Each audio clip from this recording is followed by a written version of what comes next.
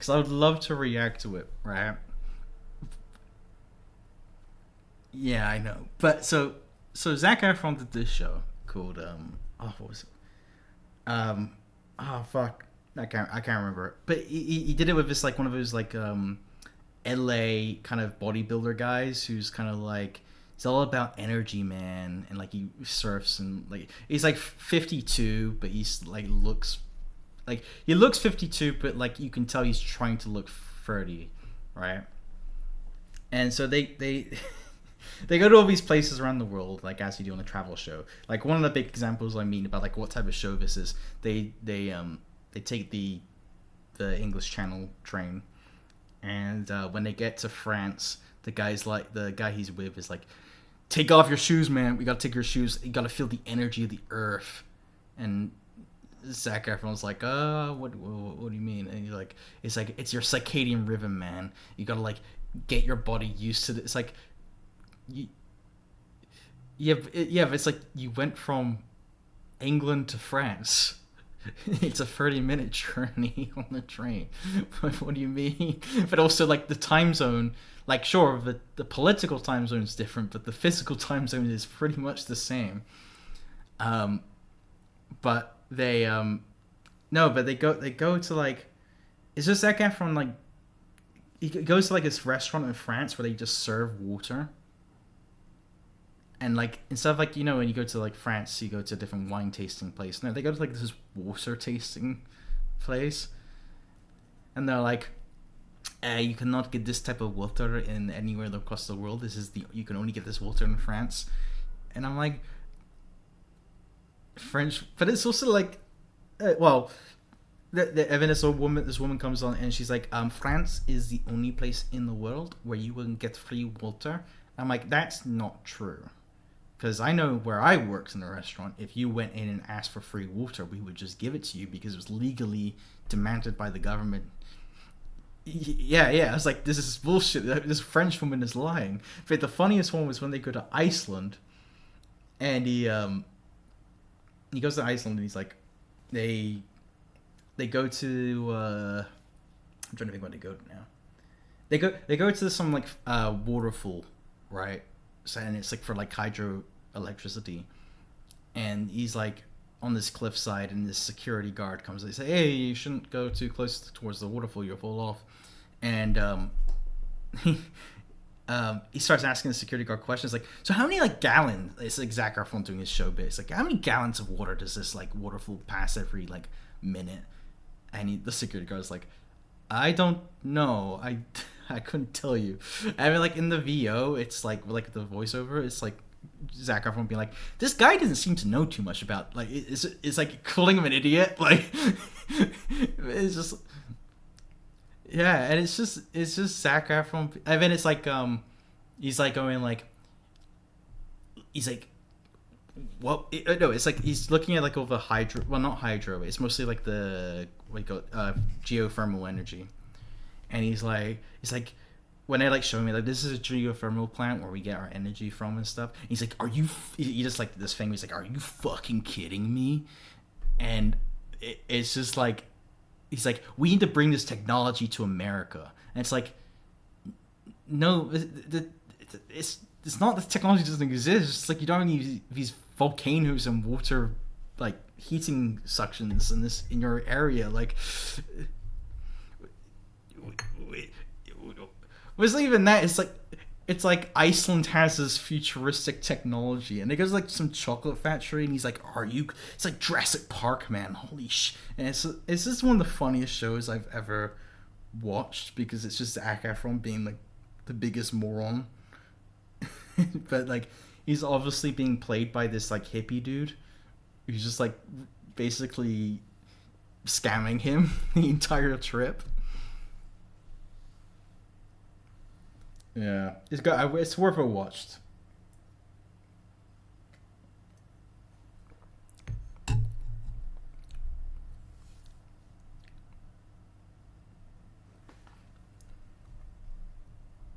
Er.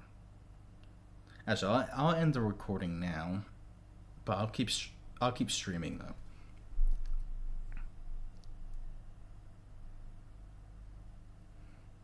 Okay, dokie. Let me get. All right. Thank you for watching, everybody. The podcast got screwed over by that glitch, but we'll solve it. Yeah, and what I'll do is, because the previous recordings take up a lot of memory as well, I'll just move those over to the hard disk, and then it'll be good. Alright, goodbye everybody. I hope you enjoyed what we did. Thank you. Goodbye.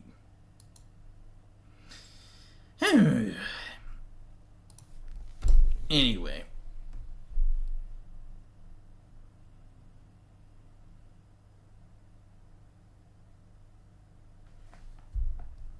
Stop, you look like my soup.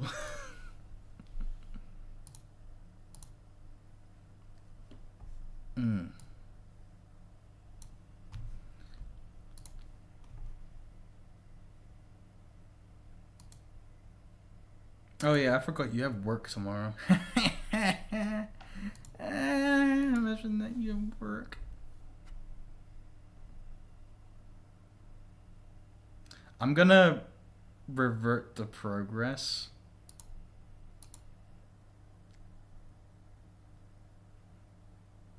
I lost too much money on this one.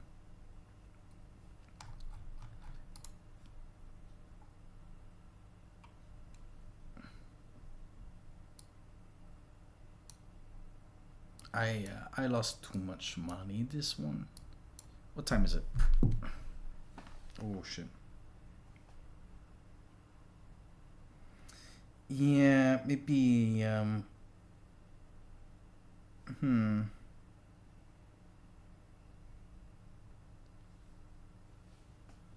There's a way to download them, I think. Last time I tried it though, it didn't work. But you're like a pro streamer, so you know what to do.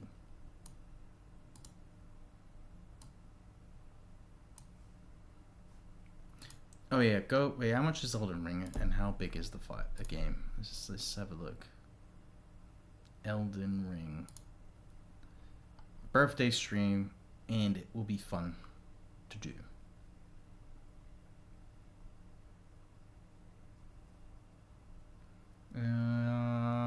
Elden Ring. Elden E.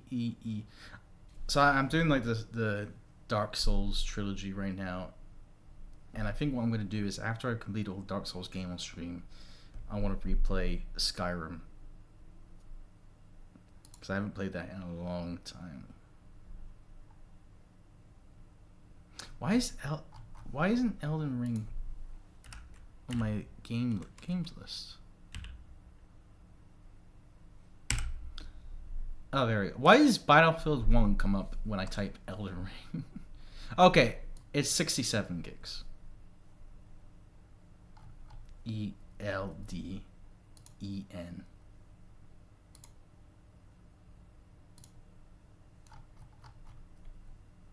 Me.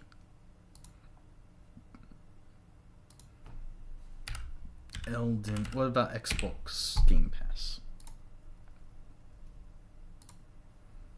I'm surprised it wouldn't be, because it's been out for like, I want to say, it came out in 2022. Actually, 2022 this month. Like, good anniversary stream. It is one of the games of all time. Of all time. It's not on the past. I guess I'll have to buy it for you then. If it means I have to.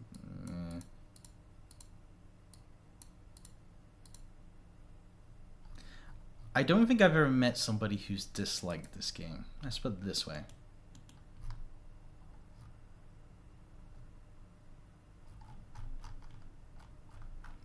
And the DLC is also just like I remember when the DLC came out, I was like, okay, DLC, and then like it turns out I'm playing like a brand new game.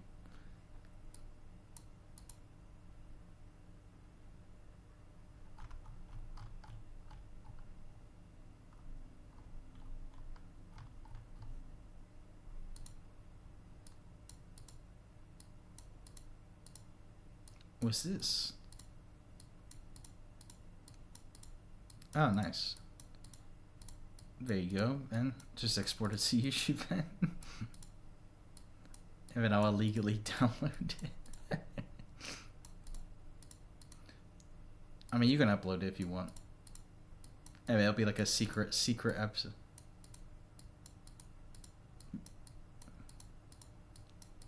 I mean, you don't have to do it private. You just publicly do it. It saves me editing it.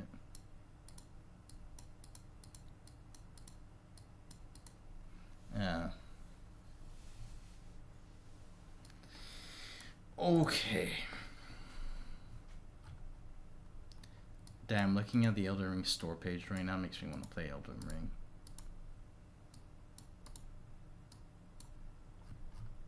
Also, the game will be easy because I'll be there to solo the game for you.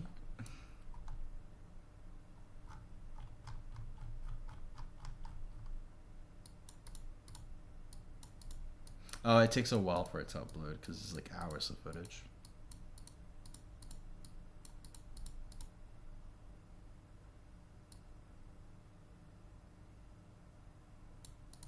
I mean, not download, upload, sorry. To like get onto YouTube.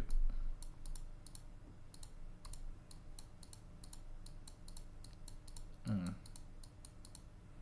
no.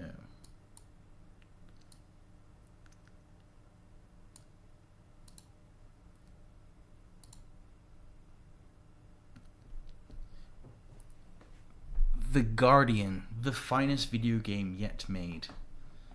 Oh. Oh. It says The Guardian's review of Elden Ring, the finest video game yet made.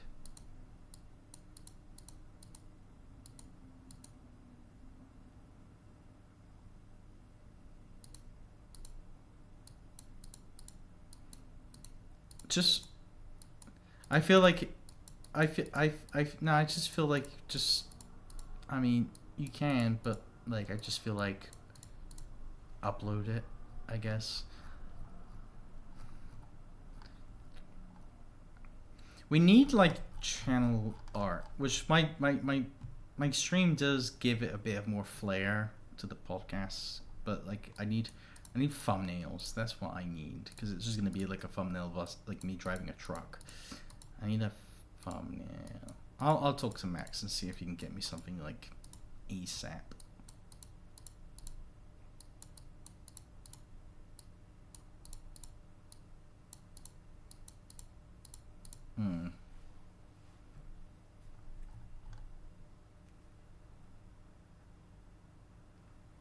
Should I?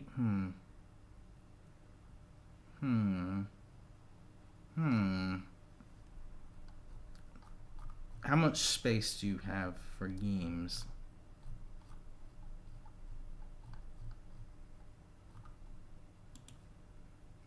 What are you willing? I was gonna say, what are you willing to uninstall? So 70-ish gigs. It's 68, but just round it to 17. How many gigs is... Wait, a new Call of Duty or an old one? That's like literally nearly 200 gigabytes.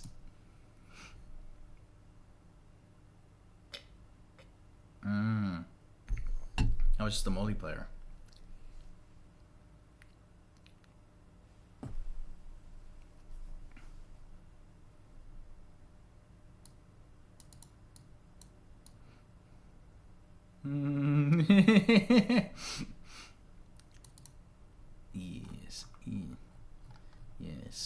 Yes. And we can do like a... we can do a like a good game. Like you could be the... I mean, I don't know what type of character you would want to play, but...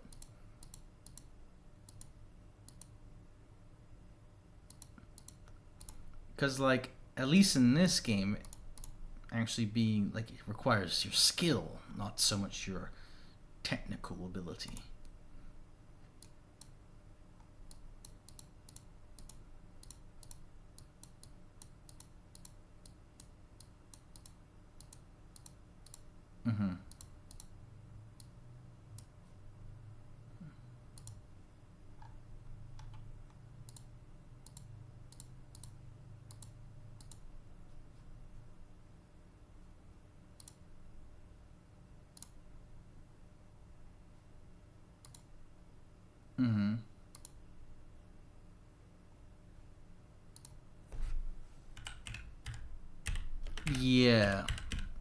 Because like, oh, go on.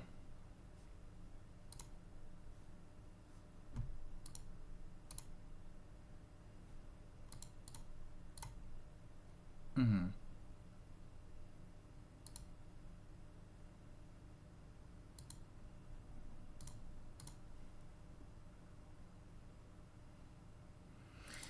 Yeah, so like,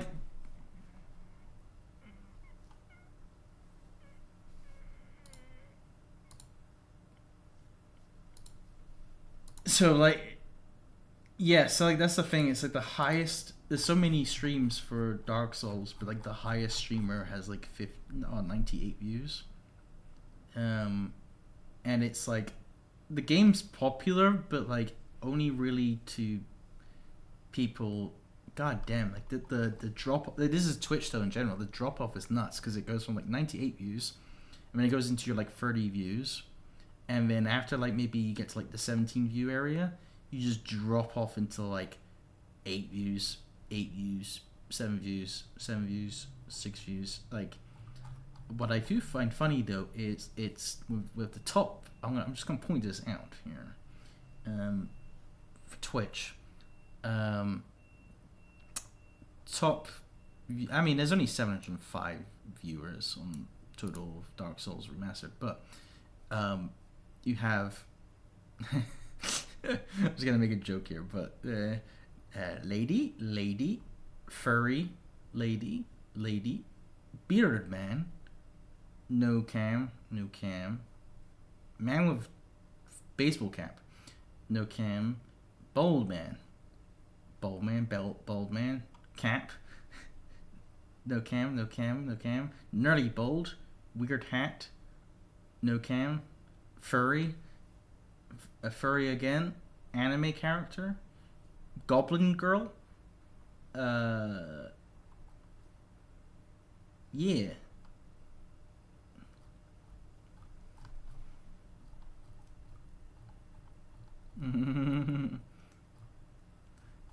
to to be fair, I must be big on this list though, because I like to when I was streaming last time Tim was here, I had like Jack, Tim, and like 2 people on here. Like I had 4 viewers, and that is better than I want to say. That's okay. I got to do it. Work this out in maths now. 4, 4, 4, 4. 4 times 4 is 16, and then 20, 24, 28, 32, 36, 40, 44, 48, 52. Like out of like the over, I'm gonna like looking at here now, over for like 100 people streaming, I was doing better than like the majority of them at one point, which was nice.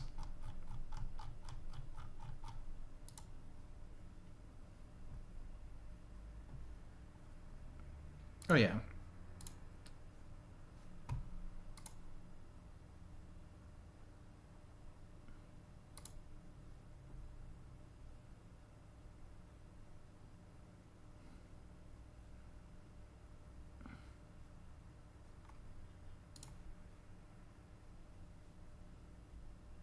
Hmm.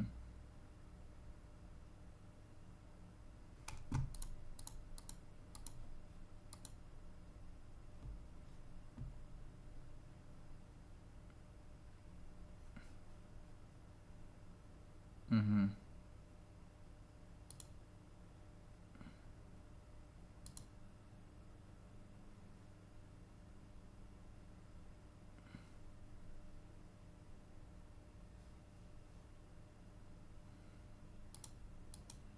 Yeah.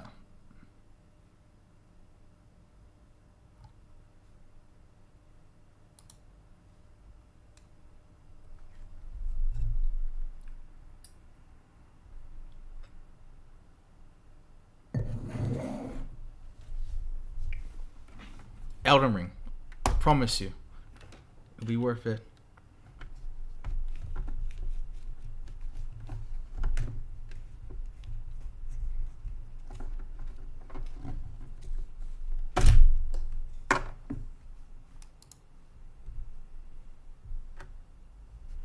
Right. Oh, okay, I see what you mean. Like, what is also like not stream too much, but also like where you can soak up the viewers. Um.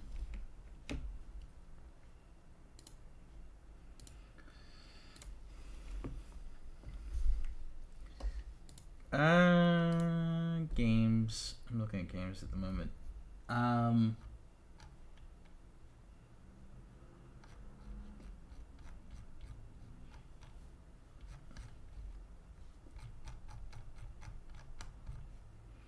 Yeah, I mean, top games are like obviously Counter Strike. I think it's just like I don't know. You just kind of get lucky with it. I don't know.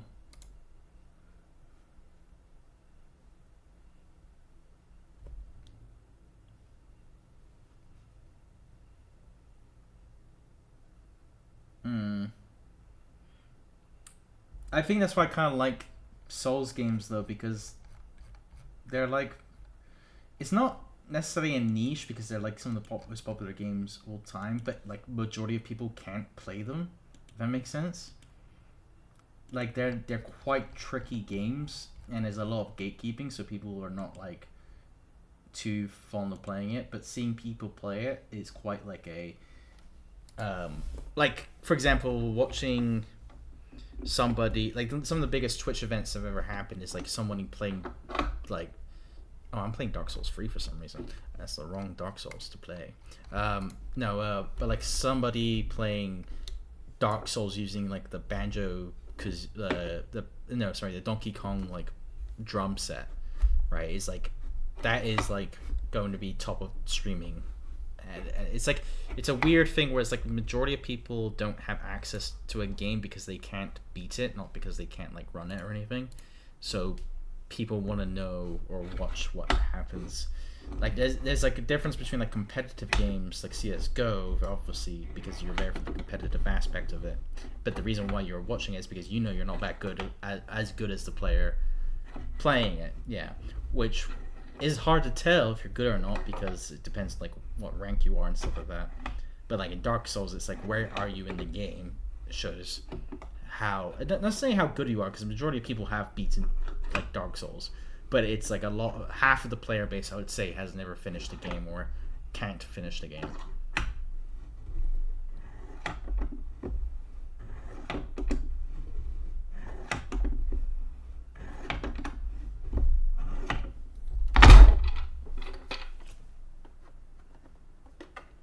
Mm-hmm.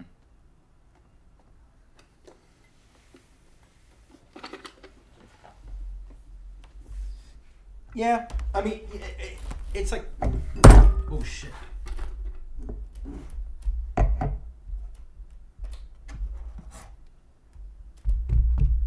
Yeah, exactly. Damn, I just spilled my drink because of this stupid fucking wheel controller. Oh god. Okay, I gotta get 1 second. I'm gonna have to get a cloth to clean this drink up. Yeah. But Elden Ring Friday.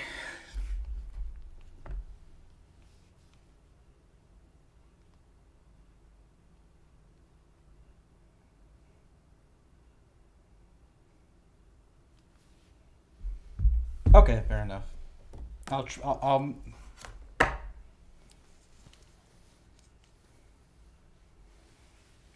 yeah. I mean, I'm like the good thing about doing this, like this is kind of actually why I was hoping for like delays in the uploads, is because so I'm probably gonna upload it next Tuesday, the first episode next Tuesday, because I just want to put more detail into it. But I also wanna like what I mean is like good thing about it is now I have so next week so I got like 5 weeks because it's the fourth episode. I have like 5 weeks to now work on that, so that's like that's a good reason to have that kind of space between the uploads.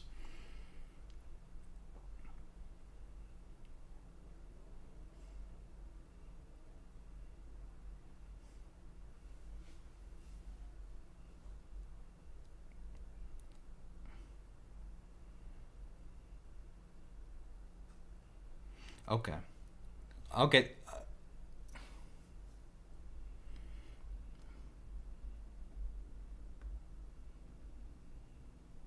Hmm.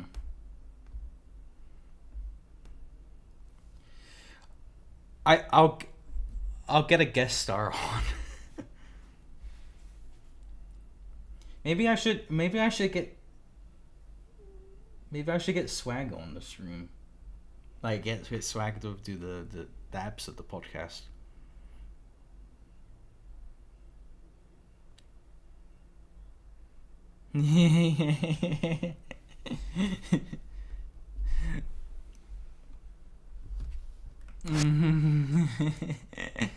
Yeah.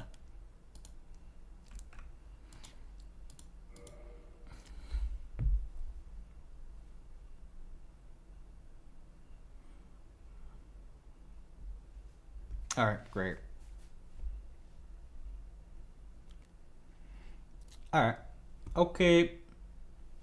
Enjoy. Goodbye. See you on my birthday week. My birthday stream.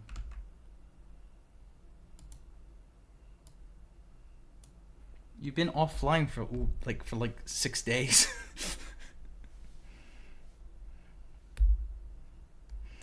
Okay, I'll be streaming most of this week, so okay. See you soon.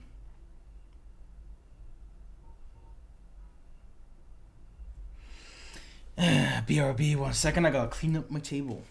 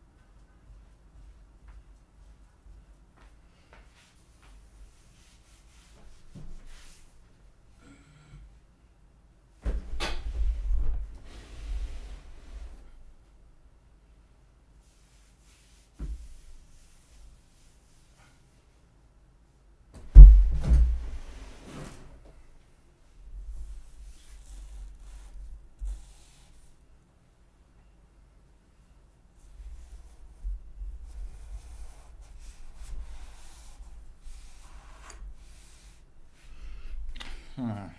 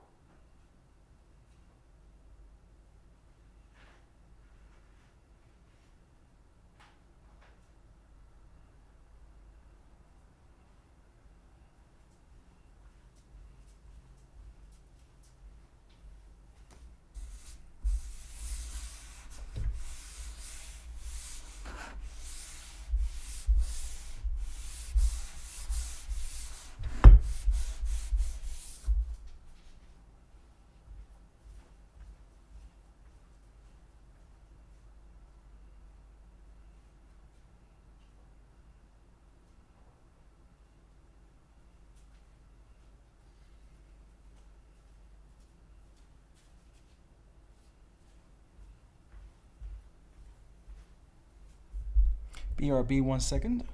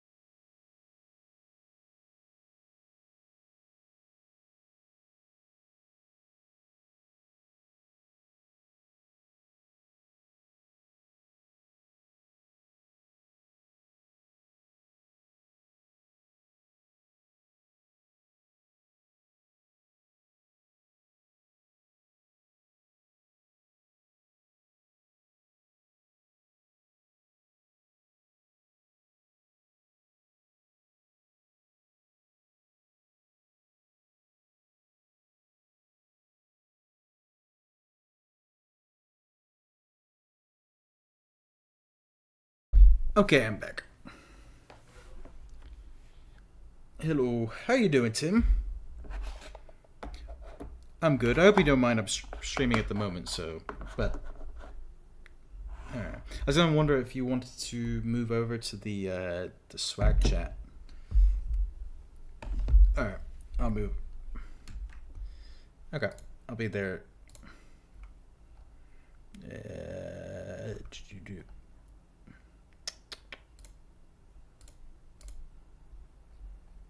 There we go.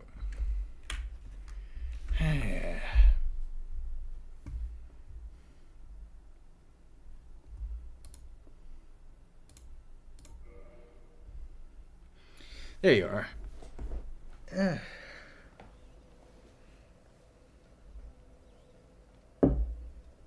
Okay.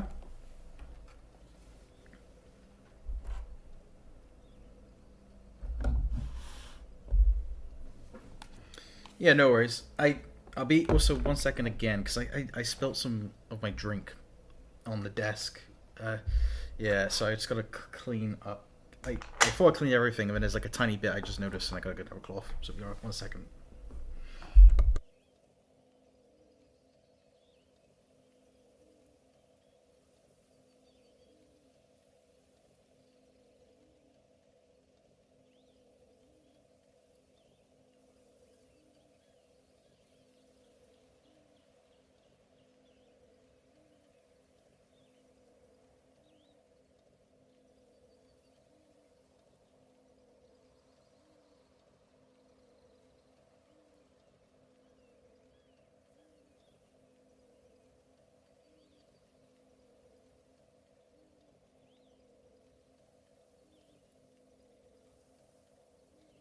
Okay, I'm back.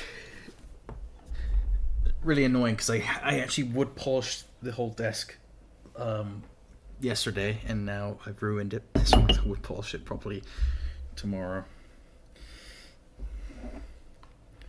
Yeah, I mean it's just the drive. It's the steering wheel. Like so, the steering wheel is such an impractical thing to have, and so when taking it off, I just utterly destroy what is ever on my desk. So I have to remind myself to like take everything off the desk before I like remove it.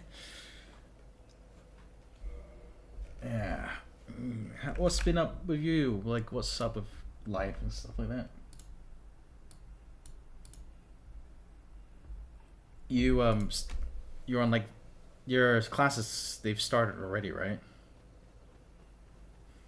Okay, yeah, that's good. And what was the course for again? Yeah, but like what specific manufacturing? Okay, great. So like, do you do like one?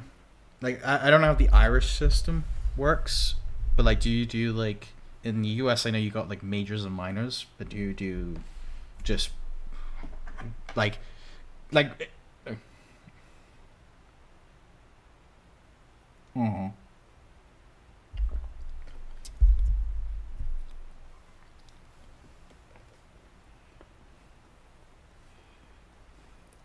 Yeah, yeah. So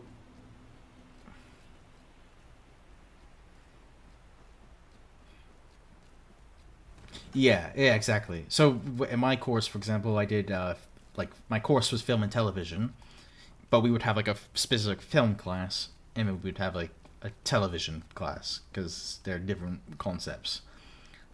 Like film, you would be learning about like shots, like meanings of shots in like specific media and stuff like that. But television would be like, hey, you're in a studio and you're about to record an interview in a studio with like we like the easy way to remember this, like for me at least it was, is just like multicam versus semi like single cam. So like a film would be filmed with a sometimes films will be filmed with more than one camera, but most of the time you're only using one camera to film like the scene.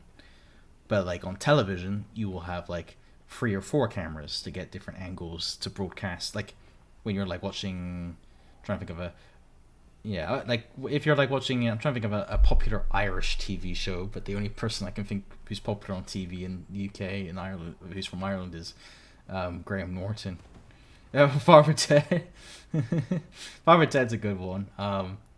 That's reminded me of a great. Do you remember the I hear you're racist now, Father. Yeah. Yeah. Nah, that's a good that would be counted as single cam, but like multicam would be like Graham Norton show or like Family Feud. Yeah, so you would have like Graham Norton from one camera, and then you would have the guests on another camera. Well, if something's this one. Mm-hmm. No, exactly that. Yeah, like our second year project for TV was to make a game show. Um, I never really liked TV though because TV requires like I'll give respect to TV. It's so much more of a group effort than film. Um, Film is easy because you can, if you're a director, you can direct essentially. You just tell the person stand there, shoot that angle. That person stands there. You do angle. Actor, come here. I want you to do this. Blah blah blah. TV.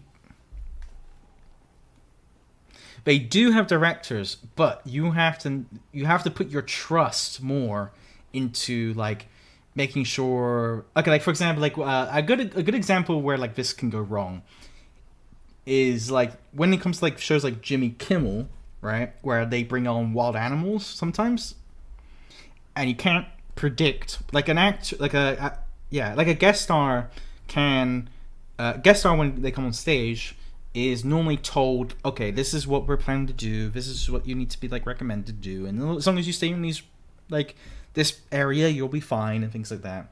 But then like a wild animal comes on or something unpredictable comes on TV, the cameraman now has like 100% responsibility, and that can be quite risky. Like, that's why I respect TV, but it's also why I hate it. It's because like you're never going. That's why TV can become like there's a.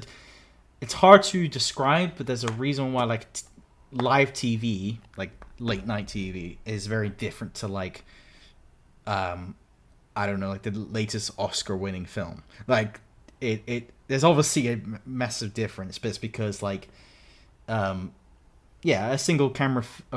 I say single camera. It's not really single cam, but it's just how we describe it. But a single cam project, like a film, you have like 3 hours of the day to get that perfect shot that you want with the perfect composition, the perfect lighting, the perfect. But on TV, it's like, okay, you've got a set. It's all sometimes live, sometimes not.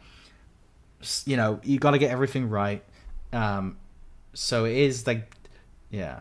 But I would say TV though has a lot more like the actors have a lot more responsibility because the crew don't have that much control, so you have to fully rely on the people who you're filming to. That's why like TV presenters and TV hosts are quite big and famous and have a lot of respect, I guess. Not as much these days politically, I guess, but like the reason why in the 80s and the 90s like TV hosts were like the biggest people because like they were the show essentially. Like they had to, you couldn't do cool camera shots or whatever or get composition perfect, so that you had to completely rely on the person from the camera doing the best they could do.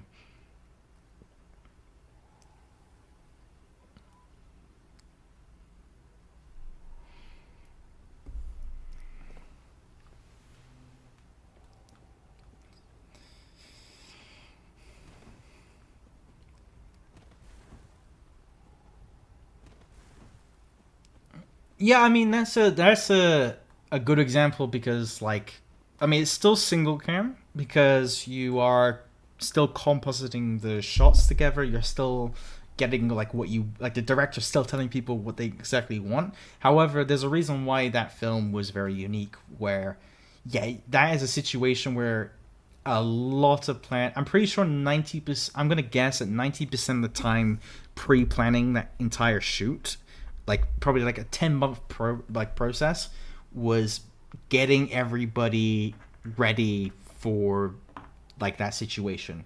Like I've never actually watched the behind the scenes for 1917, but the way I'd imagine it is they're probably going to coordinate with lighting. They can't use audio devices because you would have to CGI them out, and maybe they did CGI them out, but they probably had like when like the camera was coming towards, like I always see the scene where like he meets with the battalion at the end, and they're like, oh, the squadron that needs to be cancelled is literally down the area, and he goes through the trench and he meets the Benedict Cumberbatch.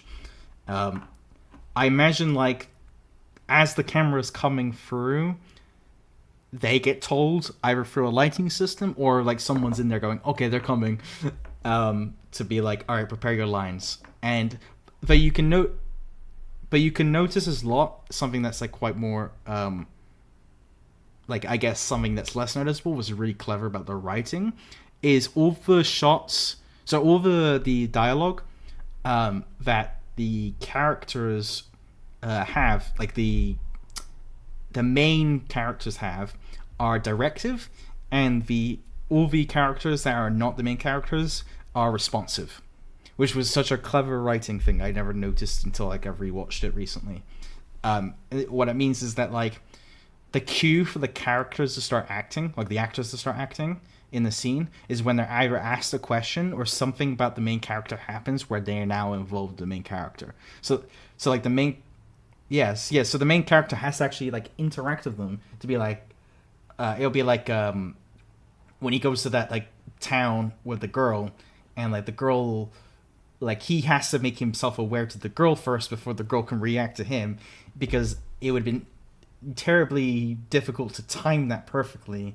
I mean, they could have, like I said, done it with lights, with audio that they could have cut out, but instead, to make it more natural, is like, okay, the guy, the main character sees the girl first before the girl sees him. It's always like reactionary. Like even when the German troops are firing him in that town, they see him running. That's them reacting to him being there. It's like all reactionary towards him, which is a really clever way of filming it. But I like the film. It's a great film. It's World War One is like a weird thing, a weird topic though to like it's very unique to British people because it's probably the most casualties the British have ever had in a conflict.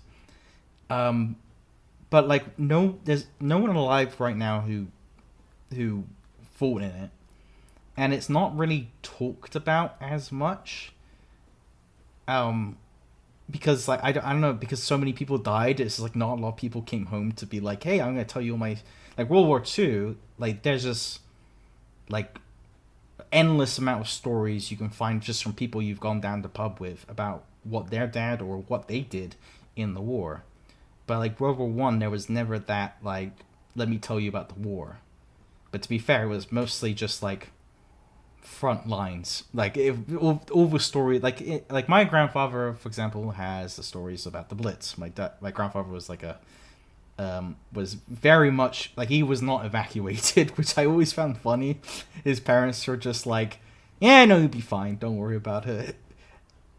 Yeah, so he has his side of the war, and he always retells how he actually kind of liked the war, because as a kid he was a young boy. It was adventurous for him. It was exciting when you see like these German aircraft like fly. Like you used to say you never heard when a dogfight was happening, but you could always see it, and you wouldn't see the planes necessarily, but you would see their what you call it, what are they called, the contrails. Yeah, contrails or smoke trails. Yeah, like that would be like the way. So like the daytime is where the dogfights would happen, and so you'd be walking to school, and then you would see the planes like just fighting each other, and you'd be like, "Whoa, amazing!" And like you'd go into bombed houses and find shrapnel of bombs, and they used to trade them like Pokemon cards. Like that was the thing you did as a kid during the Blitz. He said though night times were the terrifying parts was the actual like bombing, like and he always used to say like he said the scary things about the bombs was not the noise they made, because like they had like this the whistle implemented into the bombs, which was also very inefficient with the Germans, surprisingly. But yeah, like, but he said what was scary was not the noise of the bombs, but it was the fact that they dropped bombs in packs. So you would have like 3 bombs or 4 bombs dropped at a certain area, and they would follow each other. So they would hit a length of land. So when the bomb dropped, yeah. So when you heard a bomb drop, you would hear 1 far away, 2 closer, 3 closer, 4 closer, and they would get closer and closer and closer with each bomb. And he said that was the scary thing, because it would like you would always think you were next. Like that was the scary part of it. But he always like Mike. He passed away a few like 2 years ago, but like he always had this amazing ways of explaining like the best film I could recommend if you want to get like an idea of like my grandpa's like view on the Blitz and stuff is a film called Hope and Glory. And it's just about a boy's like childhood experience. It's actually a true story from. Did you ever watch the show Long Way Round, or Long Way Down, with Ewan McGregor? Yeah, it's Ewan McGregor and a friend of his who just drive motorbike. Like they go from like the UK to South Africa, or they go from like California to Japan, just on motorbikes. It's a good watch, but the guy who's his friend, it's based on his grandfather's like telling of the war, and it's like exactly like how my grandpa described it, like to the T, like where they have to do like when they're at school and the bomb raids happen, and they have to go into like the bunkers and do their times tables, like, and they have to wear these gas masks, which would always when kids were breathing in them, because they're designed for children. I can't remember the specific reason why, but when the children breathe through them, they would make this farting noise and always make the kids like giggle, so they couldn't concentrate on like doing what the subject was. But my grandpa always like talked about how that was the one thing he hated, was wearing the gas masks. They're just so uncomfortable, itchy, couldn't see through them. But it's just like, yeah, it's weird to have somebody like, I think like for Americans, I feel like if your family were in World War II, there's like 2 options. They were in the military serving, or I mean, they're military serving, or they were living in a state that was attacked, which I guess like California and Hawaii are like the two states, I guess.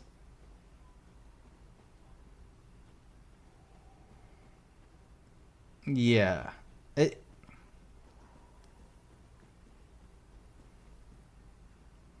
yeah. Yeah, and then sorry, go on.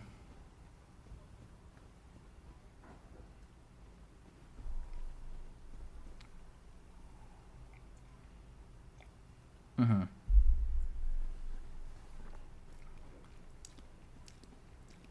Oh, really? Wow.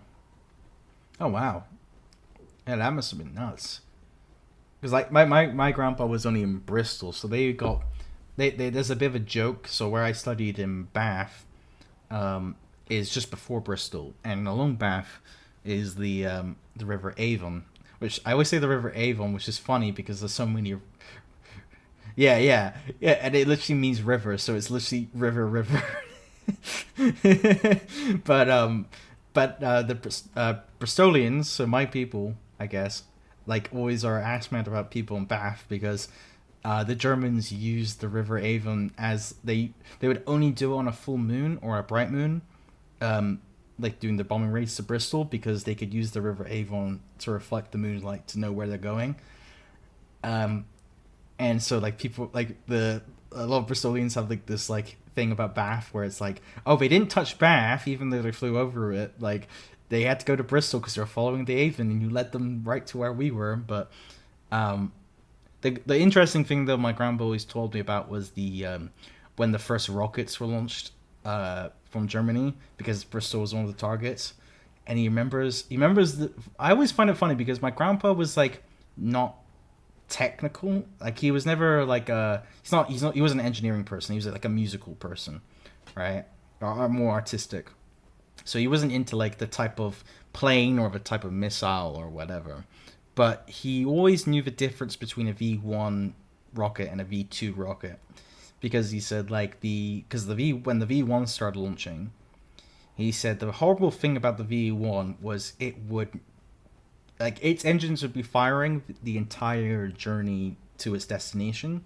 So you could tell. He's like, well, like one of the problems of the V1, I guess, from a German perspective, is that you can tell when it's gonna hit from miles away. It was the engine was so loud that it like you heard a V1, you're like, oh shit, okay, V1's coming. Yeah, yeah, exactly. With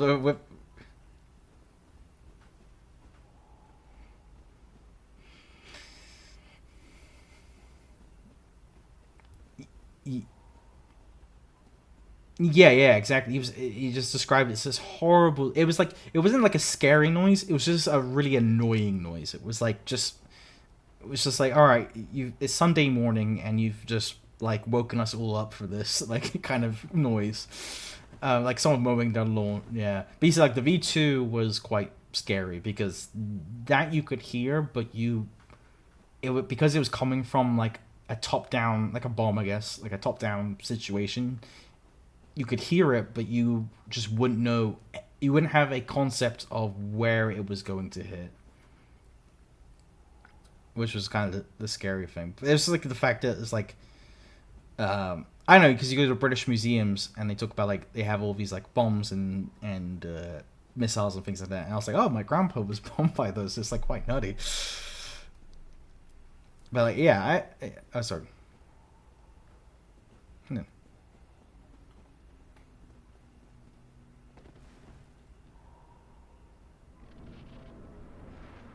Oh, right, whoa.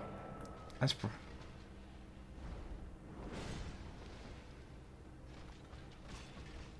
oh wow, that's pretty.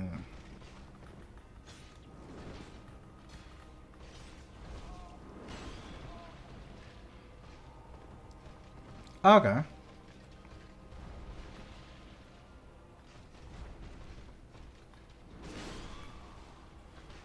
Yeah.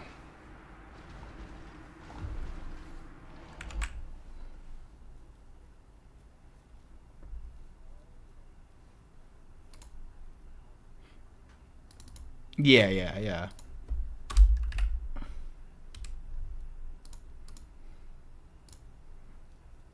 Mm-hmm. Uh, yeah.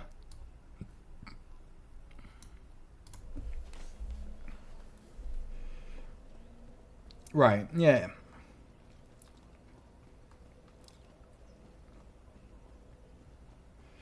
Yeah. No, I mean, yeah, a lot of people on the coastline, especially, were really paranoid.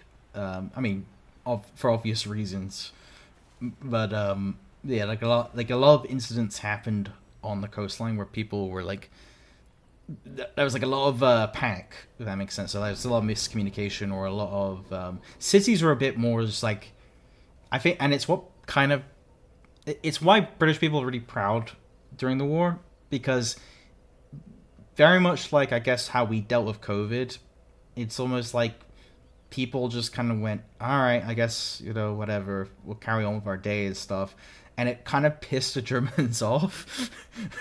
like, like why aren't these people surrendering? It's like, well, I mean, I don't know if we're doing enough. And it's like, we'll bomb them harder. It's like I don't think we can bomb them any harder, sir. like uh, my grandpa used to get his like even when like the neighbors were bombed, like the milk would still be dropped off like by the side of the house that was just been bombed.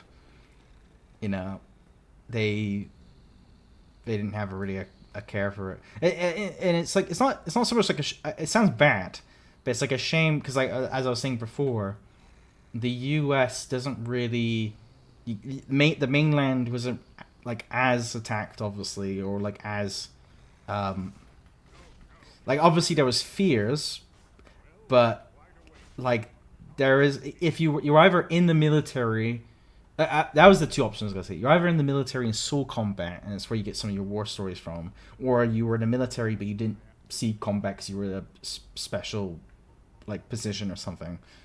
And it's a bit like so like Britain's perspective in the war is the same with French. The French have a completely different perspective of the war than even the British. Like they had resistance, right? So they talk about like actually fighting and like on the streets and stuff and letting off bombs and stuff. So we have difference in that perspective. But like yeah, it's just different like how different countries from in the war have like completely different perspectives of it. I mean, it's not to say yeah, it's not to downplay or anything like what Americans experience.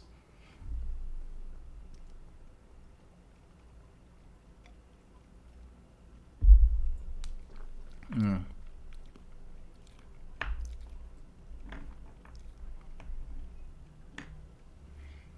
Mm-hmm.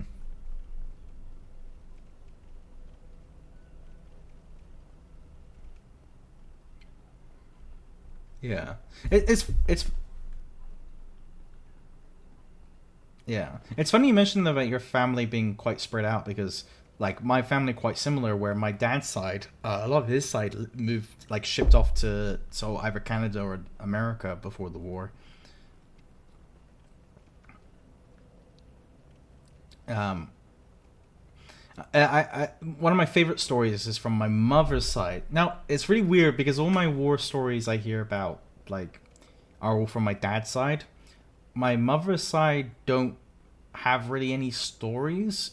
Always been trying to work out why, but they just don't talk about like.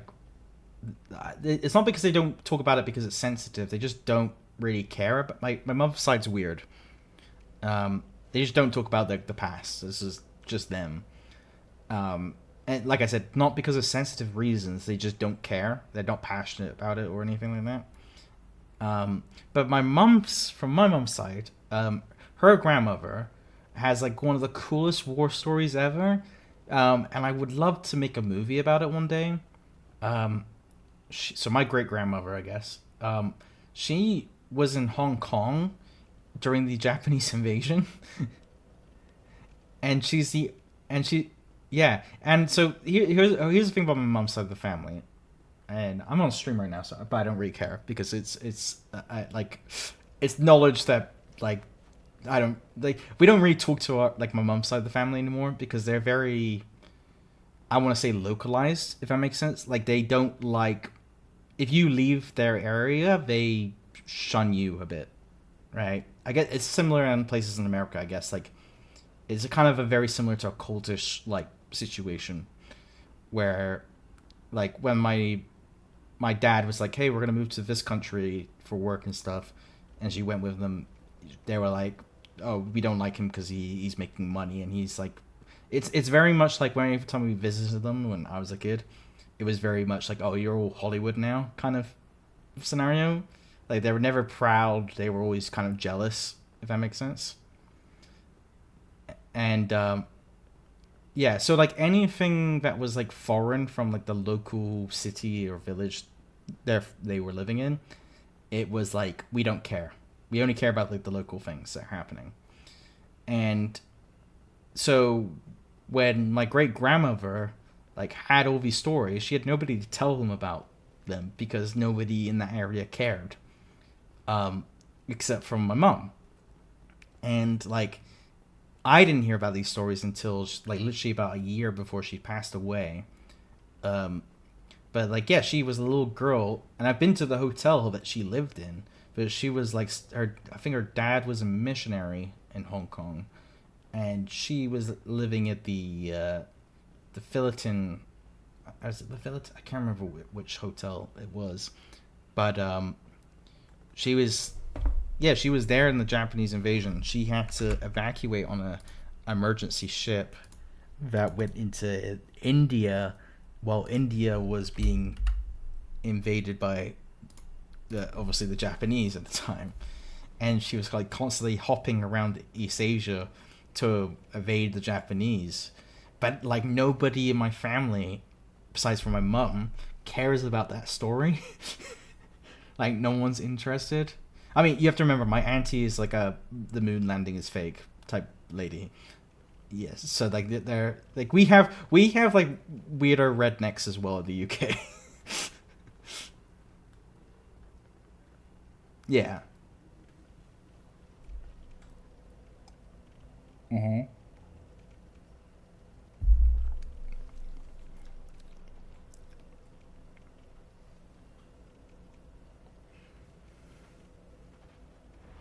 Right. Oh no, say right.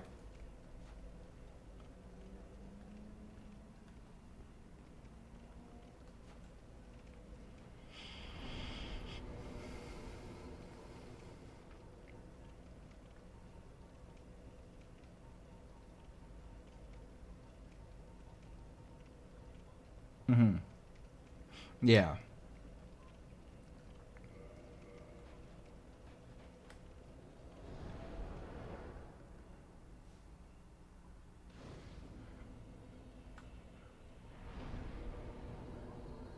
Yeah.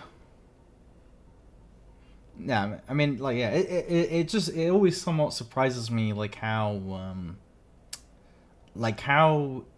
I want to say internationally connected, like people were even in the 40s, if that makes sense, or like how traveled people were in the 40s. Because like my dad's side of the family have never left the area.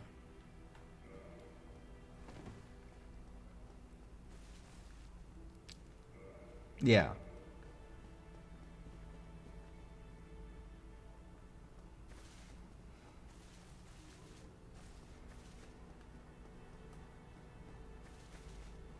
Hmm.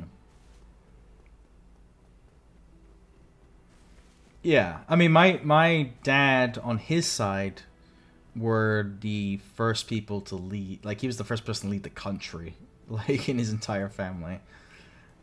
Um, and on my mom's side, she was I wouldn't say the first person to leave that her the country, but she was very much like the first person to live outside the country. And I don't know the UK I guess has the same things as the US or like anywhere I guess like when you leave your little cocoon, people like get either jealous or they just get like uncomfortable with you leaving the area.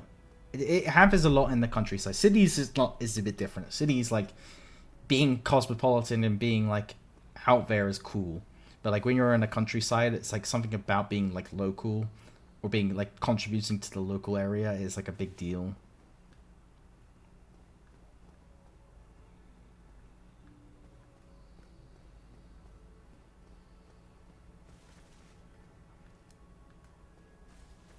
Mm-hmm.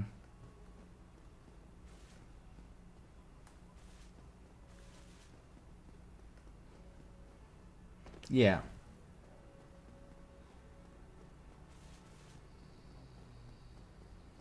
Yeah.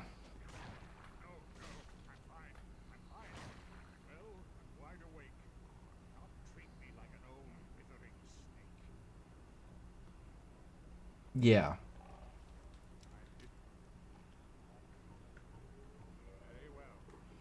Mm-hmm. Yeah. Yeah. Yeah. Definitely.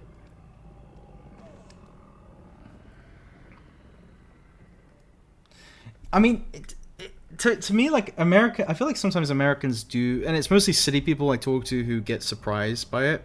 But like, I feel like Americans get surprised about like, oh, like I can't believe in the U.S. we still have people who like think like this or act like this or whatever. And don't be wrong, there's some people who are just like nutty out there. But like, you're a big country, like a vast country, and like I'm just thinking like comparing to the UK is like you could be in the same city and have completely different values. Like I watched recently a documentary about the Celtics versus the Rangers, like that whole history, and I was like, these people live in like literally the same city in Glasgow, and they like would kill each other if it like meant winning a fucking game, and like the whole cultural background of the Catholic and Protestants and stuff. Yeah, go.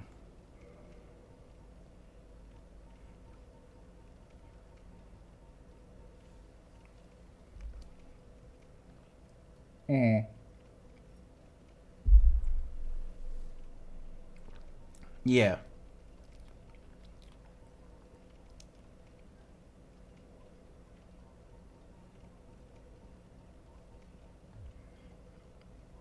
Yeah. I mean, I think as well, like, I don't know, like, I have a bit, because I'm from the countryside, and, like, whenever I visit my family, I was always going to the countryside. And so I have that countryside vibe, I get. Like, it's hard to explain. So I am sympathetic to, like, people from, like, non-city areas, and I do get the whole, especially in the US. It's kind of in the UK, but it's mostly down to like major cities like London. But I do get that like snobbiness you get from cities, and even I think I see it in the US. As much as they don't think, I feel like in the UK, like Londoners know they are snobby. Like say in Paris as well, they know they are snobby, and they like play as a character. And I respect that more because like that's just that they to be fair they get the right to be snobby. They live in one of the most like fanciest places in the world. But like I feel like in America, like I feel people in the cities kind of like think they're not snobby and then also act snobby at the same time, if that makes sense.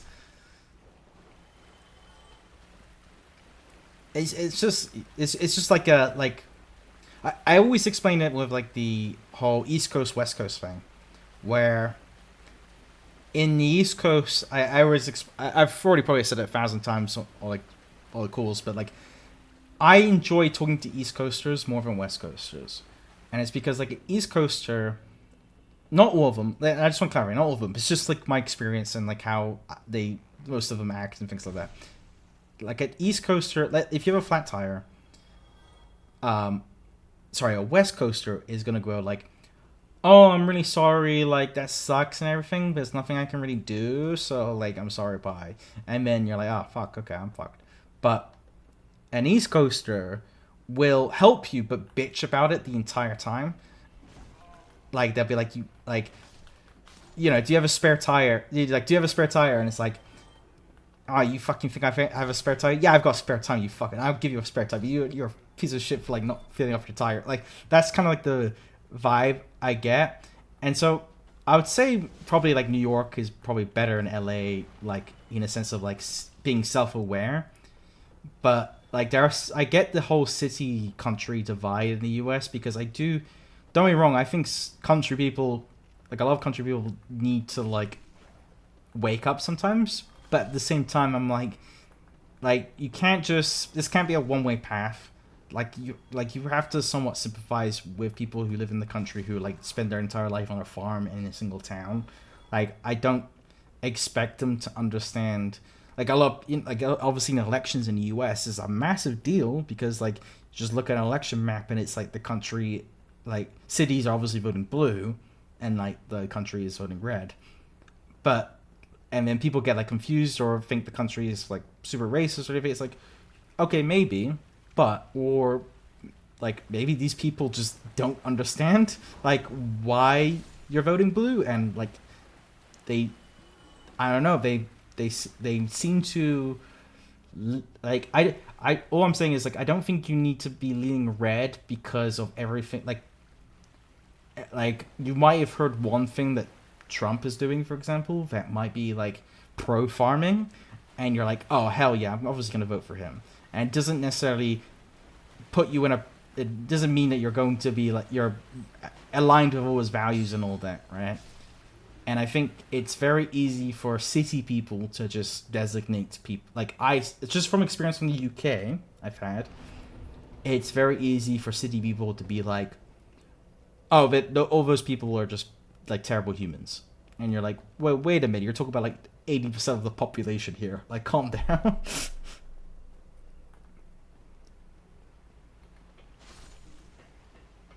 Mm-hmm.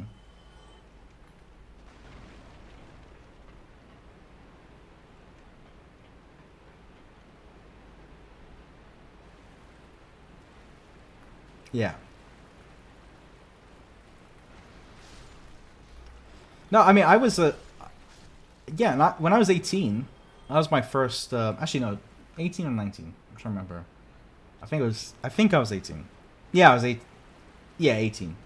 Um, but I when I did my first ever vote, I was a single issue voter as well, right? Like, I regret it, to be fair, but like, I also don't like blame myself for being like that because I had a really specific issue that I was focused on, and it scared me what the other position was. Um, I'm not like so like it was I it was the only time I voted conservative in the UK elections, and probably maybe the last. I don't know. We'll see. Depends how bad things get in the UK. But no, it was like the one time I voted conservative, and the only reason why I voted conservative wasn't because I believed in. Well, I knew for one, if I voted for the conservatives, pretty much nothing will change. But like what we have now is at the time of voting, that is, things are okay-ish, and like I don't know if I want to risk that for either something being super good or getting worse. But the main fear I had was, so I wanted to vote. I actually wanted to vote for the Libertarian Party. Now, there was a bit of a problem with that. The Libertarian Party, um, like so, I was anti-Brexit. Uh, my parents live in France, so I was like, oh, I had to be. Like, my parents could like, we didn't know at the time like what the rules were or laws were. Um, so obviously I was anti-Brexit because I didn't know if my parents would like get deported or something. Um, but essentially, the vote had come in for Brexit. I was 16, so I couldn't vote for it. But the vote came in, and Brexit was passed. So when the 2018 election happened, Brexit hadn't been like done yet. So, but all the parties we're talking about, Labour and the Lib Dems, they all their like manifestos were about reversing Brexit essentially. Now, as much as I will love that more than anything in the world, it goes against my democratic principles where you vote for something and you reverse the vote before it being even enacted.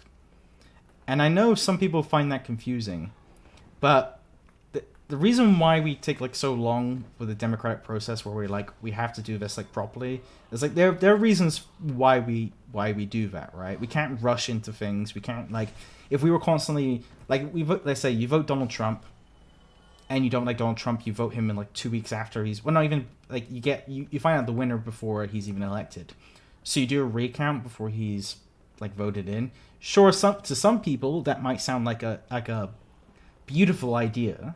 Don't get me wrong, but in the long term, that has democratic damages. It will do, because you can just like, you can convince people very quickly to like, essentially like, you have a problem that is happening in Belgium where like they haven't had a government in like 10 years because they keep like, they can't decide on who to become prime minister, and yeah, and it becomes an issue. You need like, there's a reason why we have like a period of time where the president gets to be president or the prime minister gets to be prime minister. It's like, we have reasons why we give time for like elected positions or policies.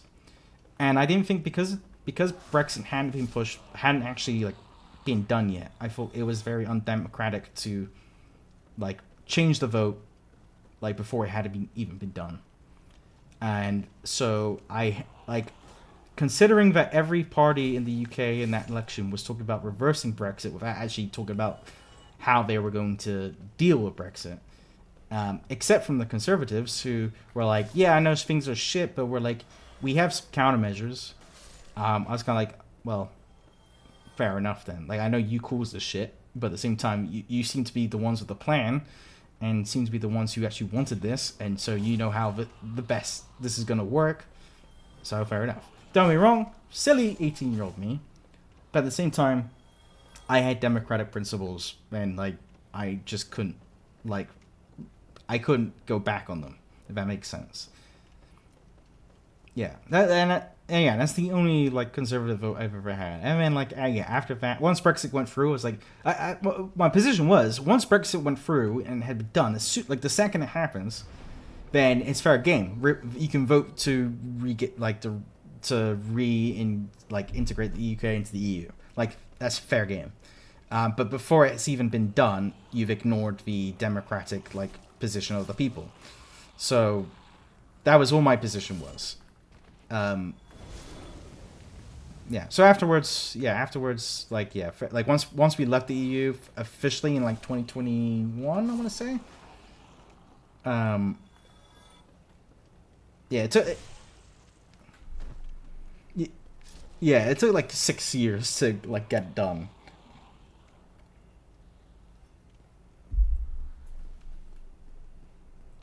Yeah.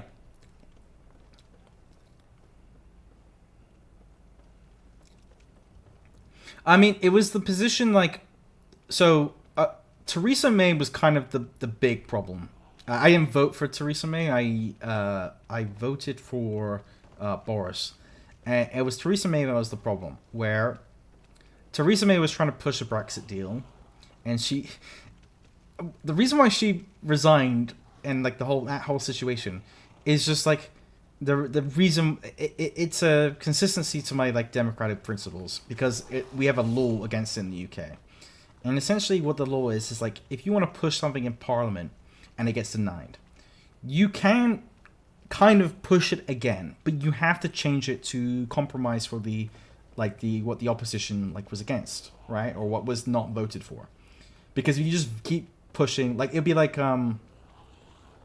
let's say like I'm just gonna use like a very basic example, but like imagine if Trump was like, I want to raise the military budget to like $1 billion, and Congress goes no, and then he goes back the next week and he goes, I want to raise the military budget to $1 billion, and the Congress goes, once again we've said no, and then you go, okay, I want to raise the military, yeah, like if he keeps doing it and just stalling.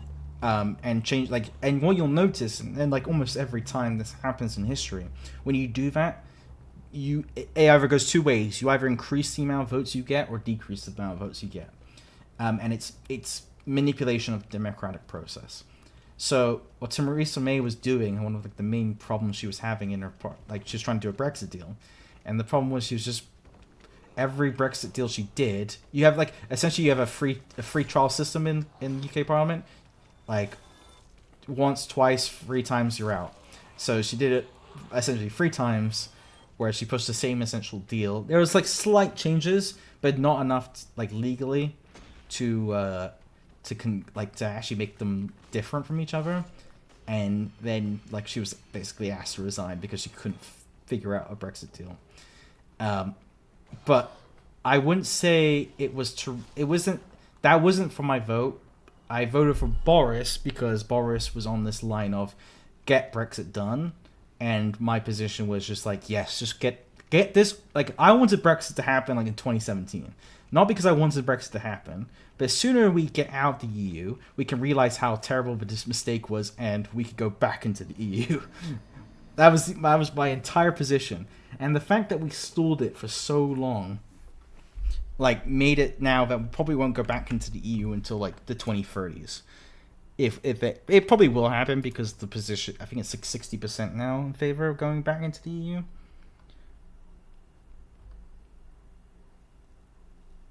Yeah, and now it's like, yeah, completely. Yes, it pretty much be everyone. What I find funny is it's affected. The people it's affected the most are the people who voted for it, and so obviously now they have realized and they regret it. And here's the thing, this is why I don't like. This is where the city like snobbery comes into it. I don't like people who like go, oh yeah, but they're all morons. They're fucking more. It's like, no, like I'm not gonna lie. The campaigning for Brexit was very good. Like you just have to look at the campaigning. Like when I know politicians always lie and stuff like that, but when you build your entire campaign about Brexit being like, we're going to save this amount of money, you're going to increase your because you're going to be like European tariffs, but no, not tariffs, but Trump would call them tariffs.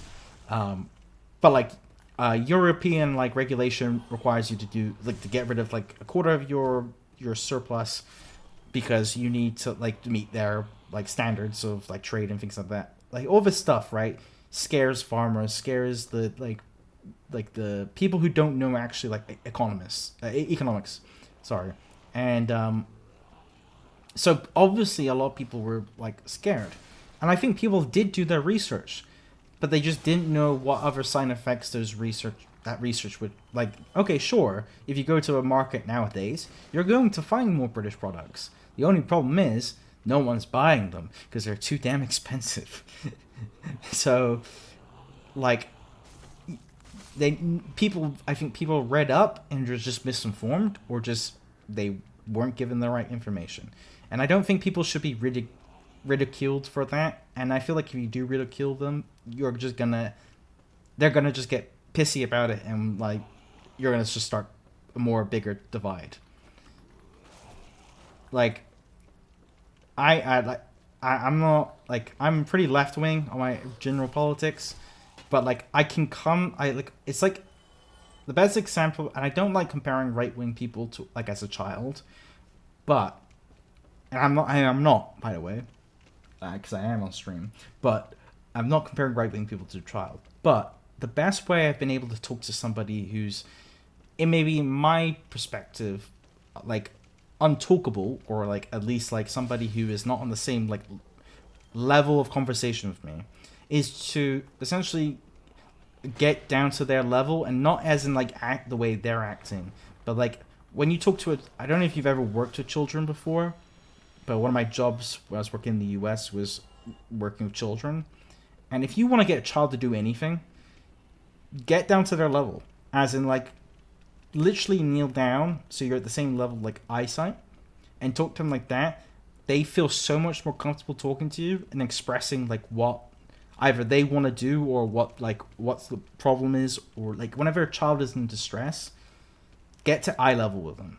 They feel so much more comfortable like with that. And I just see the same thing with like right wingers. It's like you don't have to agree with right wingers at all. That's never what I'm gonna ask people to do, because some of the things they say pretty nutty. But like at least engage with their topics. At least engage with like maybe disprove them, or even at least agree with some of them, because some right wingers I've talked to, their problems seem to be problems that like they take like the worst exaggerated, like, well, not even exaggerated, but like the worst case scenario of what's happened, like maybe on the left side of politics, and they're actually completely right on why they're upset about this, but they now use this as a tool to prove their side right. And what that means is that if you're somebody who is like intolerant to like right-wing ideas, and you go like no, like that terrible thing that happened is actually like completely normal, you're just a bigot or right, whatever, right? You're just going to convince them that every left-winger thinks like this, and that they think that this isn't a problem, and that, you know, essentially you're going to draw a picture, an exaggerated picture of the left-wing voters that isn't actually true. So I do feel like engaging with right-wing people, as much as people think it's like pointless or whatever, I think, in my opinion, it's actually like, I like talking to people with opposing opinions, and I can talk to them on their level, and I actually find it way more effective at convincing people like on the other side. Like that's just it's always been the case for me. Like if you start like shouting at them or like calling them names or like things, they're never going to. They're all, and to be fair, no one will. If you start calling anybody like names or like fascist or blah blah blah, no one is going to listen to you, or nobody is going to take you seriously, because no one will see the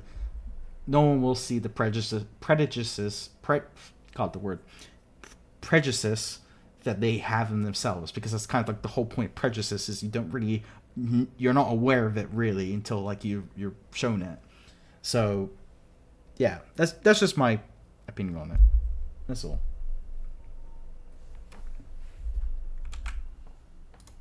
Yeah.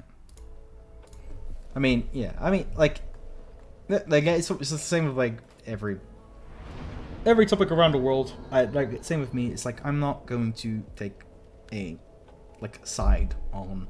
And people call me. I've had people call me weak before on it, but it's not that I'm weak. It's that I kind of like I'm torn. That's actually like the more like what's the word, accurate description of it. It's more that I'm torn. You know, it's like I always say, for example, like the Ukraine war. I'm super pro Ukraine. Like I'm like kind of like obviously fuck Russia, right? In this situation, but like I'm also very sad that like a lot of Russian families have just lost their children to this stupid war, and so when I see like a Russian family out in the wild, as some would say, I'm not going to start like bashing them for the war. And don't get me wrong, I understand why some people would like to do that. But at the end of the day, it's like one, I don't know anything about this person's background. Sure, if they're pro-Putin, you know, I'm gonna be like, all right, what the, okay, what makes you so pro-Putin, or whatever, and maybe try to explain why that's probably a bad idea. But like, I can't assume Russians like are all pro-Putin. I mean, I've been to Russia. When I was there, while there were definitely some pro-Putin people, it wasn't exactly the most popular, even. So, I don't know. Like, it's just... I can't describe a whole population of people on whatever the government is, considering I know that the U.S., like, as well, like, half of Americans I meet is, like, either they're pro-Trump or they're pro-Harris, you know? I can't... Same with any country in the world with me. It's like half the Chinese people I meet don't like the government or like the government. Half of the like Russians I meet are like the government or against the government. So I can't designate like a position on people. And it goes the same with everything with class. It goes the same with political affiliation. I can't put an ideal of what a person is just based on like where they're from or where, who they voted for once, or because it's more complicated than that. Sorry, I'm rambling a bit. I'm just going for. That's okay. It makes sense. It's interesting to talk about. Yeah. But oh wait, today's the tariff day, isn't it? No, because the ones for Canada and Mexico got postponed by 30 days. Damn, I thought that was gonna be really funny.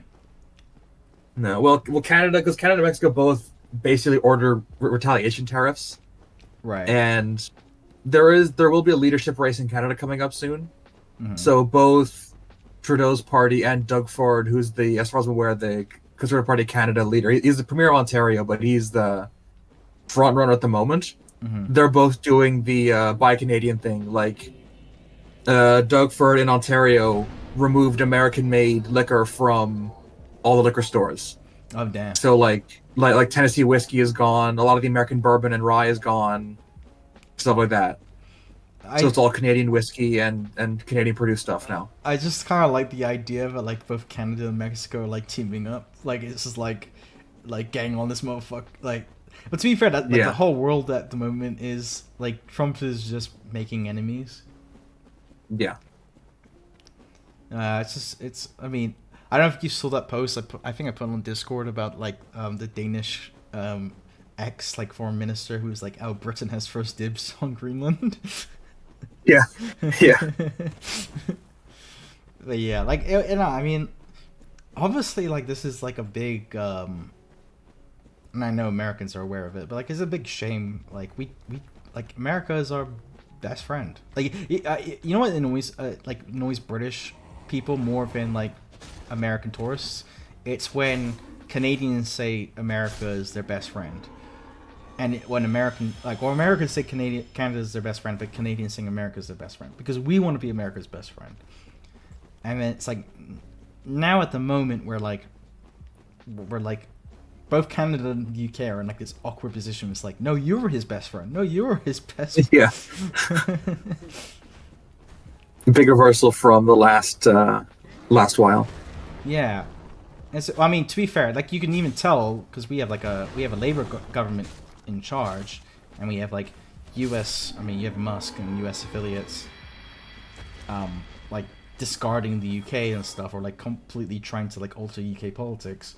But even the Labour government is like, oh, we're not gonna take a side in this EU versus US like economic battle because like we trust like it's annoying because it's like a fight that doesn't need to happen, and I'm pretty sure we're aware of it. Like Trump is currently trying to start things up, but to be fair, to give Trump credit, not fully, not to give Trump credit, but like the EU does like have some nutty like legal, like we have some nutty legal pressure on the US sometimes, like forcing Apple and stuff to use I mean, don't get me wrong, I like those laws, but like if I'm gonna be like a non-biased like prospector, I guess it's like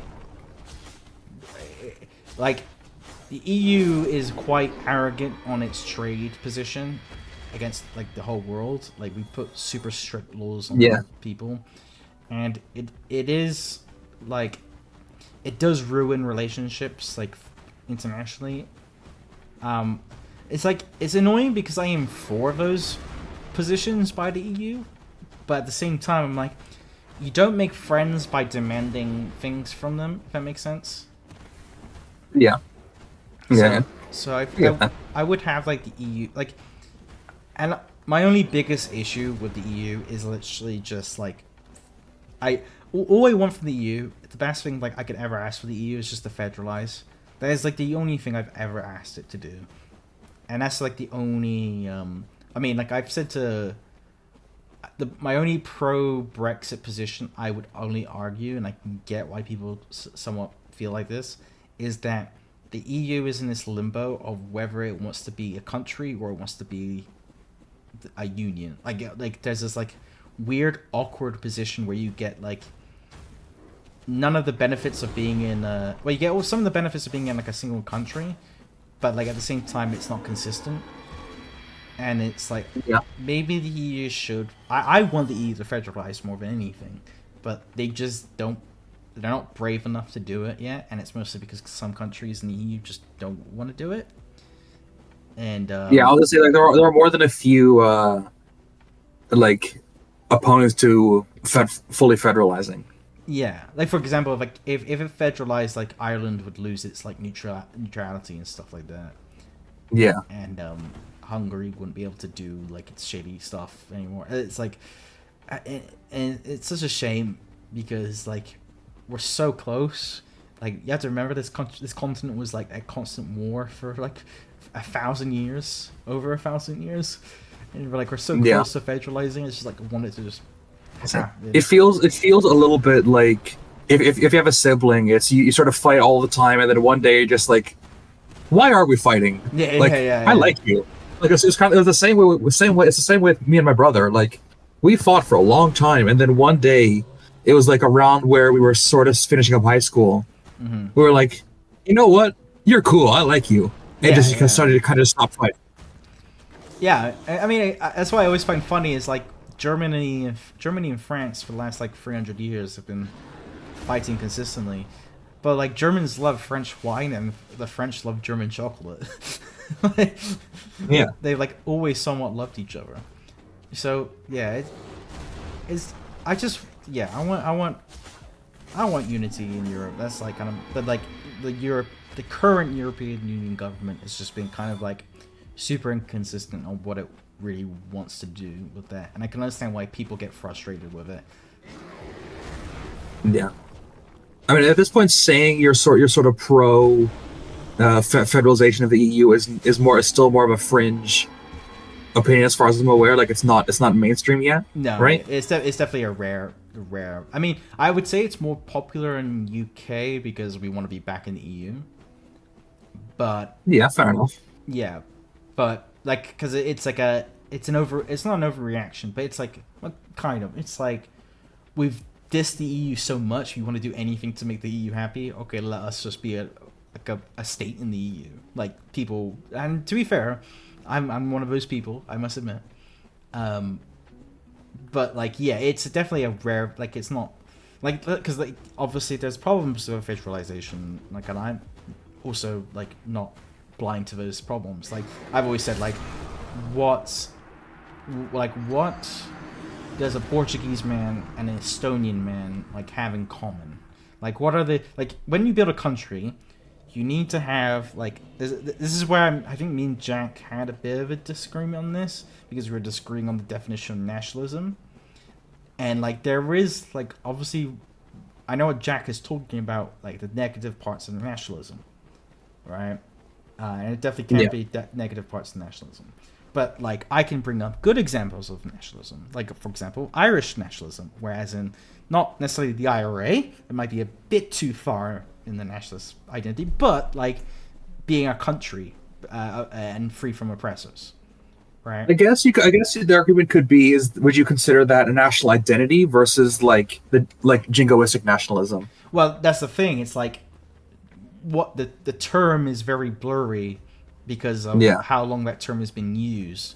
But like early days of nationalism, like was simply nation building in a sense of like like for example France is like the earliest like one of the earliest examples we have of nationalism. Now their nationalism wasn't based on like national pride.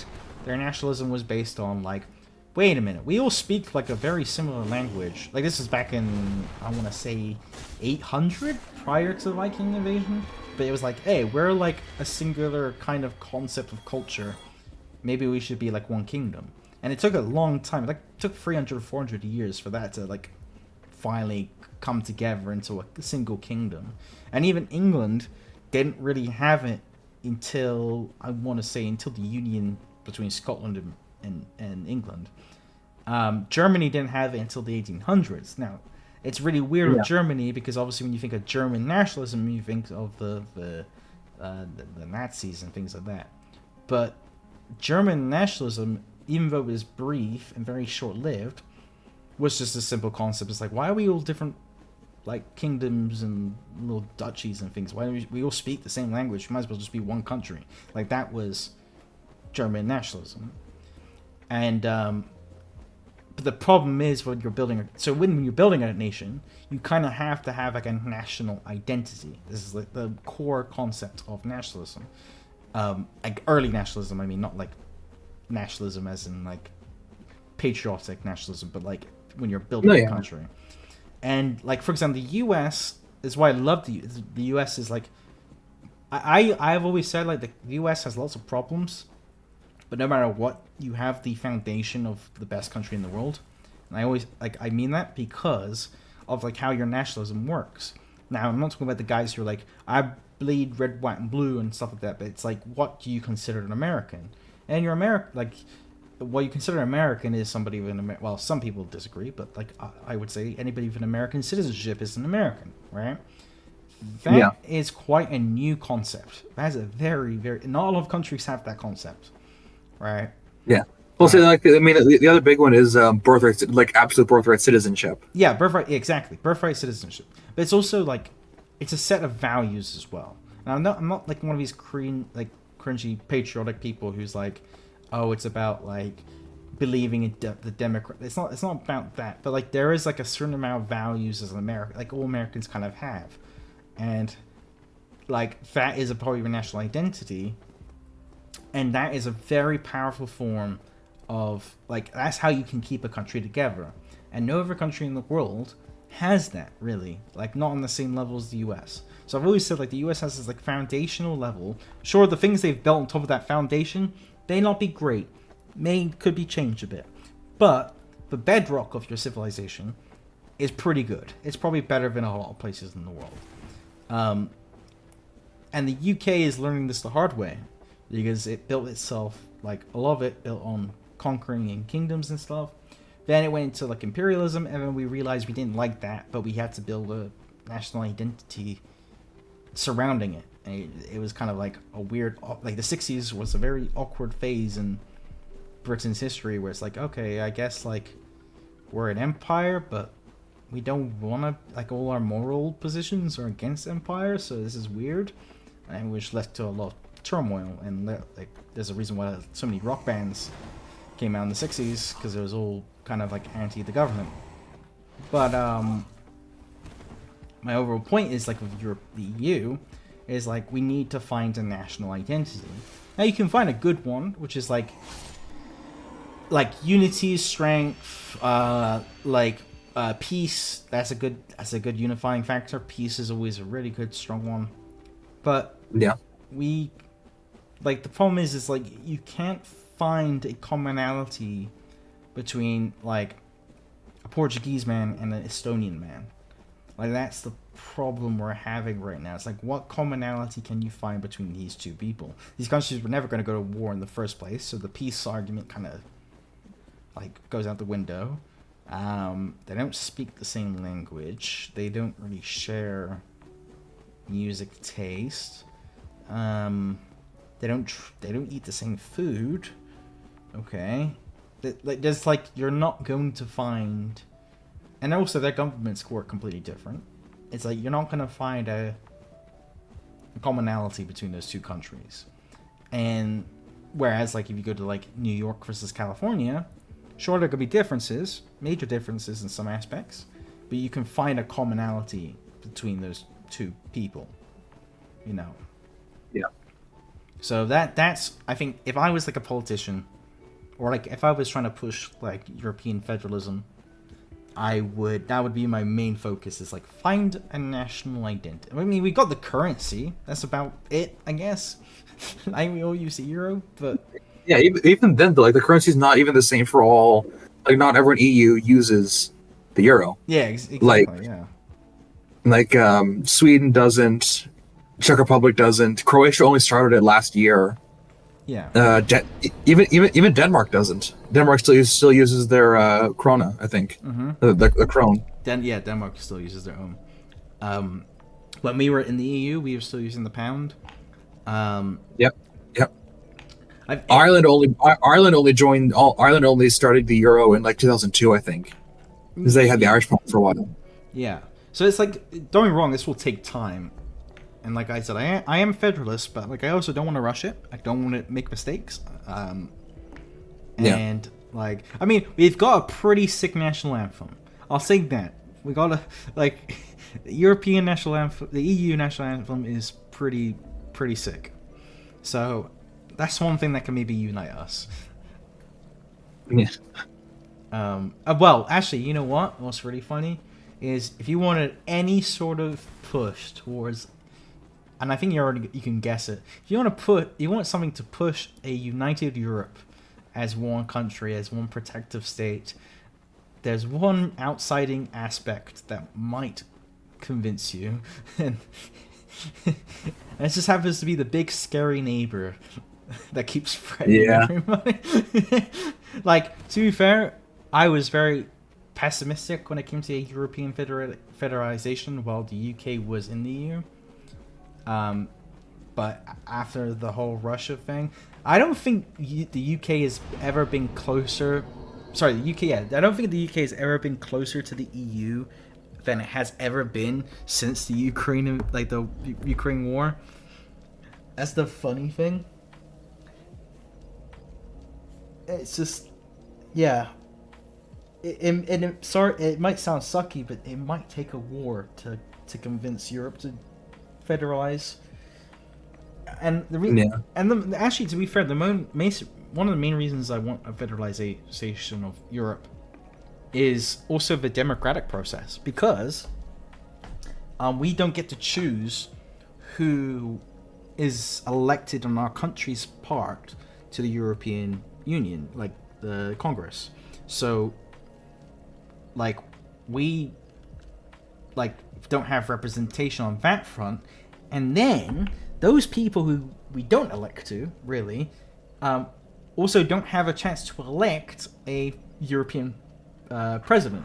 So, like, in order to, like, federalize, we're going to need to find a way to allow democratic votes from multiple countries to vote for a single person, which would be so difficult because obviously, I feel like I have a conspiracy theory. I feel like Eurovision was an experiment to see how Europeans would vote.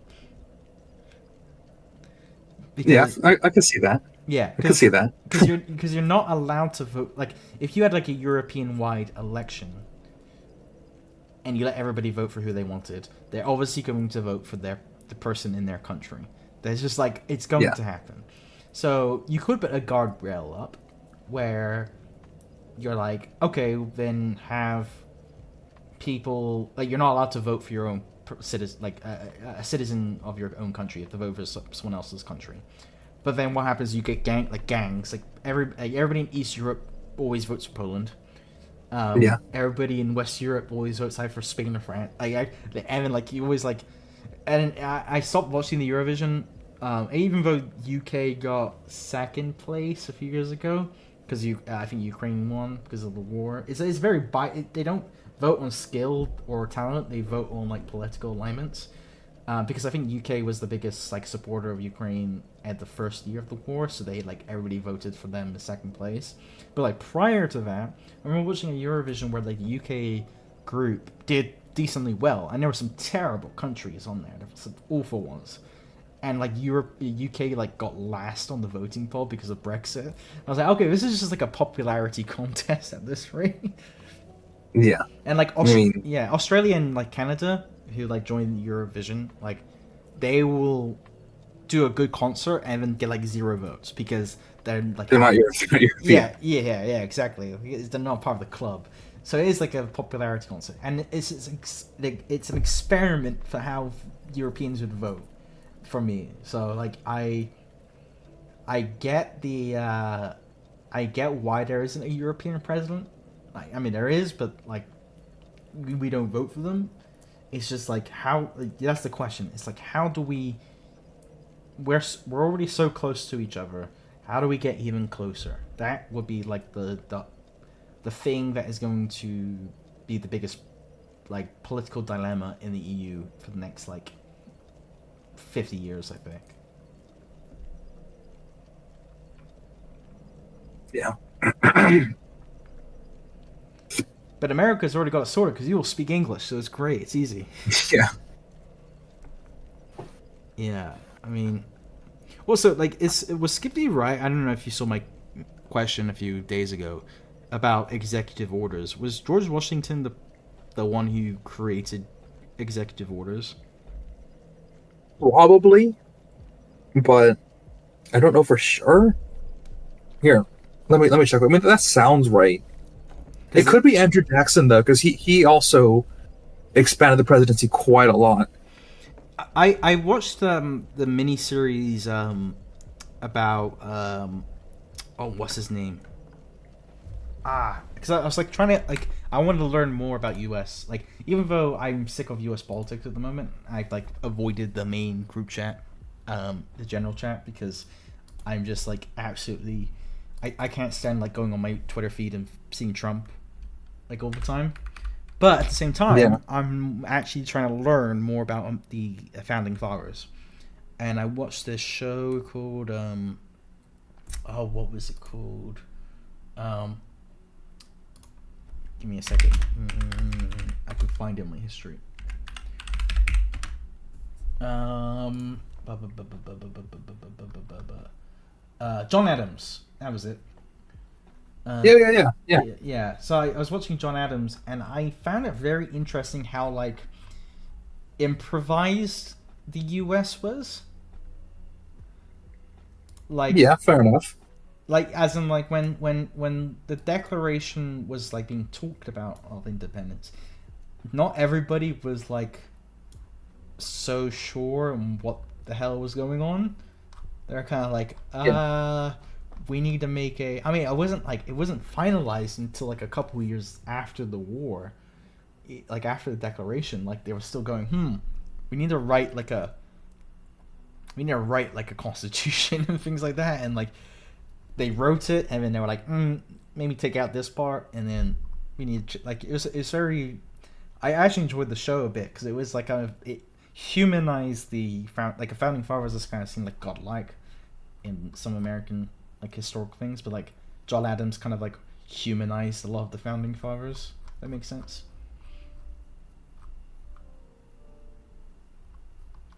Yeah, I mean, yeah, it was not a easy time ago to say, well, obviously, but I mean, like, the revolution was very north centric. Like, a lot of the South, for the most part, couldn't be bothered because most of the time they didn't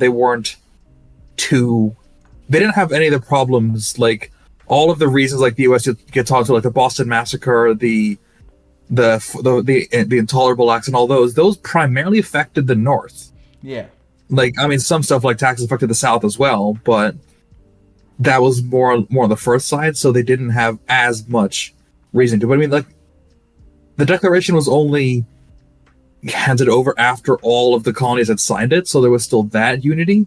But I mean, like, most of the wars were also fought in the North. Like, there definitely was stuff, especially around Savannah and stuff in South Carolina, but a vast majority of stuff was mid-Atlantic and up.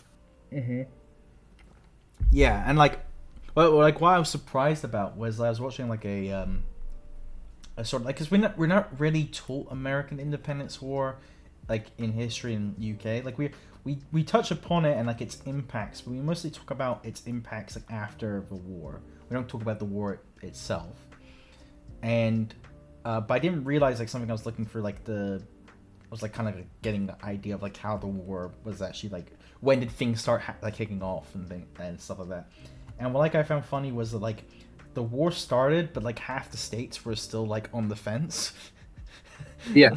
Like not everybody was in. Like I feel like it's like some of the states were like, all right, we're in, guys, we're gonna do this, and like they do it, and then like half the states kind of go like, oh, give me a minute, like I need to think about this. And it's like, bro, we're doing this now, we're leaving.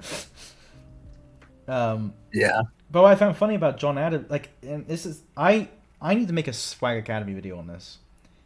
But everything from my research of King George III was that he's actually not as evil / mad as some Americans would portray. No, he all things considered, he wasn't that bad. He just sort of, I guess, lost control and tried to regain it the wrong way. Yeah. Like, for the most part, especially during like right before the French and Indian War, at least that's what called in the U.S. The 13 colonies were kind of neglected. Yeah. Like the whole thing with the tax, like those acts actually lowered the tax on the U.S., but critically started actually collecting it. Yeah. Like in the 50 years before, they had the tax on like sugar and everyone, but when you pulled into Boston Port, there was one guy who worked the entire port. And could you be bothered to wait the 10 days it would take to get to you, or do you just say, fuck this, unload, and then go on? Yeah, but you have to also remember. And then realistically, who's gonna know? Like there weren't cameras. They weren't gonna see you leaving the port. Yeah, but you have to also remember this is 1776 with independence. So yeah, right, the 1770s. So you have to remember the UK at the time, Great Britain at the time, like, people forget, like, while we have a monarchy and we're very famous for our monarchy, we also had a parliament. Oh, yeah. And the parliament made a lot, like George didn't fucking know or care about, or like, taxes or things were happening. And either way, the parliament, like, how parliament has always worked, and it's why, like, I feel like some Americans, like, when I explained to Skip, he, like, goes, what? He's, like, confused about it. But, like, okay, well, you need to understand there's like some, like, the U.S. we do not learn about the parliamentary system. Yeah. We know the UK has a king. During the revolution, the U.S. did not have representation in the parliament. Yeah. So the only person we could talk to was the king. Yeah. So when they just say, who are we going to talk to? Who's the guy who has the power? Technically, it was the king, because we didn't have an MP to complain to. Yeah, but that's the thing as well, is, like, they're told to the king, but the king is like, oh shit, what do I do? Goes to the parliament.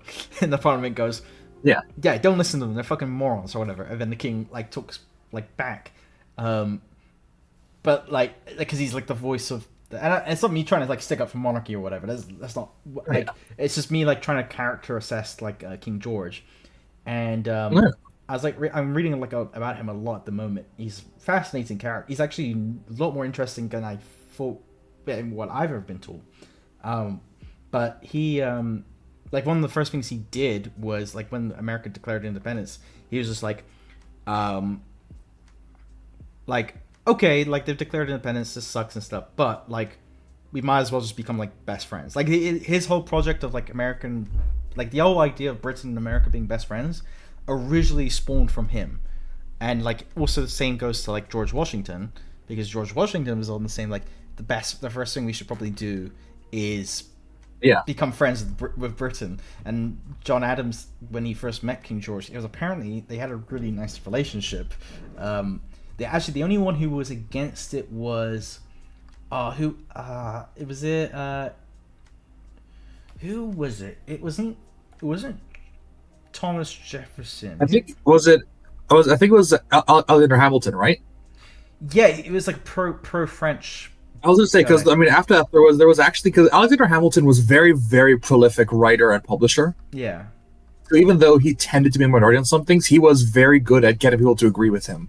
Yeah. So like there was a pretty big fight as to who does the U.S. kind of ally themselves with after the war, because obviously France had such a big impact on the war and was extremely helpful. Mm-hmm.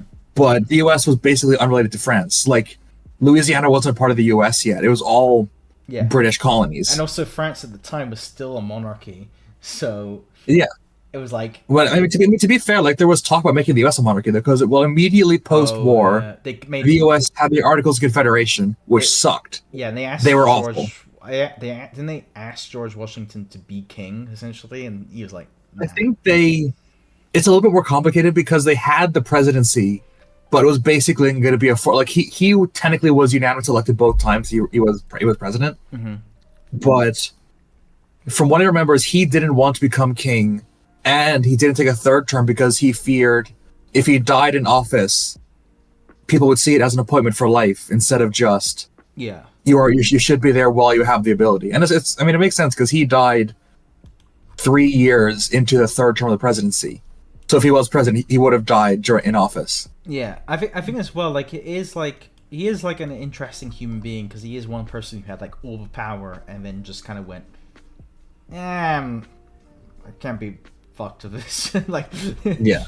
I mean, yeah, and because he I always hear this from American historians. Like he could have made the presidency whatever he wanted it to be, and he kind of is responsible for like. I think I don't know if this is 100% true or not, but wasn't it like having having like more than 2 elected terms wasn't really a written rule. It was just that like because George Washington kind of didn't do it, it was kind of like accepted that was the written rule until it was like instated later on. No, exactly. I mean, he only served 1 term, so everybody afterwards thought, hey. Sorry, 2 terms. So everyone else was like, "Hey, I'm not better than George Washington. Yeah. I can't. If I try to go more than 1, I'm claiming I'm better than him."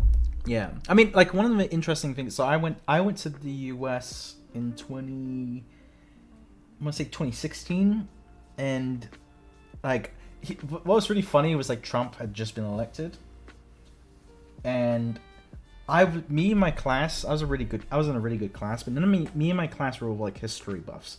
So we were on there in a history trip.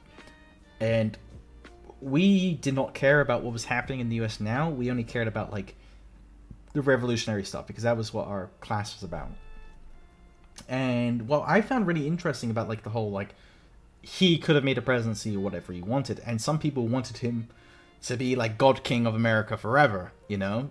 And we noticed that a lot in like the architecture in New York, where like the U.S. president, George Washington, is like presented as like a Roman emperor in some statues. Yeah. Well, hey, you've seen the painting on the Capitol Rotunda, right? Yeah, where he's like on the boat, right?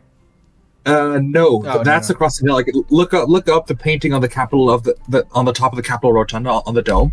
Wait, painting of It's the painting on top of the it was it basically on the inside of the Capitol Rotunda of the dome. Mm-hmm. It's basically the Sistine Chapel, but themed around George Washington instead of God and Adam. Oh shit! Yes. Right. Okay. You know what's funny? When we went in here, that this building was this is the Capitol building, right? So Yeah, yeah. this was under repairs, I think. I would say yeah, because there for quite a while there was like the dome inside and out was pretty was under repair for quite a long time. Because to be fair, it's pretty old, Yeah. relatively speaking, of course. When I was like, yeah, when I was there, it was really dark inside. That was the surprising thing. I was like, why is it so fucking dark in this?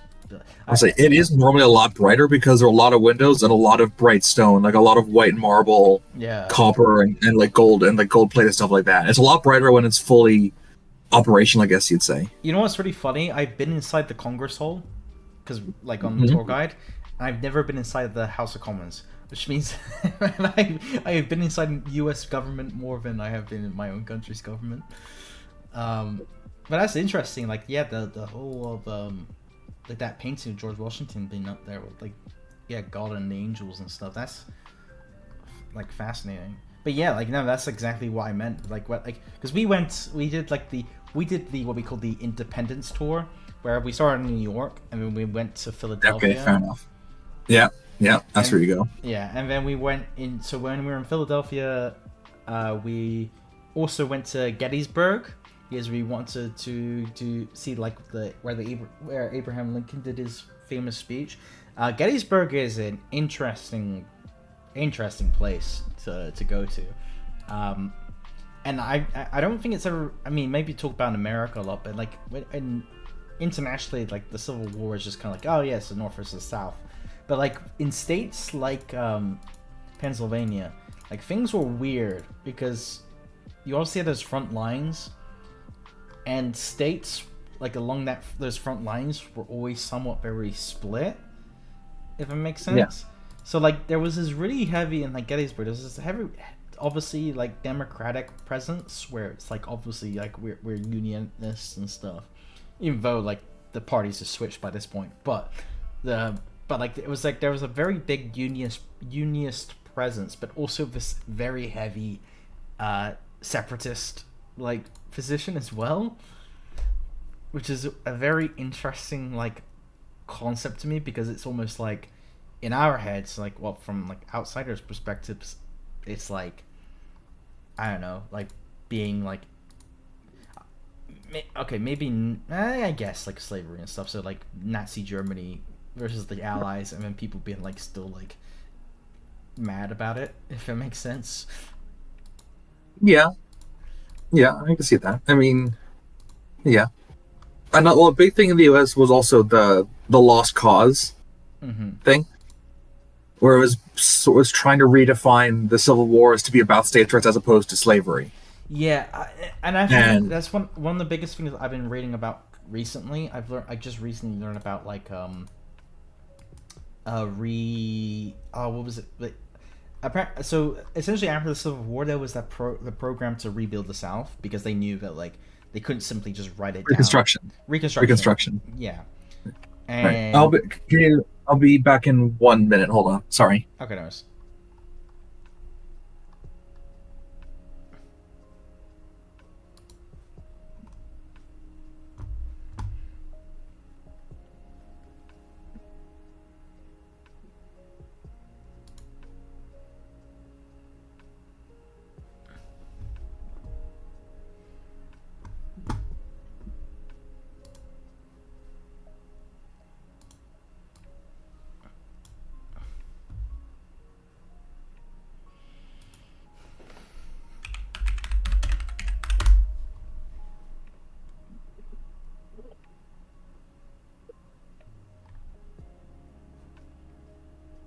Hello. Hello. Yeah, no. Yeah. Reconstruction. Like there was a whole plan to like essentially get the South back on its feet again, and kind of like culturally integrate it with the North. And then I can't remember the reason why it happened, but I'm guessing like administration change, it just got like dropped. Abraham Lincoln got shot in the back of the head. That's what happened. Okay. Right. Yeah, so Because Abraham Lincoln's vice president was much more friendly to the South, and basically threw away all of Abraham Lincoln's plans.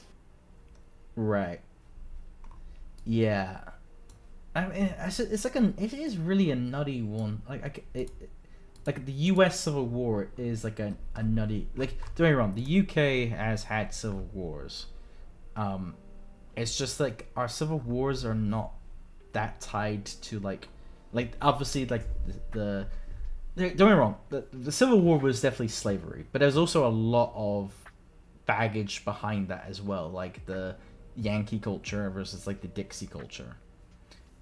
Yeah. And obviously, I actually think like slavery was actually a big part of those culture divides, but at the same time, like there was like a lot more than just slavery. Like, not saying cause of the war, because I think slavery was the cause of the war, like in my mind, well, just from my understanding of like reading what I've seen. Yeah. But like there's obviously like it is exactly what I was talking about earlier about like nationalism. Like you could make a national identity out of the South, with different like cultural similarities and things like that. And but it's just nuts that like at some point like this single country was like at war. I mean, who is Robert E. Lee, who, while obviously Confederate, is one of the best generals to live of all time. But Yeah. he was, from my understanding, from what I have read, was on the fence, which I find really funny. Yeah, I mean, the whole, like, at the time, regionalism in the US was very, very strong. Mm-hmm.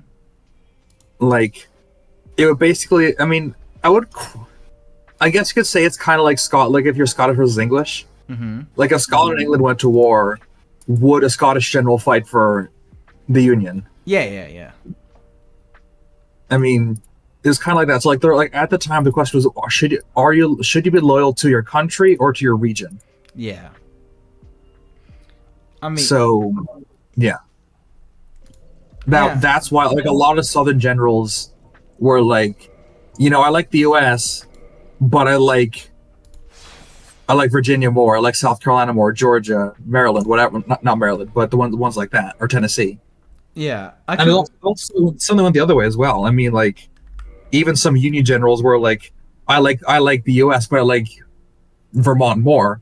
I'm just fighting the Union because Vermont is on that side. Yeah, I was reading about Robert E. Lee, because like I already like know him from oh, 1 second, I'm just checking out my just changing my settings to different windows. No, like I know him, and I just want to clarify to people who would rewatch this on stream. Like, I don't know a lot about like U.S. history. I know a bit about after 1941. Besides that, like, I'm pretty much a lost goose. But from my understanding of like how, sorry, I've lost here.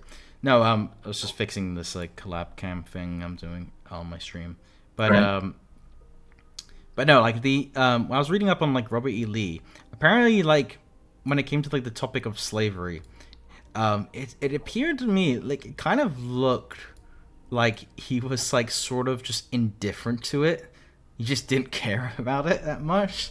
He was more passionate about his state than he was about like, I don't know, like, yeah, that's just what it looked like to, like, what you said earlier, like he was just kind of like, I don't know, like, why am I like this is why like the South declaring independence and stuff makes no real sense to like an outsider, is because they seem to be like the most patriotic, if that makes sense, but at the same time wanting to leave the US. Like, yeah, I mean, yeah, that's a bit of a it's a little complicated, but there's a lot of local cultural development, like, again, like regional things, like, yeah, the former Confederacy still has a loss. Like when I was in Tennessee, I went to it when it was a long time ago. It was a thing called the Dixie Stampede, where it was basically a sort of like medieval times, but set at like the 1860s around Civil War time, and the whole theme was North versus South. Right. Now, looking back, it sort of feels like it was set up so the South would win 80% of the time, just because that's the local thing. But that's the whole idea. Is like it's still not romanticized, but kind of like it's in popular culture. Like the South, like it's like in the South, it's called the War of Northern Aggression, because one of the ideas was that the war was started by, what do you call it? By the North trying to push their beliefs onto the South. Yeah. So there's still some. They call it animosity, but I wouldn't say it's serious. Yeah. I mean, so when people try to appeal, so like when politicians try to appeal to that, like those like deeply held beliefs, that's kind of what they go for, whether it's actually done or not. I mean, what I find strange is like how so many Americans are still kind of loyal to it to this day. Yeah. Like like for me, for example, like Americans, for example, do. And it's no disrespect to it at all, because I actually do respect it quite a lot. Is Americans do this thing with the flag, right? The flag is a super, like, important thing. Like when you go off to war, when you're burying your dead, and yeah, I'm going to summarize this. You're probably going to get this everywhere in the U.S., but people are only going to really. I feel like you're only going to. Most people who appreciate it without having like a military member in your family are going to be people from the South who are a bit more conservative, right? Who like the military, who like the police, who like all that sort of stuff. I can see that. I mean, I know it's more complicated, but yeah. Yeah. Okay. Fair enough. I mean, like, as in, like, for example, I feel like Texans are like. I don't know, like super pro, like our troops, super pro the war or whatever war. Like they're patriots to the end, if it makes sense. Yeah, fair enough. Yeah, but then like also, I just get this like vibe from the southern states. Which here's the thing, I don't really have a problem with people being patriotic for their country or whatever. That's perfectly fine. I don't really care. But then also at the same time, love a separatist movement. That's why I've never gotten. Ever like how those two positions could exist. That flag represents your entire unity as a country. Like flag is beyond whatever state rivalry or whatever. It is your uniting construct. But then you salute but you salute the flag, but at the same time, like respect or somehow behold a flag that was a attempt to dismantle that union. That's I mean it's what they'll get. Yeah, it is. Yeah, it is kind of that both at the same time, if you know what I mean. Like, I know it doesn't really make sense. I guess it is kind of just an American thing, really. Mm-hmm. But it's sort of like liking the U.S., but it's like want to change the U.S. to be more like what the Confederacy was, I guess. Because like you'll see a lot, like some places will fly both on the same staff. Mm-hmm. Like you'll have the American flag and the Confederate flag on the same flagpole. Yeah. Which is very weird to think about if you like put them together. Yeah. But I guess the best I was born in Florida, but I never lived there very long. I only lived there for 2 years, so I don't have that like cultural background, if you know what I mean. Mm-hmm. But it's just from my understanding, it's a mix of like standing up for what you believe in, mm-hmm. and also loving the U.S. So I can kind of see it is a strange thing to think about, but I guess kind of the best I can really say, unfortunately. No, I kind of get in a sense where it's like, okay, so like there's an idea, I guess, from people who are outside the UK, where it's like people outside the UK see Scotland, for example, as a super like nationalist, independent, not nationalist in the way Americans think of it, like nationalist as in like they want their own national identity. They want to be separate from England. They like are like very the image of a Scottish person is like very anti the United Kingdom, which is not very true. It is like, here's the thing. A lot of Scottish people like the royal family, for example, right? Main reason why some Scottish people, like in especially in like the SNP and stuff, would like to say like we stole the Stone of Scone, right? It's not actually true.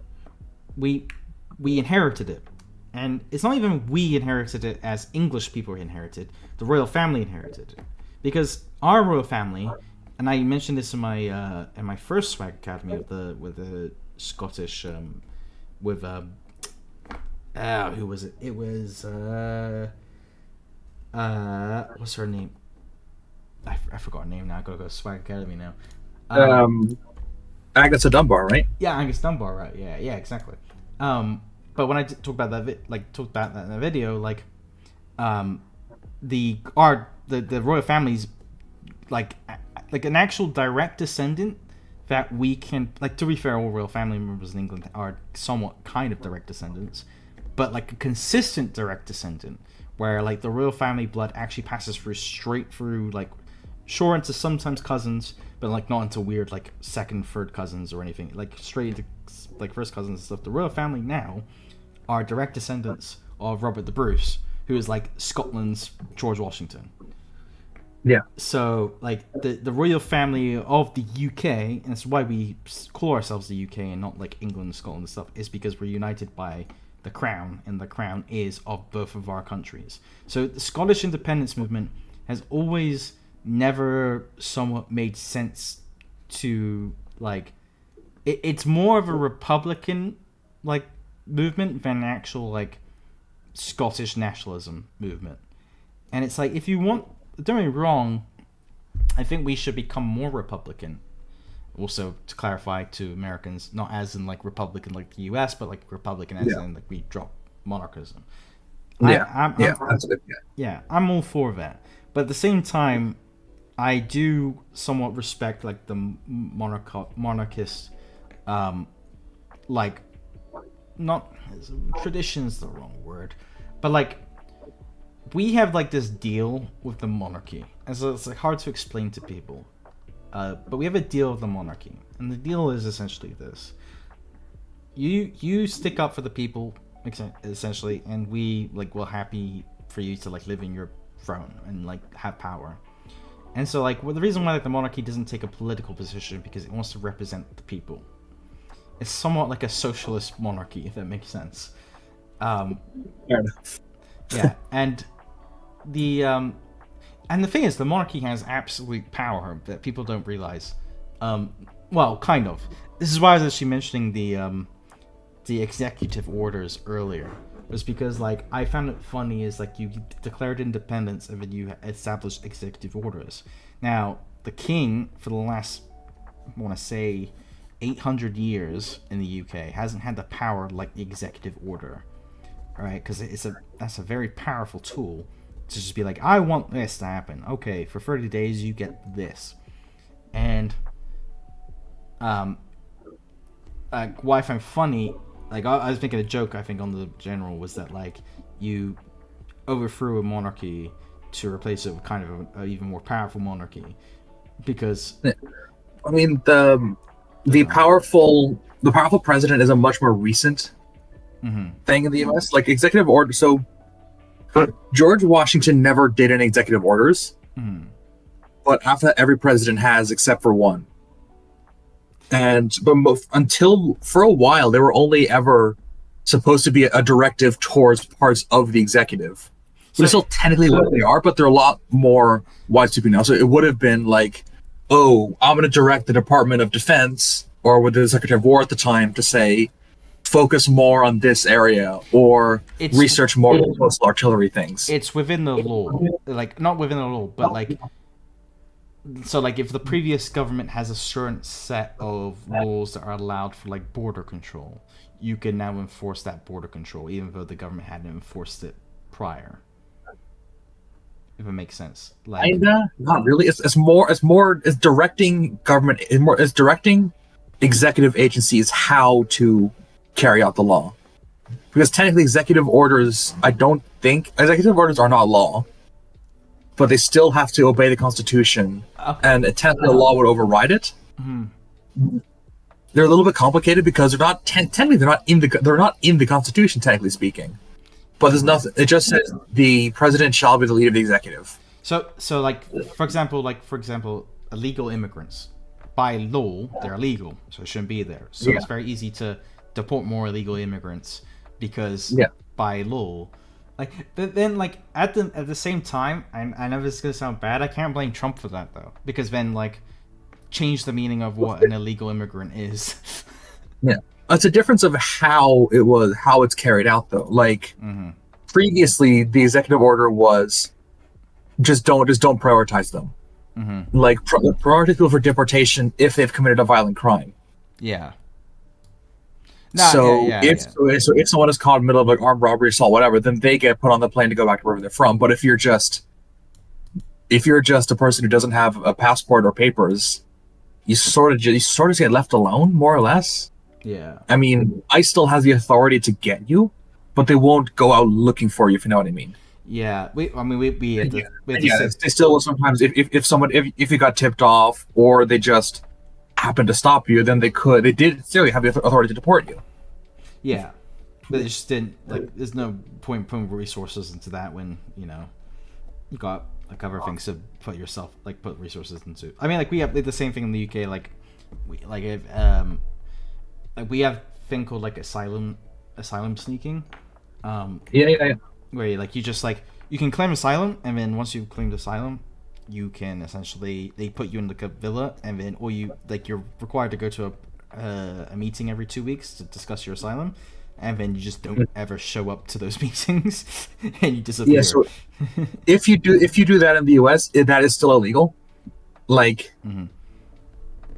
like not going to your asylum, like if you so the other thing is the US also likes to keep asylum seekers outside the US while they're still being processed. Yeah.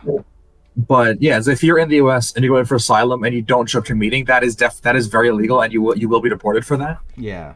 Because you're basically abandoning your thing.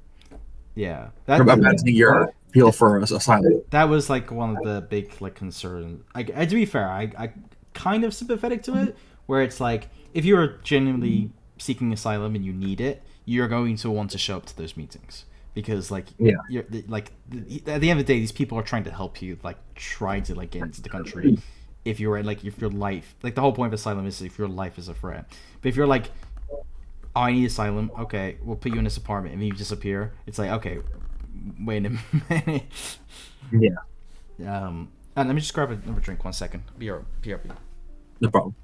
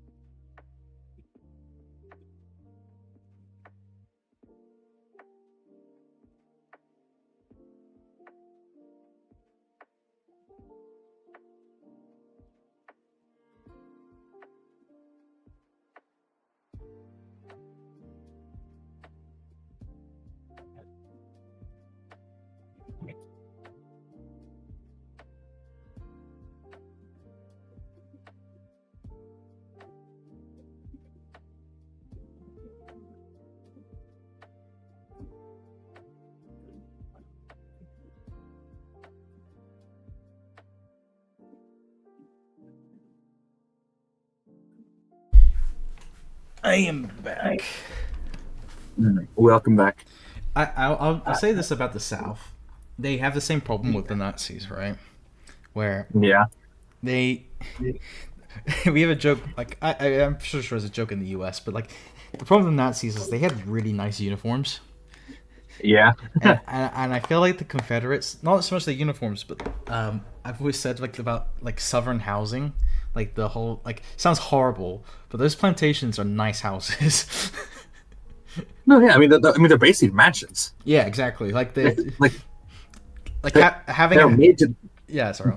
They were made to look like that. Yeah, but like yeah, like it's like why do all the bad people have to get like know how to do the good like cool stuff like Yeah. But no, like I'm really interested in learning like more about like this side of U.S. Like I said, like my U.S. history is super mostly civil rights and like well anything post like 1941, but like everything prior to that it's like a bit vague. 1812, like the problem is that is like British people never learn about that. We don't talk about it. Yeah. But it's like mostly it's not because like so I've always said, and I know we've had this discussion, but I've always said that Britain technically won like the War of 1812 because we had nothing really to gain. We didn't want anything, and like the U.S. had everything to attempt to gain, and the U.S. gained nothing and Britain gained nothing. So technically, like Britain's like option was to defend Canada, stop it from being annexed by the U.S., and we did that. So I see that as American victory. British victory. I mean, I guess you can see that, but like the U.S.'s technically the main objective was one to conquer Canada, but two to stop impressment, which was the nice one is the stop impressment, which did actually happen. After that, because technically it should have been stopped after the Revolutionary War. Yeah. But that and the fact that Britain also said they would vacate the forts in the West, which they didn't. Hey, look. So the U.S. like there was some treaty obligations that weren't fulfilled. So I guess like the U.S. got the minor things it wanted. Britain got to keep Canada. Really, the only losers were the Native Americans. Yeah. Everybody else kind of ended up status quo antebellum. Yeah. But to be fair, like we don't really talk about it not because of like whether it was a loss or win or anything like that. It was mostly just because like we were focusing on Napoleon at the time, and so we just didn't care. Oh yeah, I mean I was definitely part of it because like the I think the Battle of Trafalgar happened during the War of 1812, didn't it? Yeah. Just over in the UK. Yeah, no, like multiple battles during like the Napoleonic War. Like Napoleonic Wars, like Britain's main naval conflict with France at the time was during that war. So like our navy was off like doing more important stuff. But I kind of get annoyed when Canadians they go, oh no, it was actually Canada who did it, like did all the work, not Britain. I always disagree with this because the amount of British troops that were stationed in Canada during the War of 1812 were more significant than the Canadian troops. So like I will die on that stone. You know. That is a point I will definitely remark the Canadian contribution to that war 100%, but there were definitely War of 1812. I'm gonna look at the station troops and battles fought and stuff like that.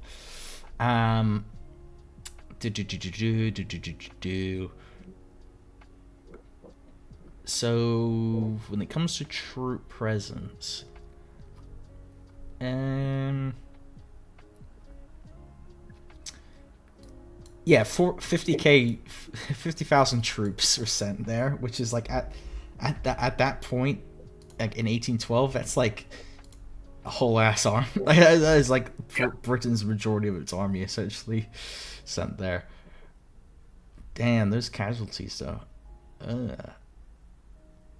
Not great, is it? Yeah, no, not looking good for us. But hey, you're not taking Canada. I know you want to make it 51st state, but like, You gotta ask the king first. That's who you gotta. If Trump wants it, you gotta ask the king, and then he can sell it to you or something. No, but like, yeah, American history is just that continent is just not like, we just went, all right, yeah, we don't deal with it anymore. Yeah. Like, not our problem. Yeah. I mean, even like to a lot of people in Europe, like World War.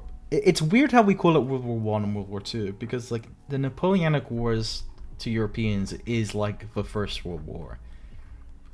Like, this motherfucker Napoleon conquered literally the entire continent. For like, well, they call it that because the U.S.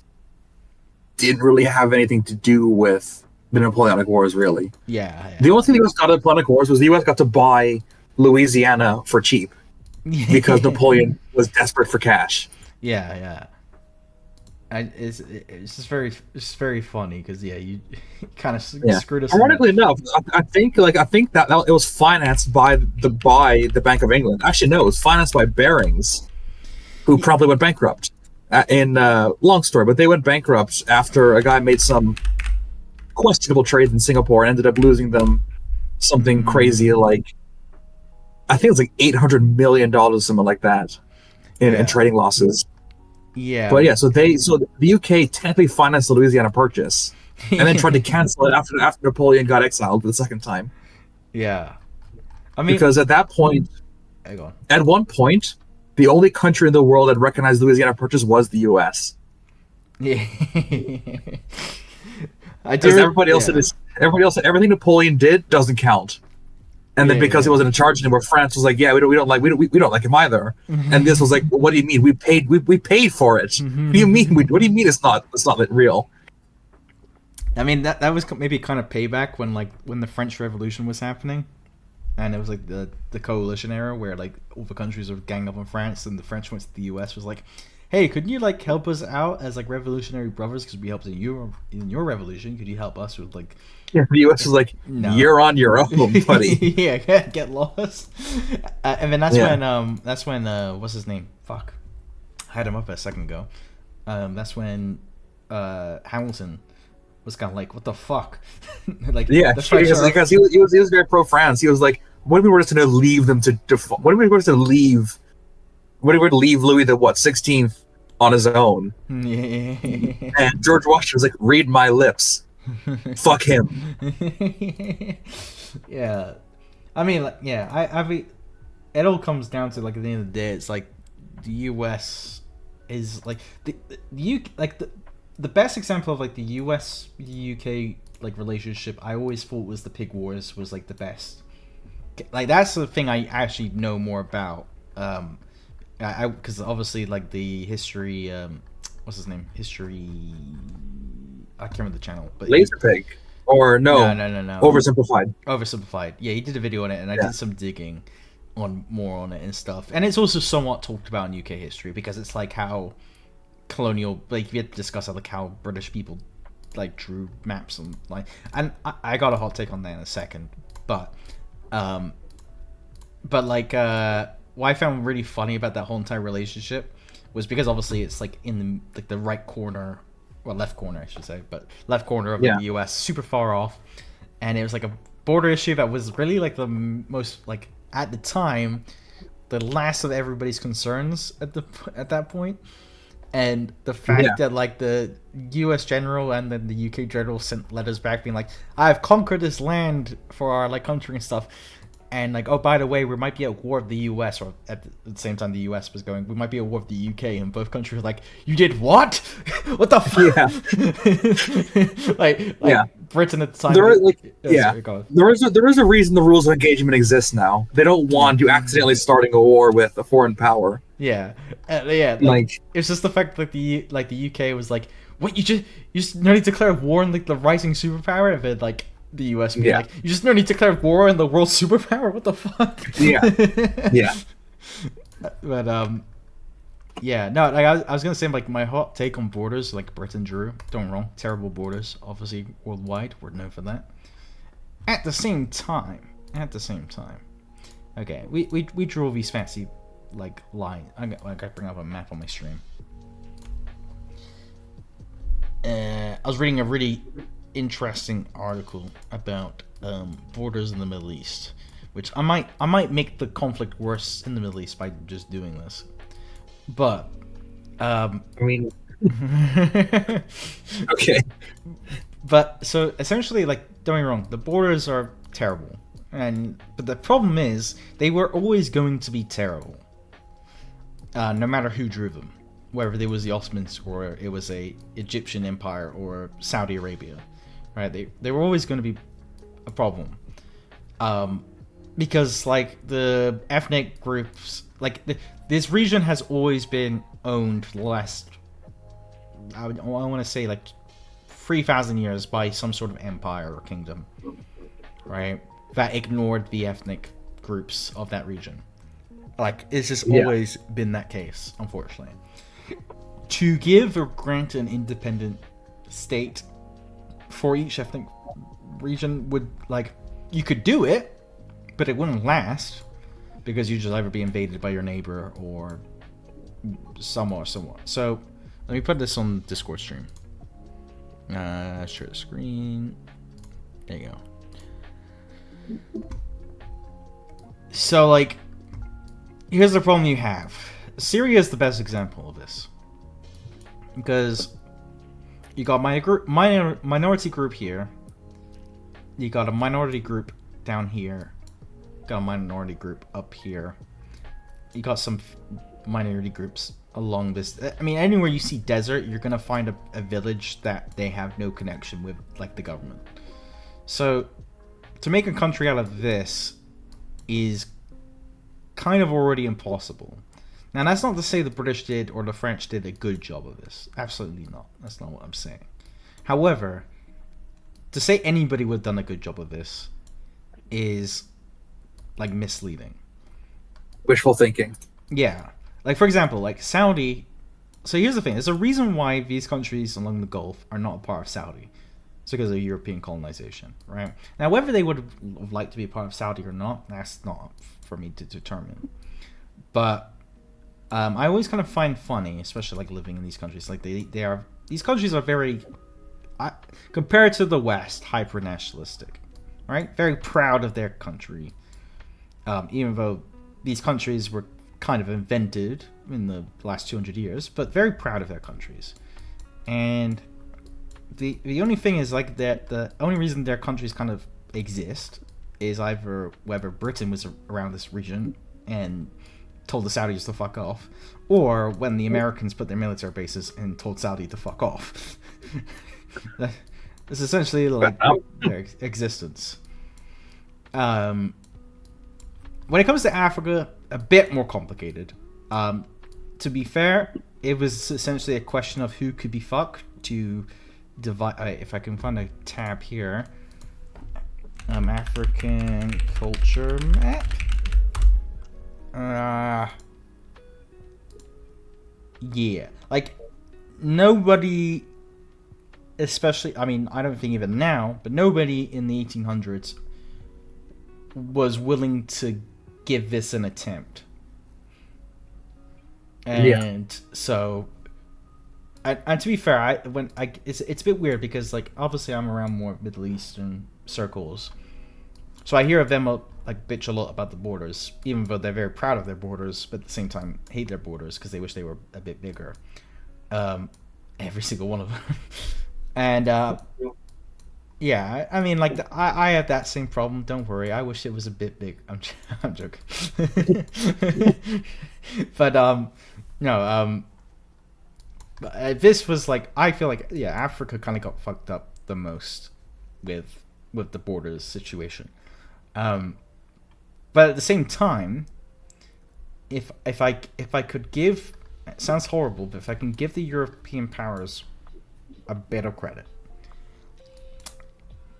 the borders have caused wars, obviously, and as a war is currently going on right now, especially with is it Rwanda versus the Democratic Congo? I think these two are screwing over the border a bit. I can't remember which one's in the recent news at the moment, but At the same time, if, let's say, like, Britain or France, whoever and Portugal and all the colonial powers just went, all right, fuck it, you guys are all, like, every single one of these little regions, cultural regions, all independent, go off and do your own thing or whatever. But I want to clarify here, shouldn't have colonized Africa in the first place. Just want to put that out there. But Yeah. at the same time, well, not even setting up, just a little like counter note. If we Europeans went like, okay, all of you, off you go, like be little independent nations and stuff like that. The amount of fucking wars that would have been happening in this like region, it would have been a fucking bloodbath. Because these cultures, this is a Vox image of it. I'm gonna guarantee you, like 90% of these don't agree where these borders lie, or probably demand land from. Like, I can even see like a example, a green one here, which I imagine is the same green one in there, and they're gonna be fighting about this blue part being there. Like, it's an impossibility. So, this is all the fault of Europeans, by the way. But at the same time, if any empire had conquered it, it would have been essentially the same situation. Yeah. India was easy though, because we just had to get them to hate a single group of people, being us, and it was enough to form an entire country out of. It's perfect strategy. Well, that happens. Perfect That strategy. Part of it was also as part of the pacification of India. Mm-hmm. A lot of the princely states basically got told, "We're going to be in charge. You can pretend to be in charge, but we're actually going to tell you what to do." Yeah. So there was still some degree of they sort of took away the sort of not microstates but like mini state ethnicities and sort of forced them to be friends. Yeah. No, yeah, definitely, yeah. And I think what's interesting about India, like, India is... I love India, by the way. Just want to clarify. I work with a lot of Indian people. I think they're great. But I have a problem with India as a country, because it's more like a continent like Europe, where the multicultural aspects is just so diverse. Like, there's like, what I respect about India, I love this a bit about this country, is that there's like 450 different languages. And I was gonna say, yeah, that's part of it. Is like part of the reason English is still one of the national languages of India. Yeah, is because Hindi, the other major language in India, is very ethnically charged. Yeah. So people, like, especially in the south, especially I think it's the south anyway, like in the very south, people will not speak Hindi. Yeah. If you put a gun to their head, they would rather speak English or like Goan or any of the other local languages. Yeah. Over, like they would learn all 450 before Hindi. Yeah. That's what, like, I was just literally about to say. It's like they like will rather, instead of speaking their neighboring like cousin tongue, they rather speak English than doing that, or like speaking the Hindi. Like, it's just it's a very funny concept to me. But like, my worry for India is, like, obviously there's like things like the caste system, which is just like, that can't last in a modern world, because like the whole point of a modern world, like even China, as we look as like an authoritarian quote, like, I mean, I think it's pretty authoritarian, but even as an authoritarian state, you could have a person come from nothing to become like a Chinese billionaire, right? That is possible in the Chinese world. Because of the caste system in India, that is just becoming a possibility. And like, I was just, if I recommend, like, I don't know if I recommended you Laserpig or you found him on your own. I think it might have been both. Yeah. I definitely found him at one point, but I think you recommended him as well. Yeah, if I could recommend someone else who's also really good, is he is like the go-to like geopolitical YouTuber for me is Kraut. This guy here. He does like these amazing videos just on geopolitics in general. Like, he explains like the origins of the debt crisis in Greece and like how it goes back to like thousands of years of Greek culture. But he did this one called the China versus India state, because China and India are almost like black and white nations in a sense that like they are complete opposites from each other, even though being neighboring. And there's like a reason why like India was never able to conquer China, and China was never able to conquer India, because their states just work completely opposite from each other. And this is like my worry for India as a country is the reason why, like, obviously when the British arrived, India was like the Indian nationality is like, it's been two things. It's like either India has been a broken up continent of kingdoms, or it's been conquered by an outsider. Right, that's like the only unifying parts of like India. And what India is now today is the first united Indian country, but its entire national identity and why it formed was to kick Britain out, essentially. That is like the united, get the fuck out of our country is like what allowed it to exist. And it like partially succeeded because obviously Pakistan and Bangladesh, like, and Myanmar broke out, not joining the entire Indian nation, but like India managed to survive. And my worry is like that kind of unifying force of kicking Britain out can only last so long, and they're going to need to find like some unifying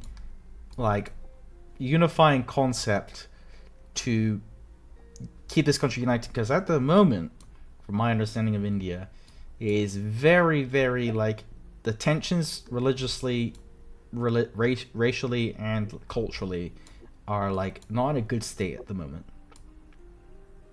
Which doesn't surprise me because it's 1 billion people. Like, obviously, you're not going to make any of them happy, but it's the complete like difference in like Chinese, like how the Chinese run things, where the Chinese like ran things was, like the Han Dynasty, like the first Han dynasties ran along the Yellow River, and when they conquered down to here, and they're like, oh please, like we're like, don't conquer us, and they're like, oh well, we did conquer you, but by the way, you're now Han Chinese, so you're all good.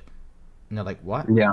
And like now everybody's Han Chinese, even like out to here, even though they're not Han Chinese, the Chinese government still like basically treats them like.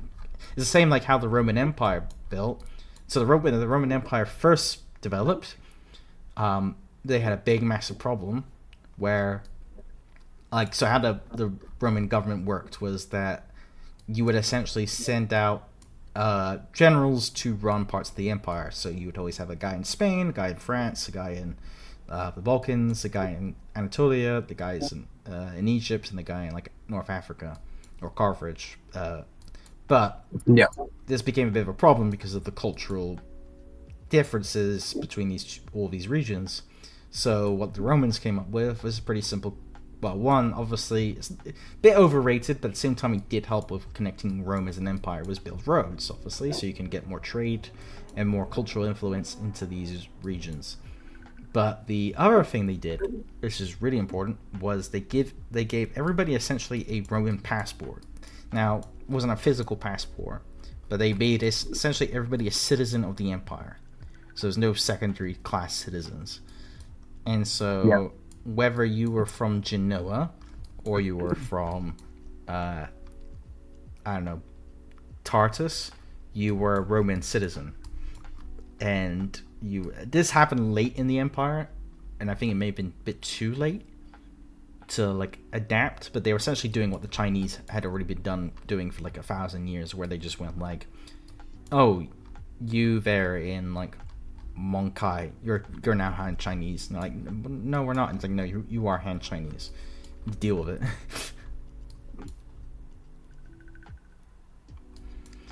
But yeah, I mean, I hope the best for India, my pals in India. Yeah, definitely.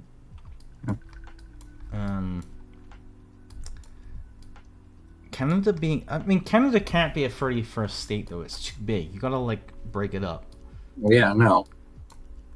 Yeah, they're far too large to be a single nation or single state. Sorry. I mean, Alberta is probably the closest thing to a 51st state. Yeah. Well, was it Alberta? I think it was Alberta. When Quebec nearly left Canada, Yeah. Alberta, I think, or some of the western, the Great Plains provinces said, if Quebec leaves, we're going to go join the U.S. Yeah. I think I remember That was that. about as close as they got to something like that happening. I didn't even realize that Quebec is a chunky boy. All of them are very tall. All the provinces are quite tall Yeah. and very islandy, especially up by like Hudson's Bay. Mm-hmm. Like they're all like the number of islands is crazy. Yeah, I mean, like, I know it's forced perspective because obviously this is depending on the projection, but it's like even like from this perspective, like even look at like Newfoundland, right? Same line of territory, which only became a part of Canada in like 46, 47. But like that just chunk of land there you go. It's like the entire size of British Isles. But it's like this is what kind of annoys me about Canada, as like it's like Australia I get, right? I mean, actually I don't get. You know what? New Zealand are the coolest people. New Zealand, what they did was they went, all right, screw the mountains because we're not gonna live there, but we're gonna live like everywhere along this area. All right, great, amazing. Another good example is. What's a good example? I'm trying to think of a good example. But my point being is like, just because a place sucks with like the Sahara, like this place sucks, people still live here. Like Canada, they were like, okay, you see this green line that goes along here? Fuck that. We're not touching that. It's shit. All right. And it's like, yeah, but you have to make it good to live on. Like, we didn't just show up to, like, well, the original Britons just show up and be like, oh, this place is perfect. No, we had to, like, cultivate it. Or, like, you know, general humans and like, you've expanded into, like, the rest of the world. Like, yeah, like, make it good. But, like, Canadians are like, no, we're going to stick along the border. And it's like, you've got so much... Look at all of this. This is all yours. Take it. Do it. Do something. Fair, most of northern Canada is pretty barren. It's tundra. A whole lot of cold. Yeah, it is tundra, but you could still do something. You can make towns. You can pop up a local. There are towns scattered throughout. When you do is you discover that there is a town in North Saskatchewan called Yellowknife. It's one of the bigger towns in the area. It's 3,000 people. Wait, the Yellowknife. I want to look this up. Then they're like Yellowknife, Medicine Hat, Moose Jaw, everything like that. They're not very big towns. Like they're towns there, but they're not cities or towns even really for that matter. Yeah, it's just like, but also like get the population. How is it that the U.S. No one wants to live there. Yeah, but like okay, the U.S. what population? 400 million people. We'll say. Something like 380 something, I think. I don't know. Yeah, all right. Something like that. Canada, 30 million people. What happened? You guys were founded in like the same time period. Again, a lot less of Canada isn't habitable compared to the U.S. I mean, like yeah, but you have people living in Alaska. All the provinces, like, huh? You have people living in Alaska. How many people are in Alaska? Population. Okay, population of Alaska. Okay, sure. Okay. Yeah. But the global warming will help this out. I don't say that's the thing. Like Canada with the Northwest Passage will get a lot more good quote unquote land. Canada will literally benefit from global warming. Yeah, I mean that and the Northwest Passage, a permanent year-round shipping lane through that archipelago up north by Hudson's Bay. Yeah. Connect that to like either to something one of the bay towns or like yeah, or they'll build a canal from the bay to Quebec City, Montreal, or Toronto. Yeah, I think this is like it's really weird because it's obviously like a flat map, but like this region here is gonna probably be like the highly contested region of the world in like a couple of years' time, because I think this is like obviously why the US wants Greenland so bad is because they want to, they essentially just want a shortcut into Russia. But here's the thing: you get that, your shortcut to Russia is like this entire region, but nobody lives here. This whole land here is all fucking useless. I mean, it's useless for now, I guess you'd say. I don't know. I mean, there might be resources up here, but it's all like, yeah, like same with Canada. It's all tundra. It's all just like flat lakes and rock and like. Sure, there's people living up here, but these are islands of port. But you can't put a port. This is huge. You can't actually be practical with it. There's a whole region. There's a whole reason like why the majority of like Russians, like 85% of them, live in this little pocket over here, and no one lives out here. Yeah, it's the same deal with Canada. Like, other than the oil fields and like the timber industry, after that you sort of have First Nations people, some mining, and that's kind of it. Yeah, you got like not much else. Yeah. Yeah. I mean, there are towns out far north where the First Nations population, the First Nations or Native Canadian population is a significant plurality, if not the majority, and that's because they're used to that area. Most of the European settlers don't want to live there. I mean, maybe if you got like some Sami people from northern Finland, that'd be comparable. But like, if you come from Birmingham, you aren't going to go live in northern Ontario or like Nunavut. It's completely different. Yeah, Jesus Christ, these islands look messed up. What the hell is happening here? It's like someone scribbled paint onto the god or whatever supreme being was just like, fuck it. Throw some wacky paint on these islands. Oh, is that what they look like as well? Whoa, that's weird. I want to explore this area though. I just want to like walk here, somewhere here. Just want to see what it looks like. This must be like the closest thing to. I mean, to be fair, a lot of northern Canada is very pretty. Yeah. But like it's also like it looks like an alien planet. Yeah, I mean, it's probably the closest thing. part of that could be that's distortion from the fact you're trying to squeeze again. Oh, 3D a globe onto 2D, so everything looks kind of stretched vertically. Mm-hmm. But it's still that idea. Like that bit of Canada is very archipelago-y. Yeah. Actually, I can go for Google Earth to actually see. Though if it's a 3D perspective, it might be better.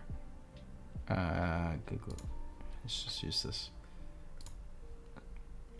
Because obviously maps is going to be like a distorted perspective, but maybe Google Earth might be a little bit better.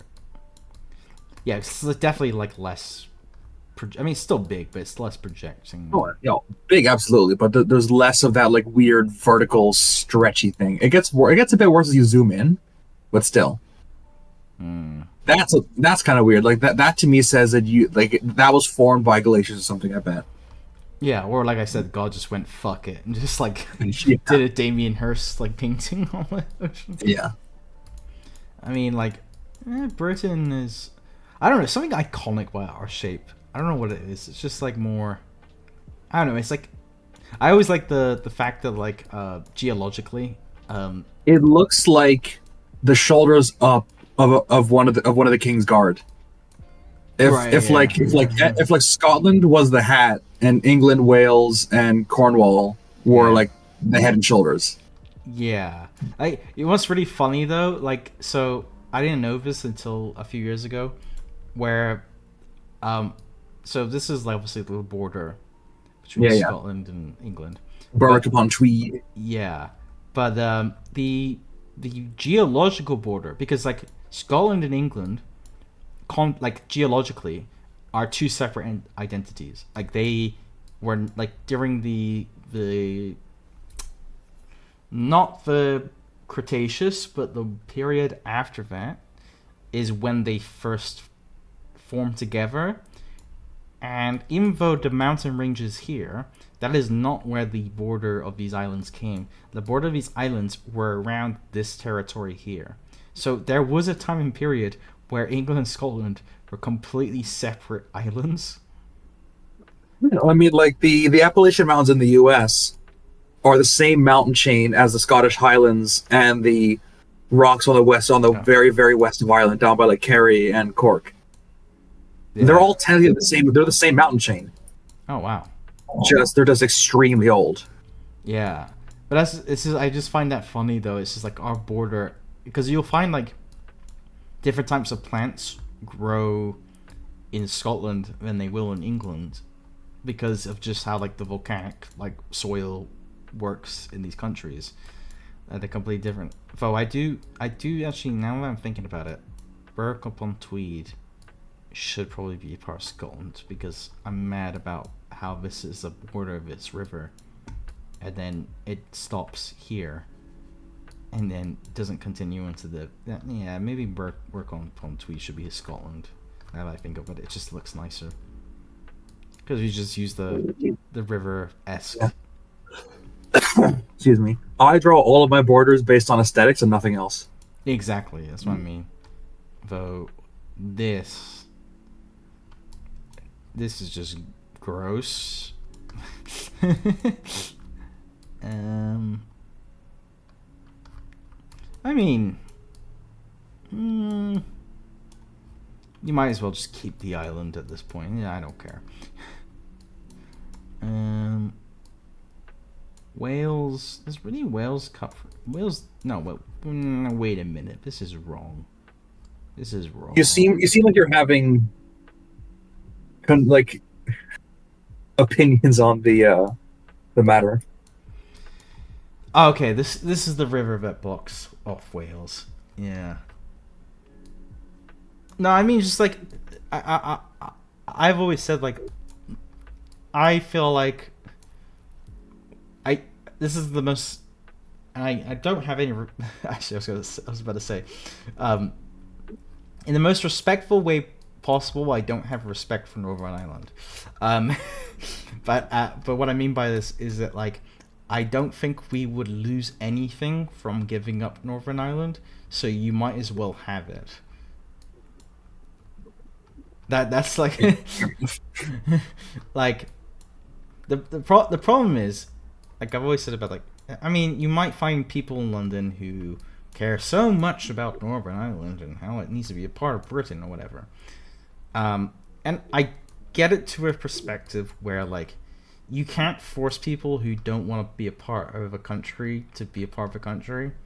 I get that to an extent, but at the same time, it's like we are also culturally different from Northern Irish people. They're like their own identity. So Yeah. they're like, you know what it is like? It's like when somebody like simps for you, and you actually I don't know if I can say simp on Twitch. Ah, fuck it.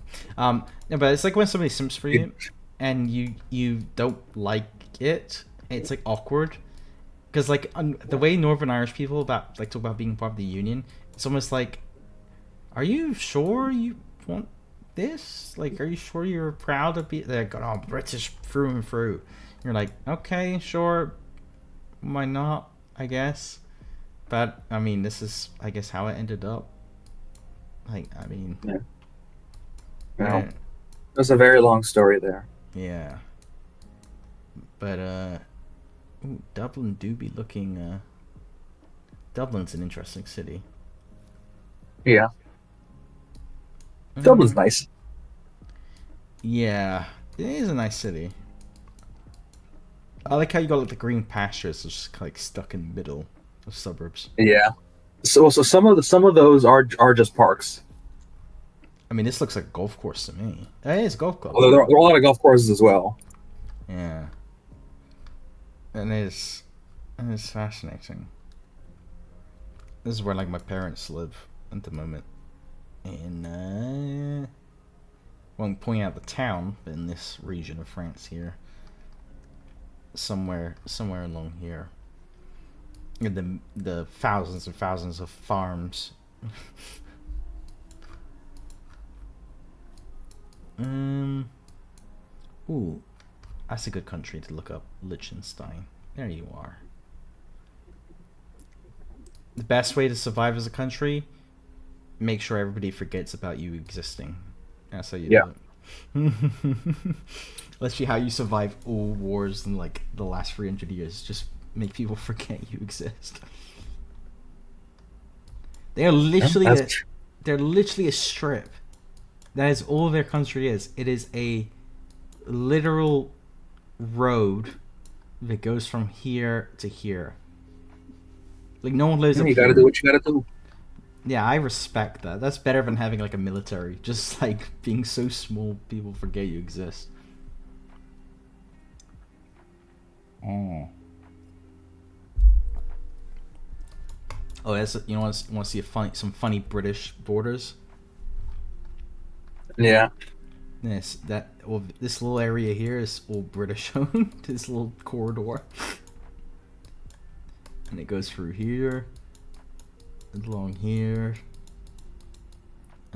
Goes through here. It somewhat goes along this border of the city, and that's actually something that isn't talked about much.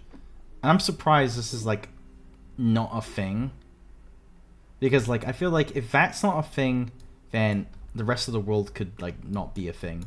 But like all the problems in the rest of the world. But like half this country's island is occupied by a foreign power, and they're just kind of like, whatever. Yeah. Well, Cyprus also has its own share of conflict, shall we say?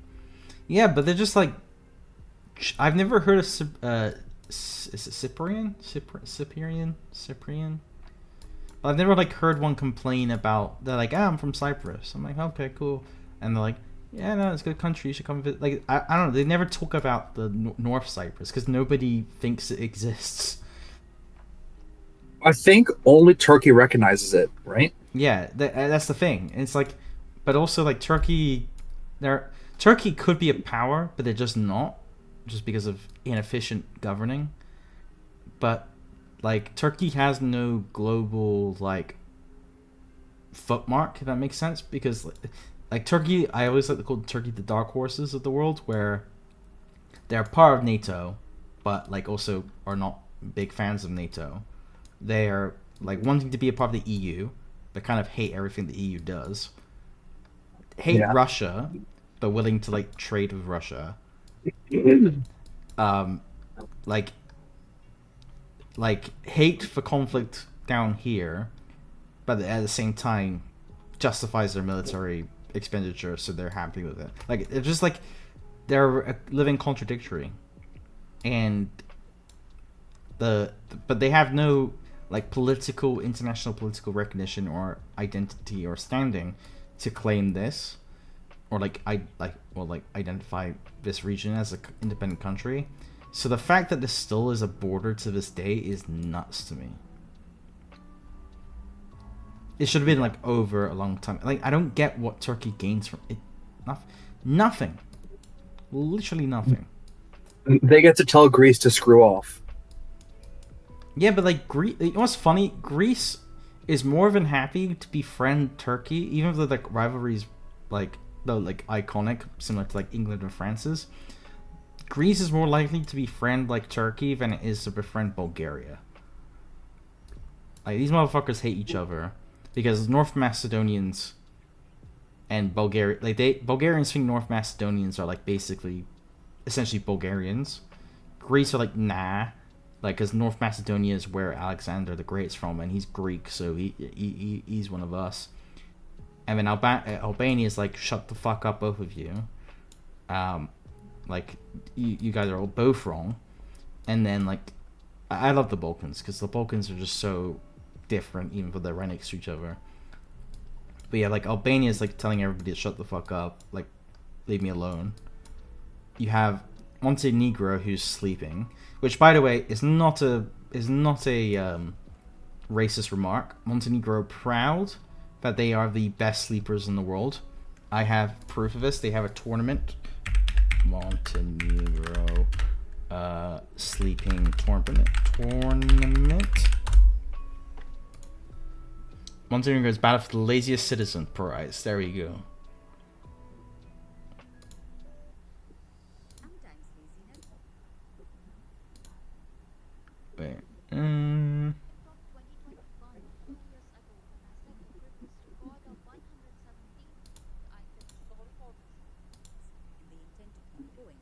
You see, they love, like, if I put sleepiest country in the world,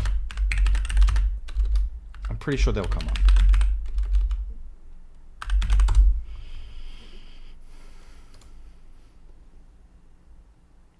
That's just new. What is this terrible list? Sleepiest countries in the world. Okay, apparently it says France on this one.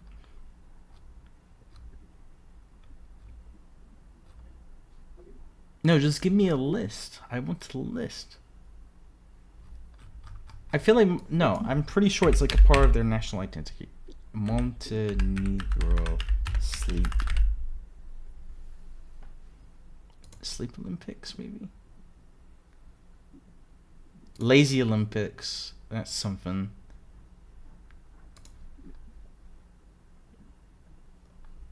But yeah, they do be sleeping. They do be sleeping a lot, Montenegro, and they're proud of it. So I respect them for that. That's a good. So they're sleeping while everybody else is doing cool stuff. See, Jackson, the chat. Latin American countries love siestas. So what is a siesta? Is that like 16-year-old for like Latin American countries? Siesta is Spanish for nap, I'm pretty sure, or like Spanish slang or something. Oh, oh fuck. What's the 16-year-old thing for girls in Mexico? The Quinceañera? That's okay. 15 anyway. Oh, it's 15. Okay. Yeah, because quince is 15 in Spanish. Okay. Oh, so they have a fancy name for. Hey, okay. I didn't make the assumption that Mexicans like have a fancy word for napping, but okay. I think it's Spanish anyway, because like Spain is the place that goes for siesta when it gets. Because the whole point is like Spain, it gets really hot in the afternoon, like 2 to 3, so they had to go home and have a nap, and then open up again at like 4. Oh, there you go, Jack. I had to fact check really quick. So a quinceañera is for Spanish or Hispanic 15-year-old girl's birthday party. Okay, and that's what you were thinking of. I don't think. Yeah. Okay, so go ahead. Yeah, sorry, just had to fact check a little bit. You know, the radical left, you know, hates facts. You know, facts don't care about your feelings. That's true. I was gonna say I didn't claim Mexican snap or had a fancy word for napping, but okay. Amen. I personally have killed 15 facts today. I hate them. No. Like it depends on Spain, because I kind of get it, because obviously you Americans can't comprehend a thing called traveling to another country. Other countries don't exist, Krusty. Did you not know this? No, Jack. Other countries are just future America. Just different states. Just more America. Yeah, just not they America. have America, and then the rest of America. 53rd state, 54th state, 55th state. But, it'll get to the point where we just have the own states is just America, super America. No.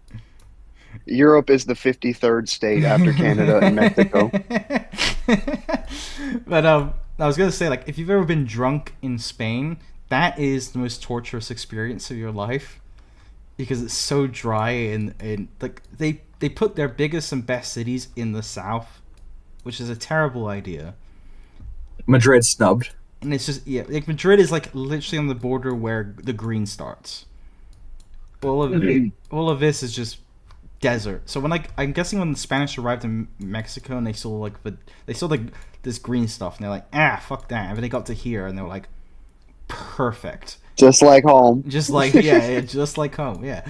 And but like it's funny how like Europeans do it differently, because like, so I do agree, like I wasn't gonna say it, but like, yeah, the Spanish do like have like their naps in like the daytime, but like it's the same in France, but they don't do naps, they just have lunch, but it's a different type of lunch. So where like I'll say, yeah, lunch in France is a big deal. Yeah, so they don't, so I actually do prefer their food type, like the food system there, but like it's taken to an exaggeration as well in France. So like dinner is not a big deal in France. Dinner is actually like sometimes not even done. It's like dinner would be like a snack before bed. lunch is the big thing. It's like the big deal in France. And so what they'll do is, so like in Britain, you know, you have your breakfast, then you go to work. You'll bring your like your lunch, just like a sandwich or something to like similar to the US, and then you go home, make dinner, go to bed. France, this is not how you do it. You essentially you have your big breakfast before you go to work, or you take it to work with you, and then you eat your breakfast like you would eat your lunch in the US at work. Then what you do is about around 12 o'clock, and they have bells all over the country to let you know. The bells are nothing religious. They are to tell you lunch is in session. Once lunch is in session, all businesses across the country shut down. And like I have had situations, so this is like where my family live, and so I'd be in the store. I think I can say what town I was. I want to say it was Pontivy. Is it Pontivy? I can click on the picture here. Yeah, it was Pontivy. So I was in a shop in Pontivy once, like at a tech shop, like buying like computer components and stuff. And I was like the counter ready to buy. Bell hit 12. Woman literally went, "Come back in 2 hours," and shut the shop. Like just completely shut everything down. Because like their lunch, like they will stop everything they're doing, and just like go out for lunch, and then we'll come back, finish at like I want to say 4 o'clock ish. And like that's the end of the day, and then nothing is opened after 5 o'clock or 6 o'clock.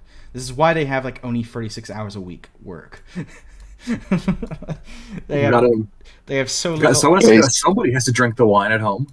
Yeah, well, it's the thing. Wine is like my coworker, who's from France, was telling me like in the 80s and 90s, like wine was perfectly normal to have at school during your like school lunch.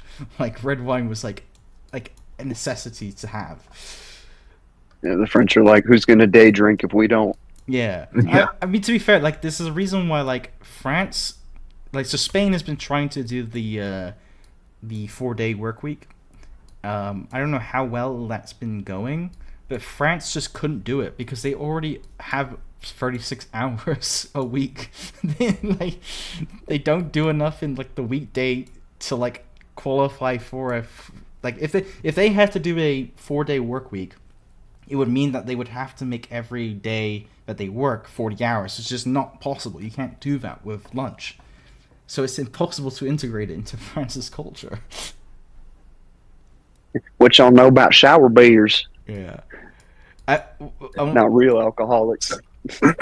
Actually, speaking of alcohol, the U.S. was apparently famous for being very heavy drinkers pre-Prohibition. Yeah. To the point where the U.S. right now, I think in 2018, 16, something like that, hit the same number of, in absolute terms, number of liters of alcohol consumed as it did in 1919. Despite being double the population now. I mean, it's actually a neat historical fact that moonshine running became like a national pastime after Prohibition was enacted. So much so that like that's pretty much the main reason why they repealed that amendment is because there were so many people that were just bootlegging alcohol like moonshine. I feel they were just like, man. I feel like they we messed up. Sorry about that. I feel like after they repealed it, like everybody was like, "Oh, it's not fun anymore." Like, this sucks. I was gonna say exactly like that's why NASCAR became a thing. Like all those guys that were like, you know how much money we spent on these specially converted cars to disobey the law. What do we do with them now? Yeah. So this is 100% true, actually. What I love about it as well, it's one of my favorite amendments because I think it was like I can't remember, is it not 18th Amendment? What was it? I think it's the 18th because the 19th is the one that gave women the right to vote, if I remember right. I think, that sounds right. I think the 21st, I think, was the repeal of Prohibition, right? Yeah. It was like that's right. And I think the 20th is like income tax, if I'm not mistaken. Yeah, that's right. That sounds right. I was like Rule 18, you're not allowed to drink alcohol. Rule 21, ignore Rule 18. Yeah. Well, the way it worked, what it was like Rule 18, no more drinking. Rule 19, women can vote. Rule 20. Maybe we should pay taxes sometimes. Rule 21. Fuck that. Go back to drinking, man. Yeah. I was gonna say about like Belgium. So Belgium is the funniest country to ever exist. I'm just gonna put it out there.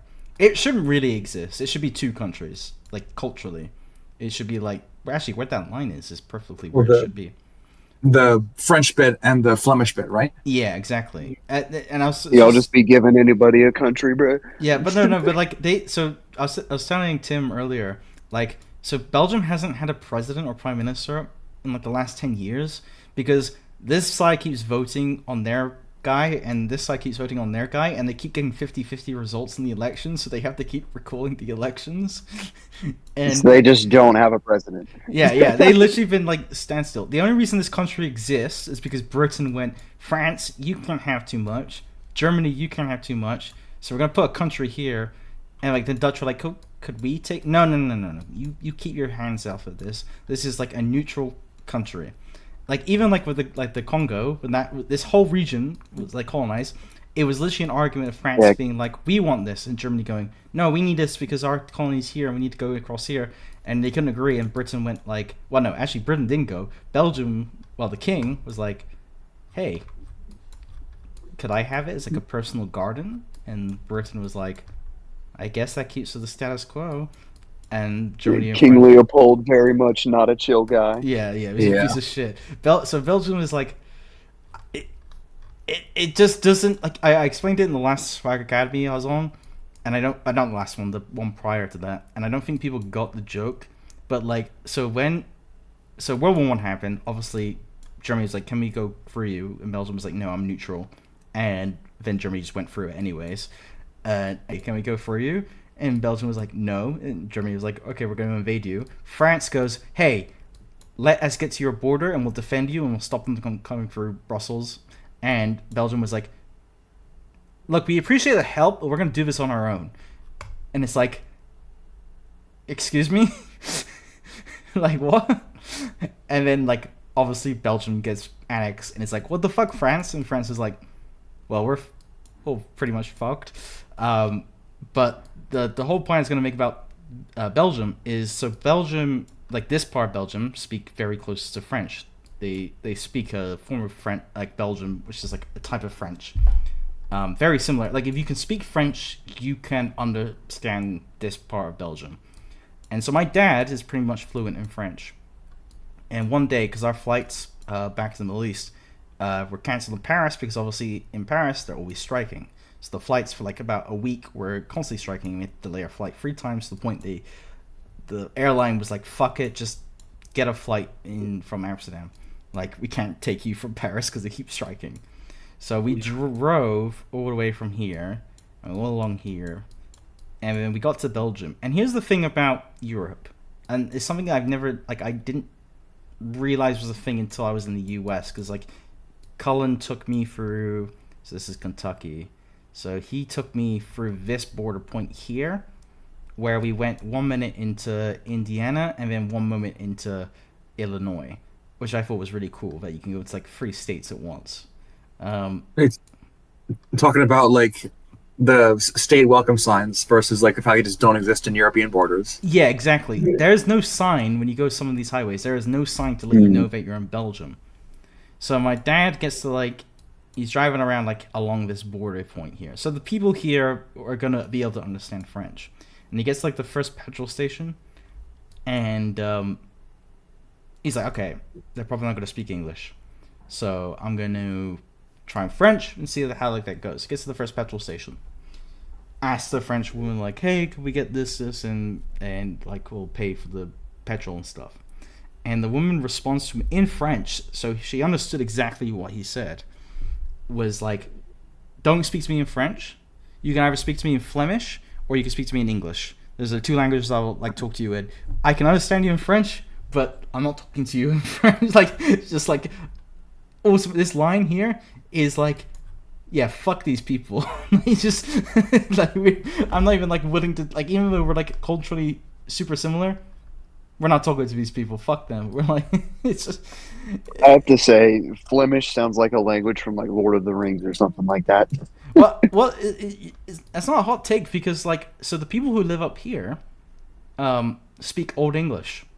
So you as an English so they're part of the Netherlands, so they speak Dutch, but the form of Dutch they speak is an ancestry of Old English from the 1300s. So if you want to know what like a 1300s English peasant sounded like, this is where you want to go.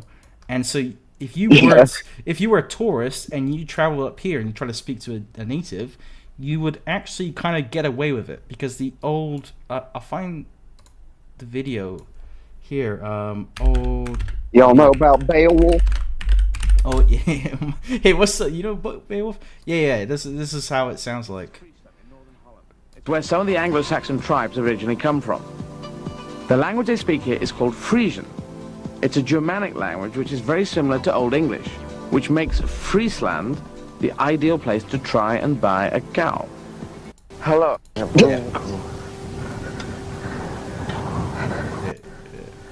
Hallo, ik spreek Old English. Understandest thou me? Ja. Ja? Maar dat versteer ik niet. Nee. Nee. Ik ben een Fries. Ja, Fries. Old English. Ik wil een boertje en een bruine koe. Een bruine koe? Een bruine koe. Een bruine koe, ja. Bruine koe. Ik wil een boertje. In Boetisch? Boetis? Boetisch. Bruine koe. Ja. Dat maakt Moetje.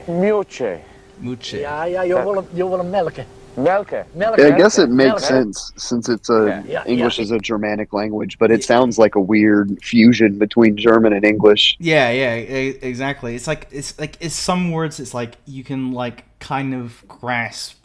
Like it's weird, isn't it? It's like it's almost some signals in your brain are like going off. But you're like, oh wait a minute, like is he saying what I'm thinking he's saying? Like, yeah, it's freaking like Shakespearean English. Yeah. What, you egg? Yeah. I'd bite my thumb at thee. I was reading a really good article about like I was saying to Tim about I'm actually like all my American history knowledge is based prior to 1941, right? Pearl Harbor, obviously. Like this is like the European. Like America started at 1941, essentially. Before that, no one cares. And so I've been like learning about the founding fathers and things like that. But to be fair, FDR is basically the whole reason that the South became industrialized. So like, yeah, I mean, it's not an unfair assertion, honestly. Yeah, I mean, I listen like my top. I want to say top 4 presidents. Yeah, 100%. From what like it's not even a meme either though, because the REA and the TVA, like explicitly those 2 programs are the reason like the vast majority of the South received like electricity. Like it literally brought them into the modern era. Like they were basically still living equivalent to like medieval peasants basically. Yeah, and that's what I always found interesting as well, is like the during the space race and stuff like that, all your like space program projects were all in the South. Like rocket development is like, you know, like a bunch of like states down here.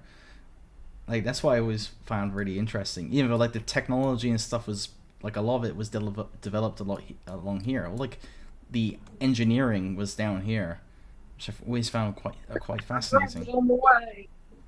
I remember there was a reason for that when I'm forgetting it off the top of my head, but like Orlando specifically is a big Houston is another one that's big for rocket engineering. I think it had something to do with the geography, how it was like flat. Well, well, it's a perfect latitude for rocket launches, because obviously it's like that too. But not even that. It's like a lot of like anti-air missile like engineering that happens to like design missiles to shoot down other missiles coming towards you, like an Iron Dome system, is all developed like down in the South. And I'm like, these guys like but like the tech centers are like in my head are like San Francisco and like this region here. But I find it funny, like all of it is like almost tested and developed in this region. Probably, to be fair, it's probably because like there's all this land here that you can just be like, all right, we're testing a missile, like get down. It's like Nevada and White Sands was exactly like that. Yeah, the big New Mexico desert. Yeah, Tim would probably honestly know more about that than I would. But so, Excuse me. Cities like Austin, Atlanta, and Miami are increasingly becoming like sort of tech centrals of the South because companies are taking advantage of the lower tax rates in cities like that. So it's free real estate. Like a lot of film companies are moving to Georgia as well. Like Tyler Perry opened up like a multi-billion-dollar film complex just outside of Atlanta. Yeah, no, I remember hearing. I remember reading a few about years that. ago. Yeah, like apparently lots of film projects and stuff are like you can always kind of tell where the places are going to be the next place. Like the next place. Like I feel like Hollywood in the 30s was the next place, but then like now there's like new next places, and it's like it's Atlanta. Vancouver was a bit, but I think they raised their taxes. I know Vancouver's in Canada, but like a lot of films are being filmed there. But it's like based on like where films are like cheaper to make. That's where like all the Hollywood acts and all the like the tech people want to move to. Yeah, well, I feel like a lot of people, even Americans, don't realize how big Georgia is specifically because I remember reading a fact. This was years ago when I read this, that Georgia was the largest state in terms of land area east of the Mississippi River, and that includes Michigan with the what's it called? The Upper Peninsula. Hey, I flew over the fucking thing, and we only did this part of the state, and it took like an hour. Yeah, it's enormous. So from about, I'm not going to dox myself since we're live right now, but so from about Atlanta to the southern border of the state where Florida is, it's about a 5.5, 6 hour drive. Yeah. Like even if you have no traffic the entire way south. That still surprises me though, because like, a 2-hour drive for me is not a long drive. But I was talking to Jake the other night, and he's talking about like buying houses and stuff. I'm gonna go to Docks where he lives, somewhere around here. Let's put it that way. But like, a 40-minute drive to him is a very long drive, which is strange for me because like in the UK, a 40-minute drive is kind of nothing. Like this is where I studied at a university in Bath here. So landing in London to here, it was about like a 2-hour drive, 2.5 hours. And that was like, I always thought that was reasonable. And like, but to get to like, obviously like Edinburgh, okay, that would be like a 10-hour maybe drive to get up there. Maybe less, maybe 8 to 9 hours. But like, it's always surprised me, like Americans like to like get from, so like Atlanta to, like I say I want to go on holiday to Atlanta to what's a cool city? A common destination. So if you're just going for that as the example, would be like Charleston or Savannah, as well as like Panama City. So that would be like due south towards the panhandle of Florida. Okay. Well, Tallahassee's. It's Tallahassee. Yeah, it's near there. It's like an hour or two east. All right. I mean, to be fair, you guys have very big highways. That is one thing, and I still get surprised how many traffic jams you guys have. Yeah. Like I always get the two presidents confused, Eisenhower and Truman. They destroyed a lot. Yeah, Eisenhower destroyed a lot of particularly black cities, in Georgia especially, but in states all across the country to build the interstate system. And now we have an increasingly car-dependent infrastructure, and that's one of the main reasons. I'm going to stop. I mean, I worked up in, let me type in the town I worked in when I was working in the U.S. Eagle River, Wisconsin. There we go. So I worked all the way up here, and what shocked me was this, like, okay, you could probably see this is the middle of buttfuck nowhere. right? Yeah, whole lot of nothing in northern Wisconsin. Yeah, but there's still like highways with like 4 lanes that go across the entire fucking state. That was like a comprehension to me. Another reason for that is because of shipping as well. You got to think about that because that Oh. probably a lot of trucks Great Lakes boats. come that way. Lake Michigan and stuff From the- like that. Indubitably. Yeah, I did. Indubitably, my good sir. I did like claim sort of like that work job. So I landed in Chicago, so I counted Illinois as one of the states I went to. But during that trip as well, I did cross into the Michigan border. So I've been to Michigan, but like when I tell people I've been to Michigan, they go like, "Oh, did you go to Detroit, bro? Like that's a risky." Like, nah, I was all the way up here, motherfucker. I didn't touch that part of Michigan. Also, it may have been Detroit's true in like not the that bad 80s. anymore. Yeah, Detroit Like- isn't that bad. The worst city in terms of violent crime rate in the country is like Birmingham, Alabama. It's not. It's like Detroit doesn't even crack like the top 15. I think If what I'm not mistaken. if I could be wrong, like what I remember from what I heard about Detroit, it's like Detroit used to be like the car manufacturer of the U.S. and then it kind of went bust. Yeah. And then it went bad. Well, yeah, car manufacturers kind of screwed over the workers there because Yeah. labor unions demanded, living wages, and so they moved to like Southeast Asia and Latin America where they could manufacture in peace and basically enslave their workers. Yeah. But I have heard it's gone better. I remember it from like early when Obama first got into presidency, it was probably really bad. I want to say like during that period, but I've heard now like, God, I can't believe Obama came into power. What like nearly 09. Oh no! Yeah. So like nearly 20 years ago at this point, like 15 years. We're unk now. Yeah. Yeah.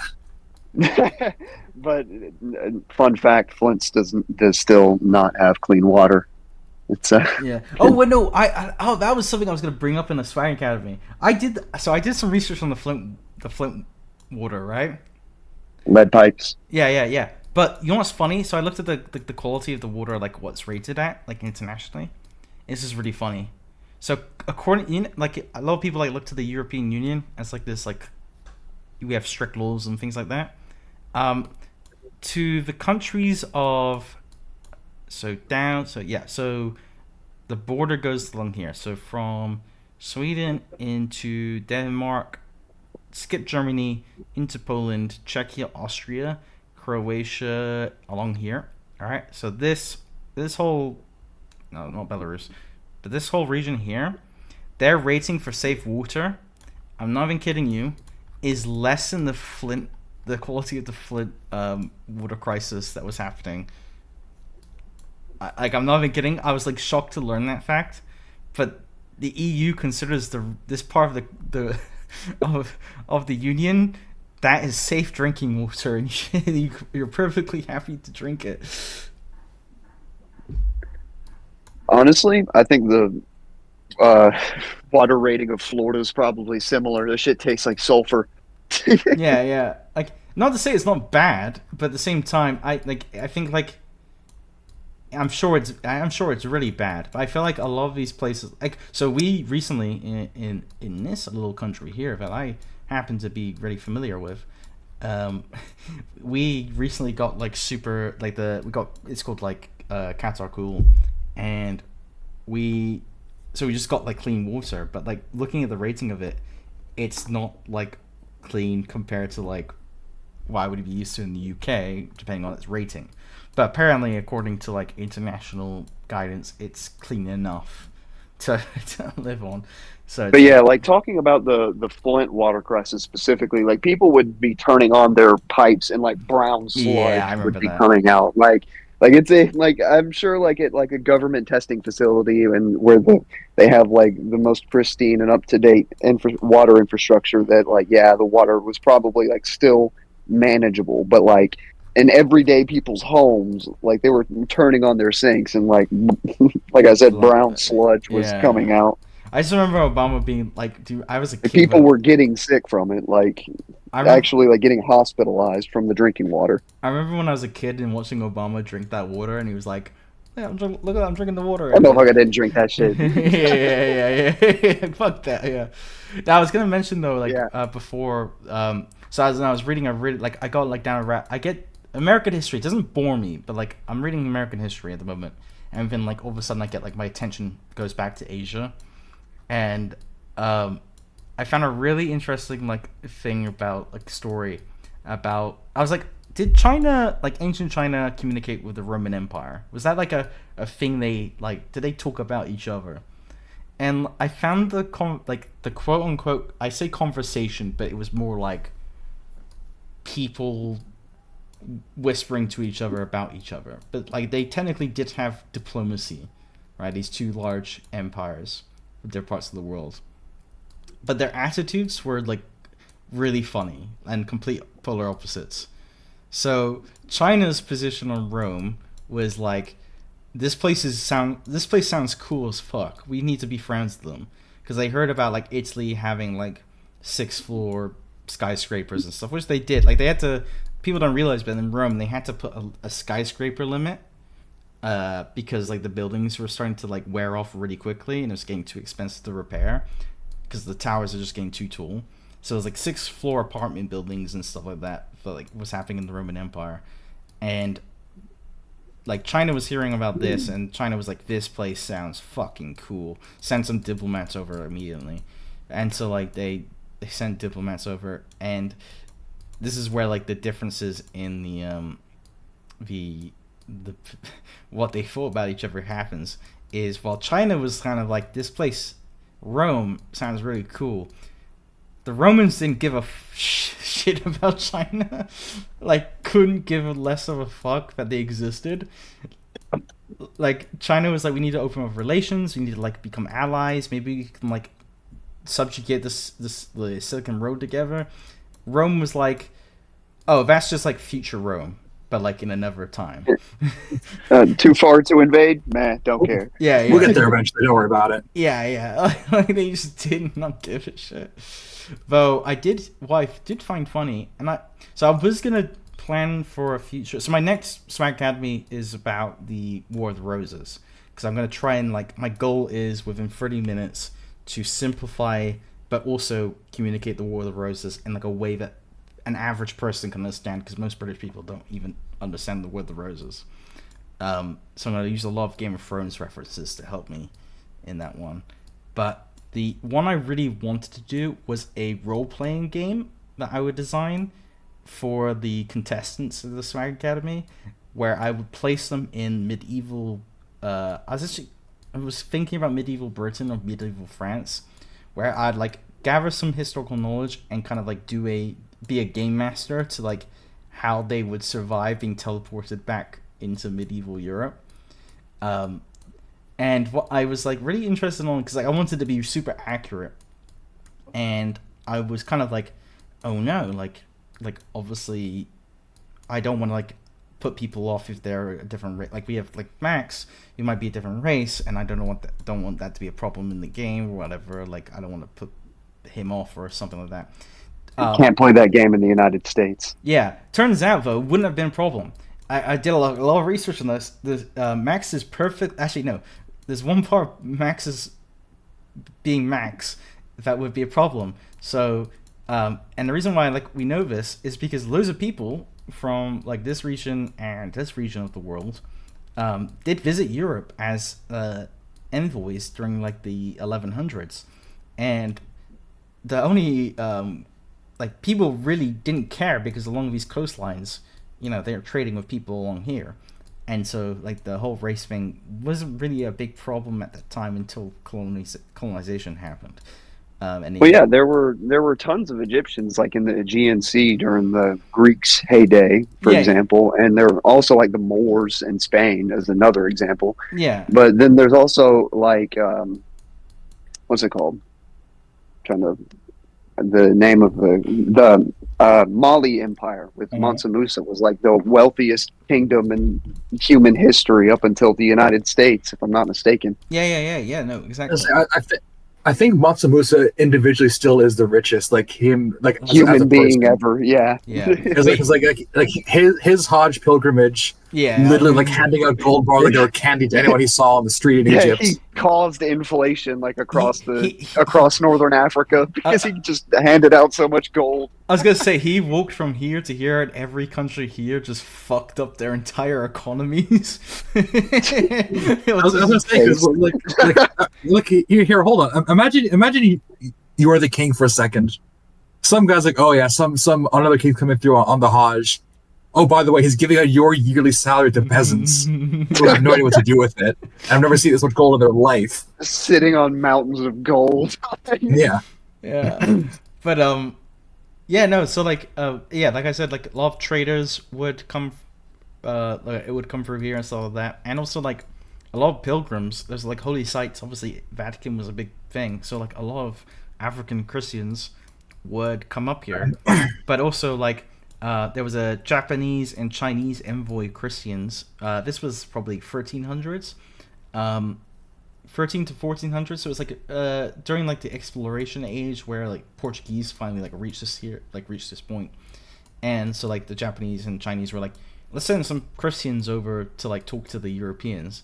And from what we could gather from their diaries, because I don't know what it was, but the Europeans really did not talk about what was happening over here, as in like it wasn't that they just didn't care, but they just didn't like, they got here, they were like, ooh, good money, sell that shit.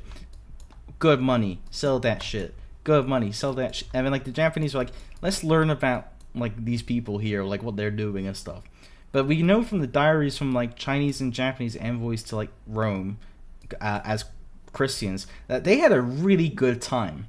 They were like welcomed like they were like the coolest people, like from what the like story. And it's the same with like Oh, dude, imagine some like fucking ambassador from conservative Japan during the 1100s or whatever, seeing like a Byzantine pleasure house for the first time. Yeah. It probably broke his brain. Yeah, but like apparently like it like everything went super well, like because at the time, like religion was more important than like your culture. Like as long as you're Christian, you're good. Like another good example of this was when Marco Polo, and also another swag at me because Marco Polo, like the only reason we know Marco Polo did what he did, because some of the shit he did was insane, was because he told his story.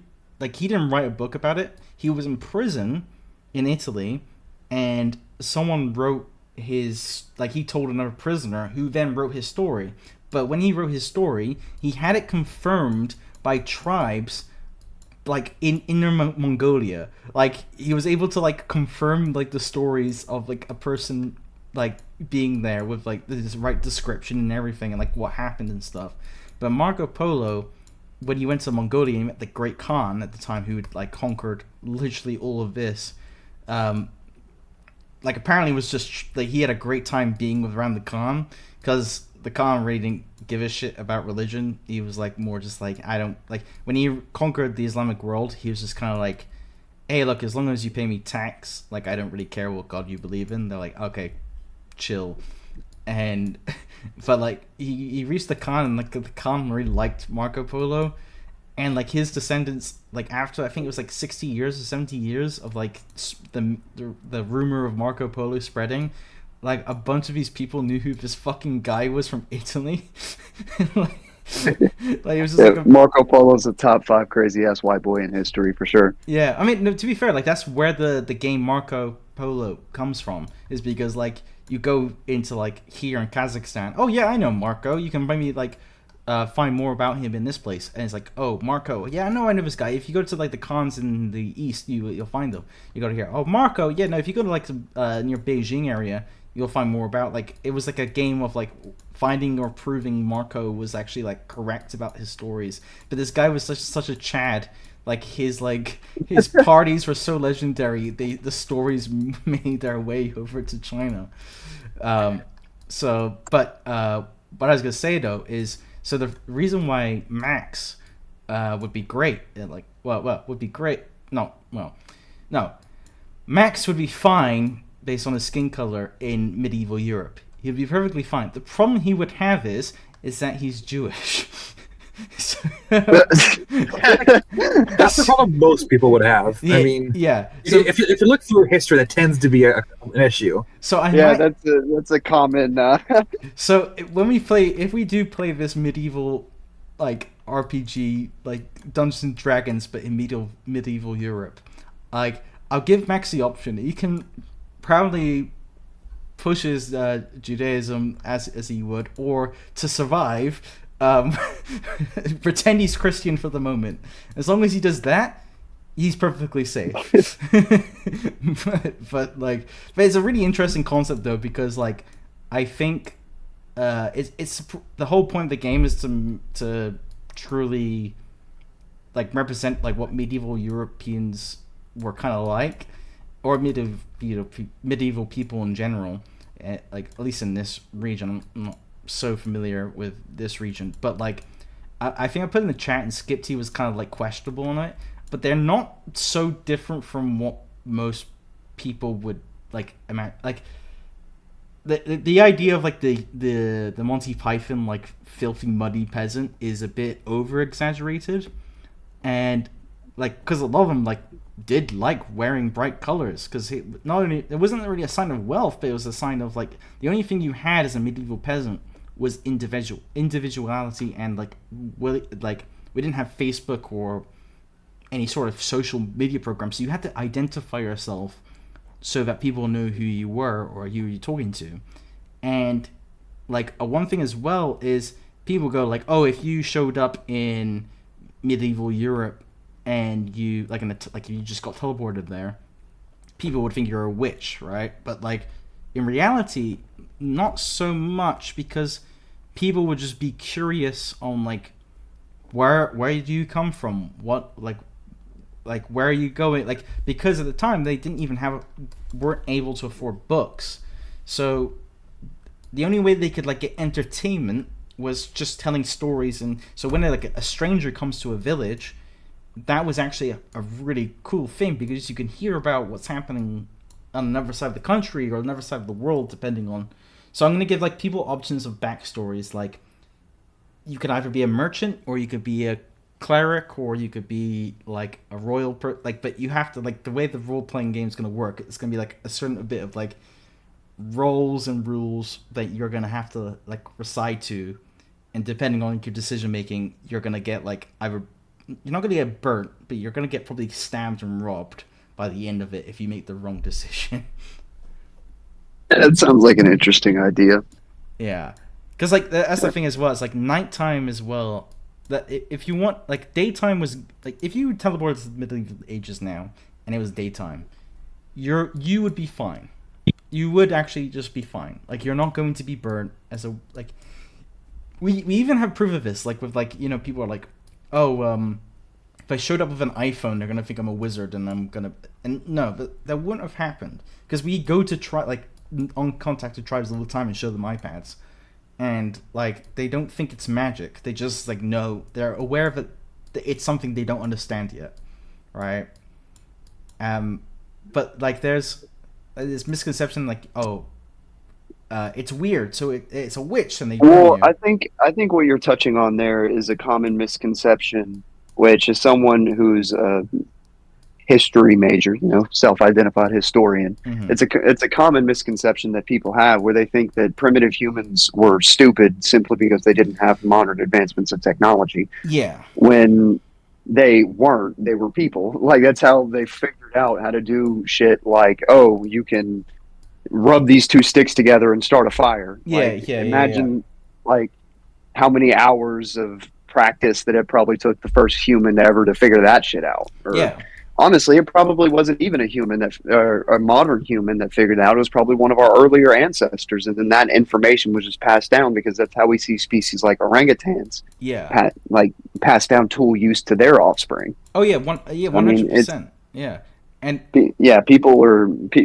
That's a common misconception that it's not just about medieval Europe. I think it's just about most people have that misunderstanding about any people who were born before modern era. Yeah, And that's the thing as well, like as well as like, and it will probably clarify a bit more with like the whole game thing as well, as like, you can't be caught out in a lie. So like one of my biggest things is like the reason why you have to have a role is because roles in medieval Europe were such a big deal. Like if you would change the language you were speaking based on like the class that you were coming, especially that's why I want to go with France, because France is like, England's a bit weird with that, but like France in the medieval era was very much like that, where like, so if you were, so for example, like one of the abilities I might give you of an option when you start is the ability to speak Latin, because if you can speak Latin, then when someone goes, why are you here in my village, you can go, oh, I'm on a pilgrimage, and then you speak Latin, and then it's like, oh, easy peasy. But if you say you're going on a pilgrimage but you don't speak Latin, the villagers then get suspicious. Now that doesn't mean they're going to burn you alive or whatever. What it means is they're going to distrust you. And if they distrust you, either two things happens. They report you to... Well, there's no police force in medieval Europe.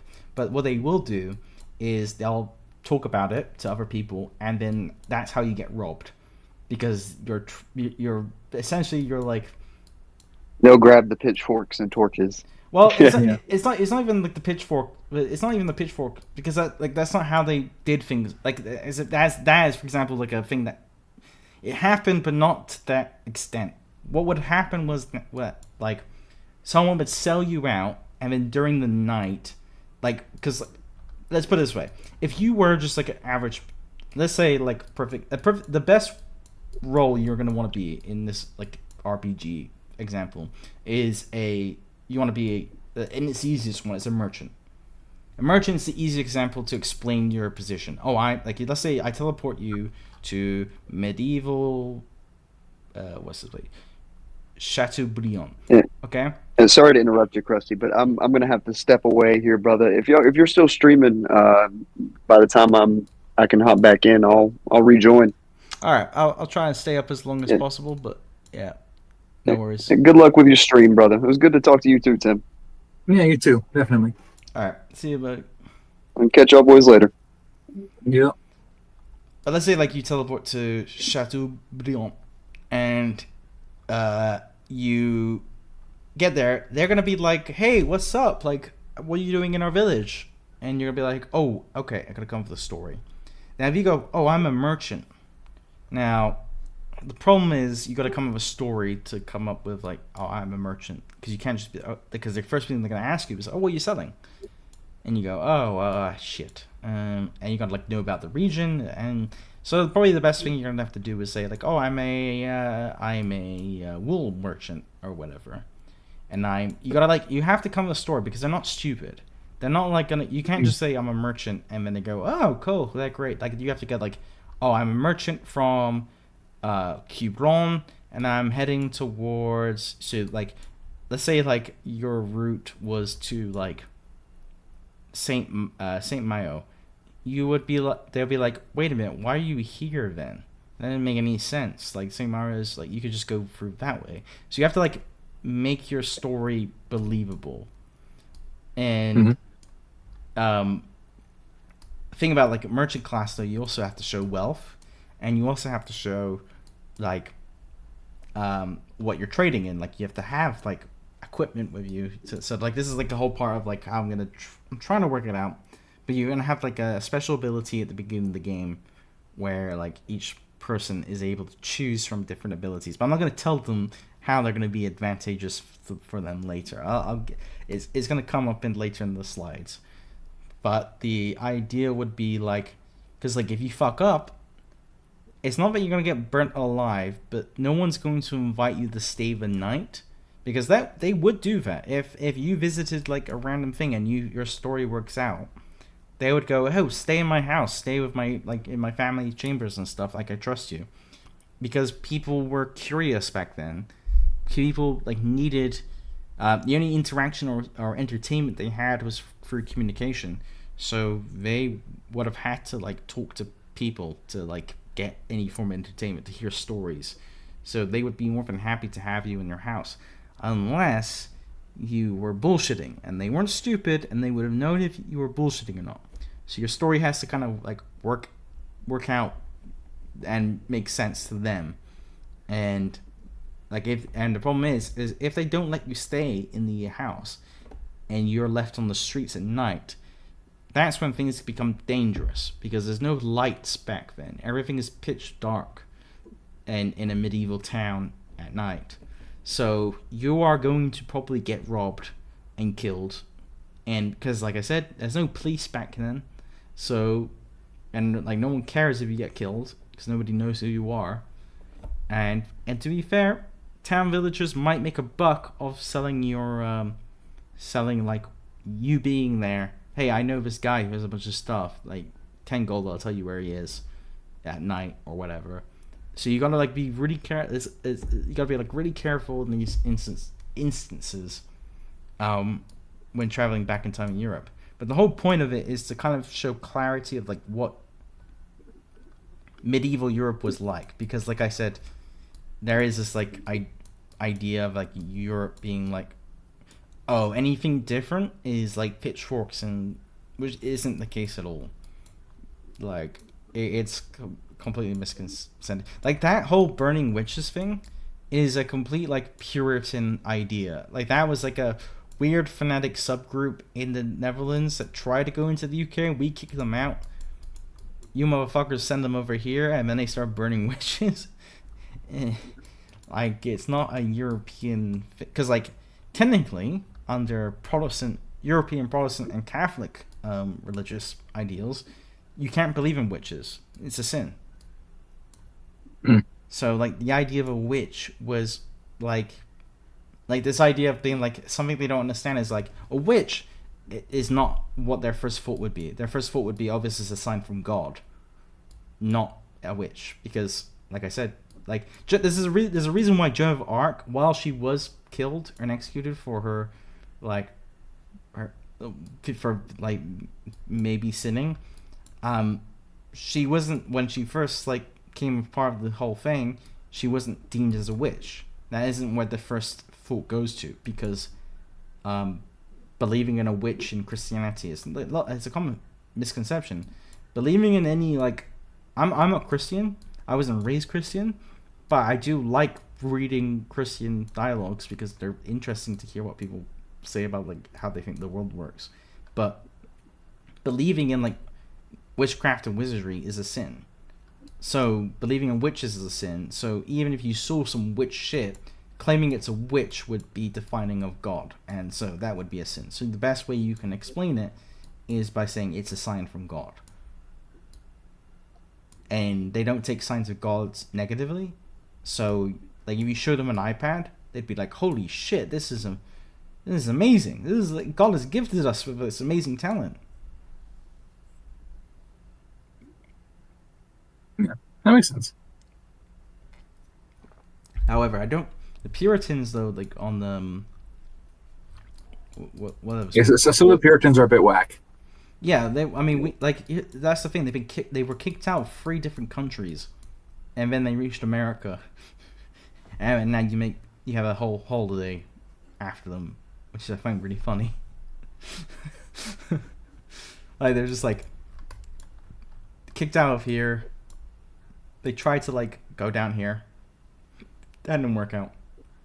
Went back to England. Well, went to England. Sorry. Didn't work out. Went back to the Netherlands. Didn't work out. All right, fuck it. New country here. And then, to be fair, history of the Puritans after that, when they reached the Americas, I have no idea what happened there. Well, that's when they went up to modern day Massachusetts, had Thanksgiving, and then killed a bunch of Native Americans. Ah, how and awesome. Yeah, they're the foundation of New England. Right. New England's quite like a... I don't know why. When I think of New England, I think of like fishing. I can see that. I mean, depending on where, I guess what part of it you could think of. Yeah, absolutely. Because if you think of like Martha's Vineyard and similar, like the coast of New England, then yeah, fishing and maritime trade and like shipbuilding, all that is a major thing. Yeah, because I when I was like in Boston for like the brief moment for like 2 hours in the airport, Oh, there's the airport right there. Yeah, hell yeah. Pretty cool. Like from what I could see, it was a pretty cool city. But like, everything was seafood based. Like, okay, yeah, that's fair. Okay, that's fair. Because if you look back, what, like when you're poor, what's the best kind of food you can get? I guess fish. Like, yeah, it's local to what you can get. Like, coastal areas tends to be fish. There are some exceptions, Ireland being one of them. Fish really aren't a major part of an Irish diet. But other places, like, again, like Native Americans and First Nations in the U.S., Pacific Northwest, East Coast, all of that, fish was a big deal. And then you have like the Three Sisters, the corn, squash, and beans. Mm-hmm. If you plant those together, they'll help support each other. So corn, squash, beans, and fish are major food sources. And then where the Pilgrims first started, because they tried to go to Virginia originally, down by where the first colonies were set up. Yeah. But they got blown so far off course, they ended up in Boston or around that area. Mm. So all the stuff they brought, also in the middle of winter, all the stuff they brought froze and died. So they had no plants and no livestock. So what do you do? The answer is what you can do. So it turns out that a lot of them ended up being SOL. Right, yeah. No, I mean, it's something like it still just like blows my mind that like this is all just like 500 years in the making. Like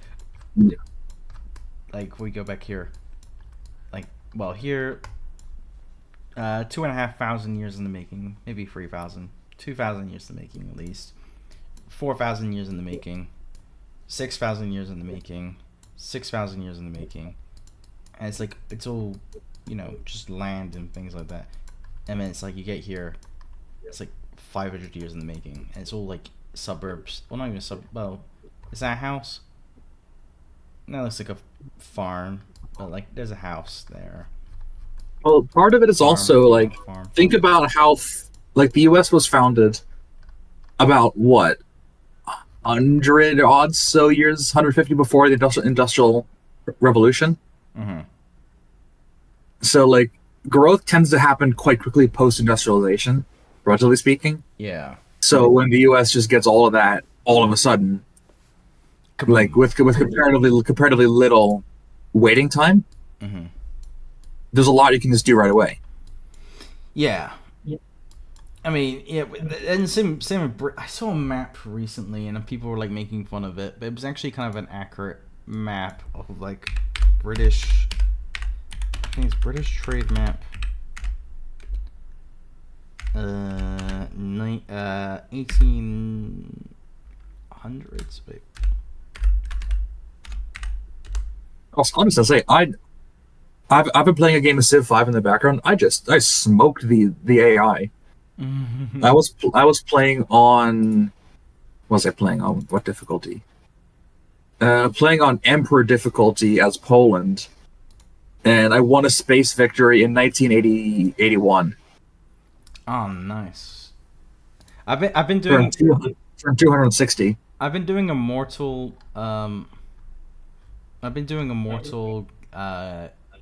Gameplay, but I've only been what do you call it? Is it? What is it called? The victory type is like conquering, right? Oh, okay, yeah. I get it. Domination victory, yeah, that's it.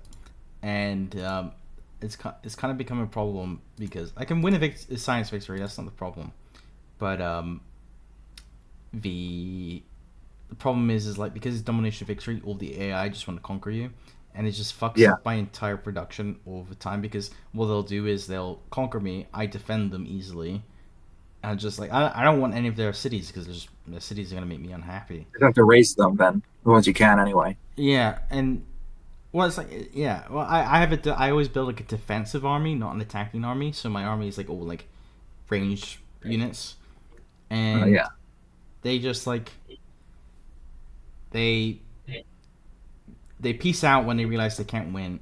They peace out for 10 turns and then they declare war on me again. And it's just like so every time I get to the late game, it's not even fun anymore because it's just like I can't go next turn without like being attacked or something, like by the other civs. It's just it's like it's not even fun to play it at that point.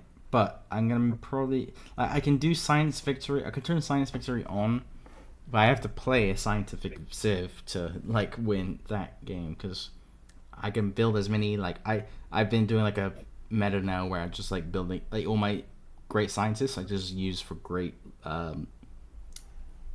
for like scientific tiles, but like as much as like I had like 12 different scientific trials because I was against Babylon. Jesus. Yeah, like I know. Right? Oh, you were Babylon or are you against Babylon? I was against Babylon, and Babylon just like absolutely smoked me in science. It got to a point where like I had got thermonuclear weapons, and he just like discovered the information age. I was like, fuck, okay, this is over. So this is the map I was talking about. Like, British trade. What was it we're talking about? Oh yeah. Like the industrial. I mean, it's basically in order of importance. Yeah. Kinda. Yeah, but like the British industrialization was like such a weird thing because like it's kind of like what kind of kickstarted the Russian Revolution because like for like definitely because like for 50 years we had like trains and shit and like factories and things like that, and you went to like there's that oversimplified video where I could probably watch on here. It's like that. There's a bit in an oversimplified video. I wonder if is it the called? No, I think it's the Russian Revolution one. It's I think it's this one here where it's like. This video was made possible by NordVPN. Click on the link commemorating the exciting time to be alive. Yeah, why don't you get out there and explore the world? Gee whiz, Mom. Thanks. This place is amazing. Where am I? Why, you're in France, my boy. Here we come up with wacky new ways of running a country. Liberty, equality, fraternity. Whoa, welcome to the United Kingdom. Here we invented the train. Oh, aboard! Holy smokes! You're in a German factory, my friend. Here we harness fire and coal to create all these sexy lederhosen. This is incredible. I can't wait to see where I'll end up next. Where am I? You're in Russia. Have I gone back in time? No, this is just how it is. Are you a farmer? Worse. Technically, my landlord owns me, which makes me a serf. I'm scared. You should be, because I haven't eaten in 4 days, and you look pretty tasty. Hey, Jimmy, how are your travels? I hate you! Yeah. It do be like that, unfortunately. It do be like that. I was like, it's like when the first railroads were being put in like India and some parts of Africa, like Russia was like, what the fuck is a train?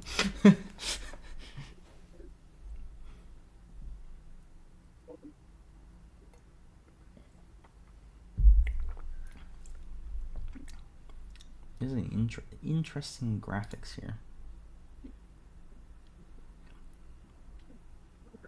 Oh, speaking of, did you see my my haul from the unfortunate end of the Internet Society at my school?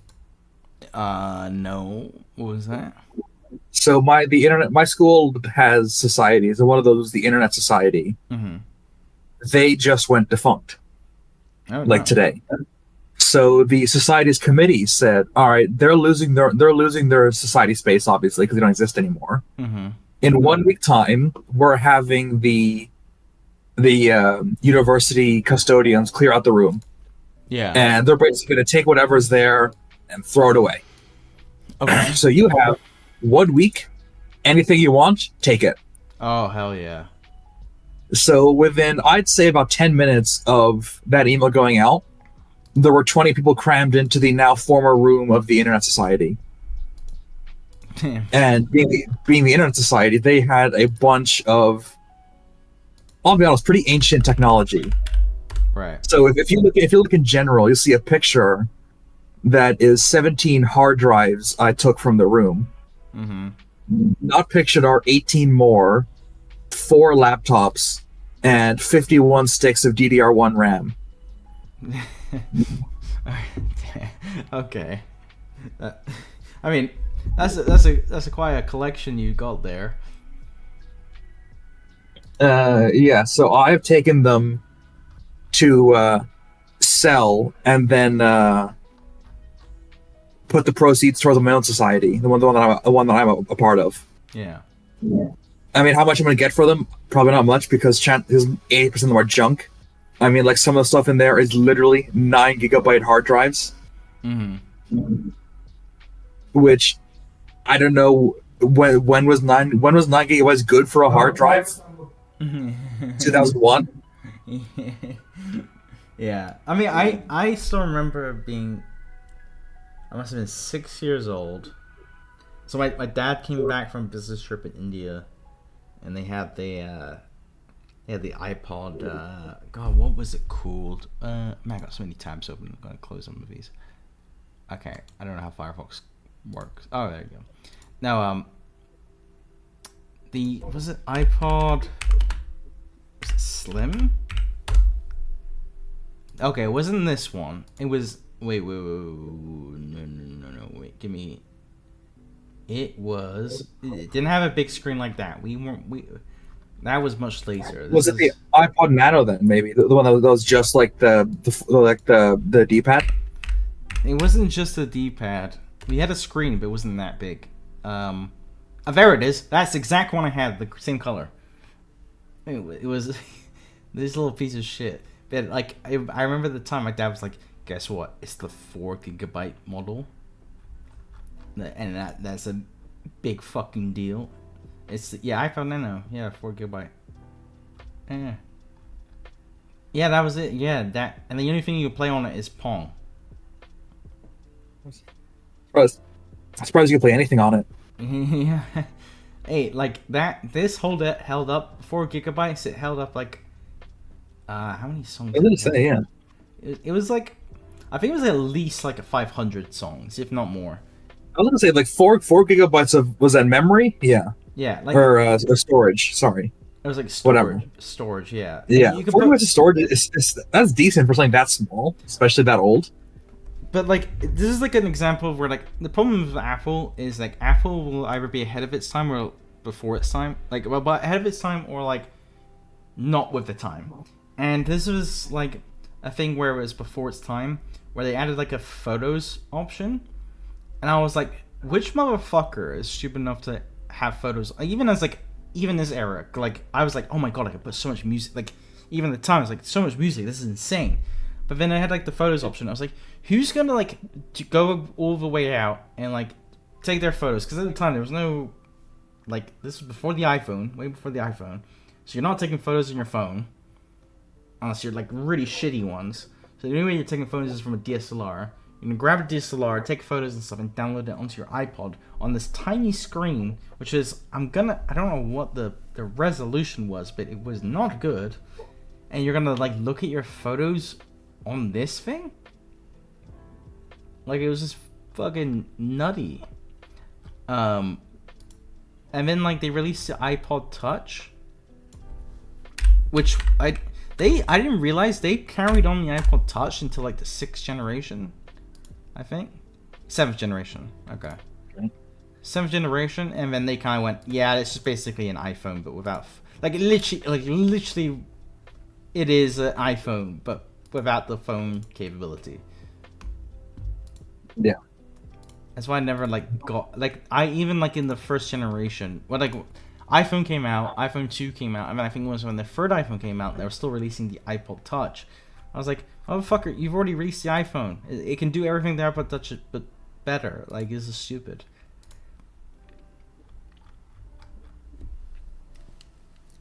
Yeah. God damn, I'm getting nostalgic now looking at this stupid stuff Apple released. I think the best thing, like, I've always been curious, like, why was Apple successful? And I remember why is because of the Apple II. The Apple II, yeah. Apple II was like their biggest, big boy, lovely, amazing thing. But this is what pisses me off, because that's not an Apple II. That's a Macintosh. And that was a piece of shit. No one liked a Macintosh. And Steve Jobs absolutely hated the Apple II, because people can customize it and shit. Yeah. But what I liked was I want to buy one of them because they're not too expensive on eBay to get now. What was it called? It's called I know it's called the Pet. It was the Pet. Maybe I took in the Pet computer. Oh, it was a Commodore. Yeah. I would have this in my lounge. This is like one of the sexiest things I've ever seen in my life.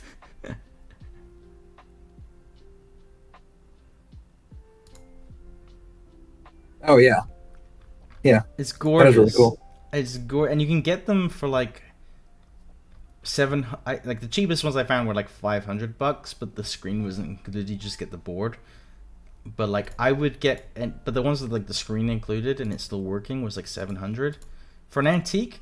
I'm happy with that. I would pay that much to like have that like sat on my like dining room table as like a decoration piece. It looks amazing.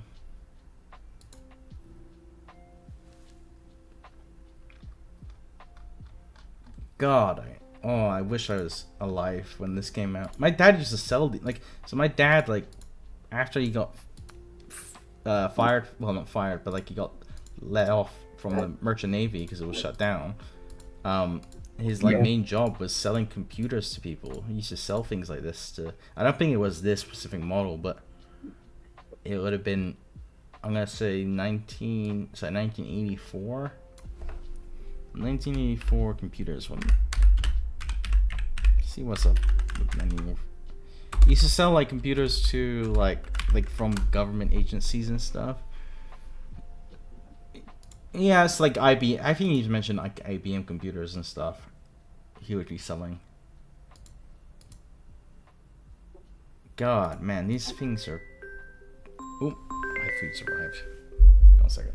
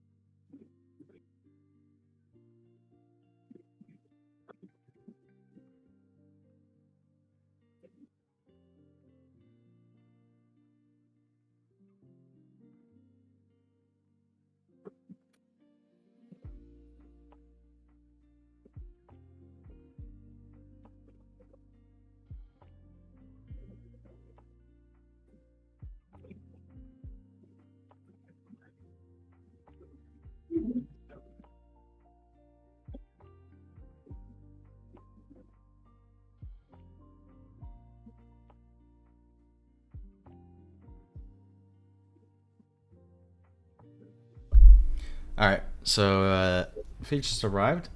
I'll probably be on for another, like once I've eaten, I'll probably be on for another 45 minutes.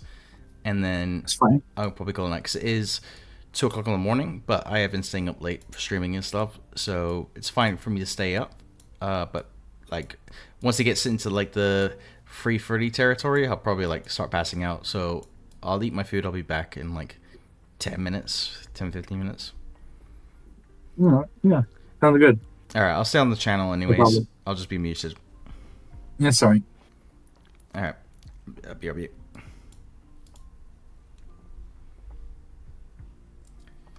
Same with stream, boys. I'm gonna have to BRB.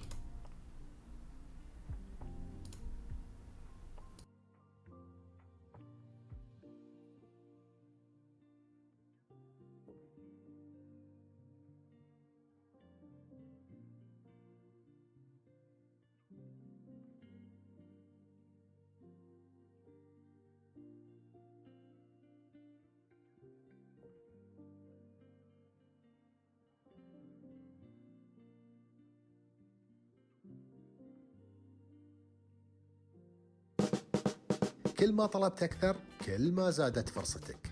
رفيق على طول الدرب.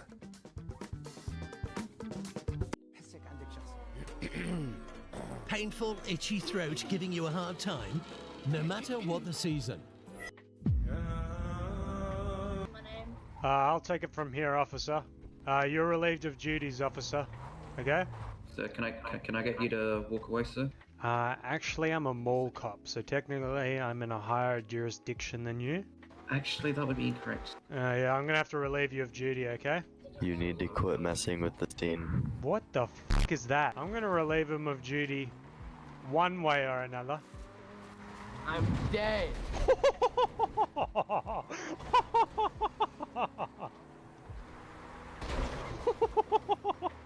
Oh, sorry, man. I'm an Aquarius. Pull over to the side of the road, sir. Do you know I pulled you over today? Please enlighten me. Seems you didn't care to enlighten me.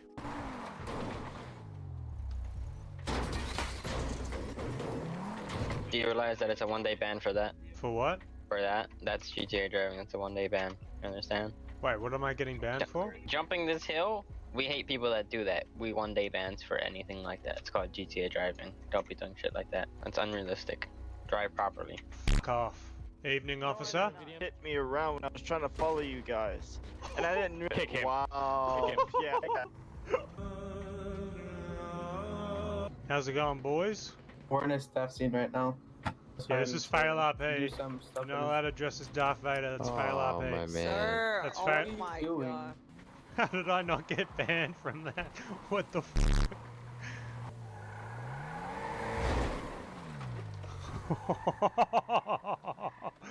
Yeah, well, I'm gonna have to ask you to put your hands up. Why is that?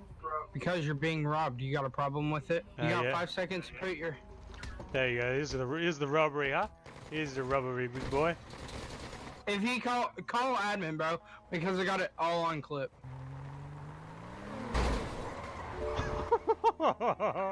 Whoopsies. Don't ever try and do that again. It's called RP for a reason. What a fucking drive, bro. No? Do you know that you're dead so you can't talk? I'm talking right now. La la la la la. La la la la la. You're gonna sit here and you're not gonna talk or nothing. You're gonna stay here, you're not gonna respond or anything. Admin.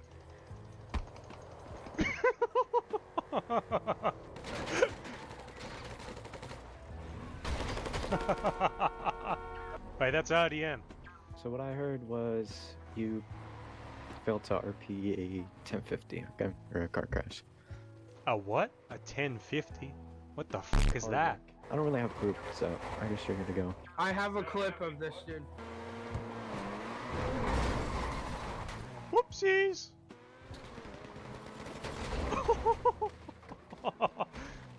Oops, sorry man. Yeah, that's an accident, man.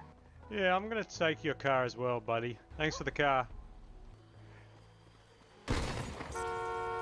Sorry, he stole my car. I mean, Logan, I have it all on clip, bud. Literally, okay, Logan, I'm gonna show you the clip of where I was with my buddy Mike, and he comes up behind me and literally smashes me into a fucking pole. No? Do you want me to show you that? This is bullshit. Yeah, I'm just gonna drive off. My car, bro. Alright, I'll meet you in staff waiting. I don't give a shit about this shit. Let me leave.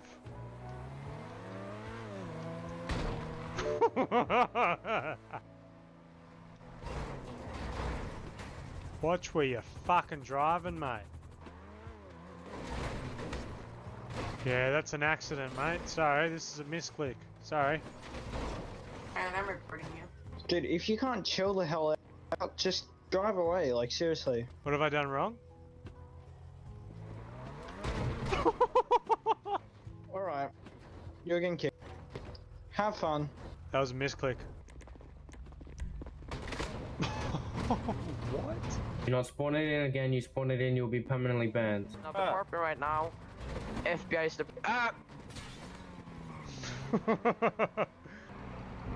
Body inspector.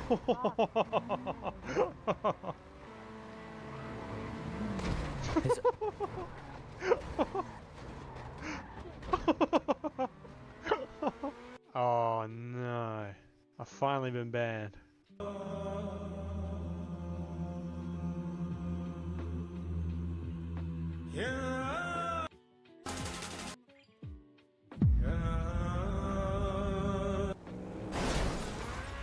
Why'd you hit me, bro? I didn't hit you. Yeah, you did. You might have a mental deficiency, because I didn't hit you. This guy keeps smashing into my car over and over, and I have it all on clip too. If you have it all on clip, you mind joining the staff waiting room? I have joint inflammation. Literally, yeah, I mean, it's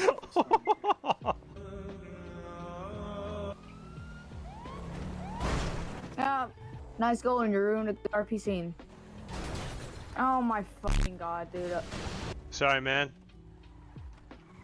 No, this is the second time you've done it, bro. I don't even say sorry. I'm in a jail. I have deep vein thrombosis, man. I'm so sorry. What? 500 months? Any reason for GTA driving? Yeah, he VDM'd my friend. He VDM'd my friend. I want him to get kicked. Ran over my friend and you killed him. Right there, that guy. I remember hitting him. Holy shit. What seems to be the issue here? FRPing. You almost killed me. You VDM. Well, actually, it'd be. Yeah, VDM him. VDM this one. Yeah, this is terribly uninteresting. Can I go?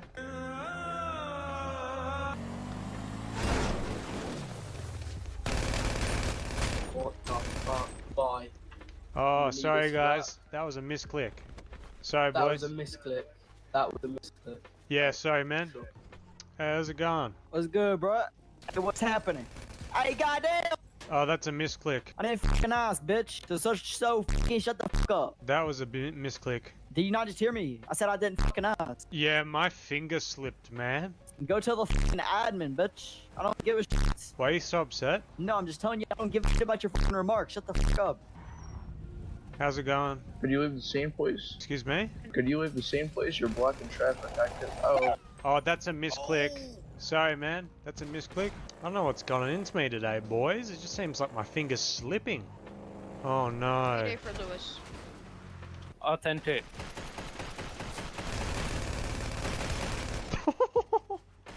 Oh, no, that was a staff member. Can't go back now. These are misclicks, boys. I don't know. Mouse is slippery. Misclick, yeah, misclick. 20 bullets is a misclick, yeah. Yeah, definitely. Shut the fuck up. Shut the fuck up. Shut the fuck up. Go suck on your mum's titty, you little fucking 10-year-old cunt. What's going on over here? Can you help me? Oh, 6316. Are you stupid? Hey, what seems to be the problem, boys? What did I get banned for? Mass VDM.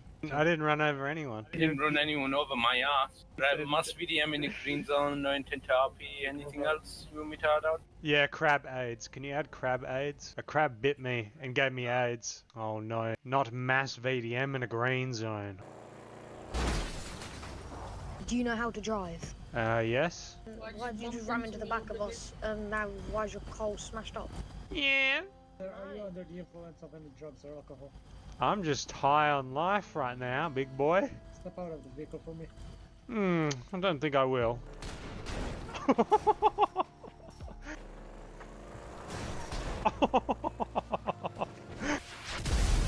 What the fuck? You guys RDM'd me, I'm gonna have to report you guys.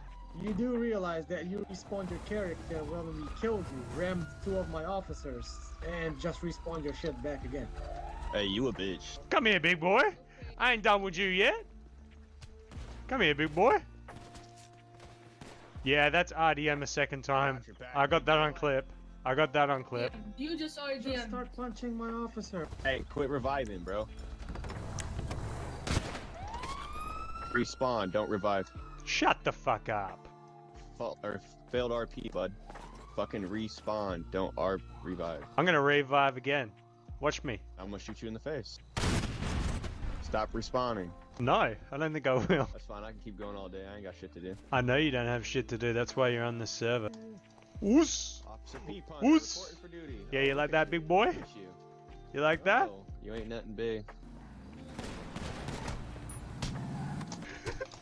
Eat shit. Eat shit. Oh, dude, my shit froze. Oh, you're not allowed to revive, man. You're not allowed to revive. Not allowed to revive. Get him, boys. Fail RP. Not allowed to revive, boy. You're not allowed to revive, big boy. I'll do what I want. Cause I got all the clips of you self-reviving and me killing you. That's all good. I'm gonna have to take your car as collateral. Okay, so it's gonna be a kick for fail RP. Fail RP. Kick this. Kick these nuts. Kick these nuts, big boy. Oh, you shot your friend. Alright, you RDM 3 times, okay? It's gonna be a permaban, sir.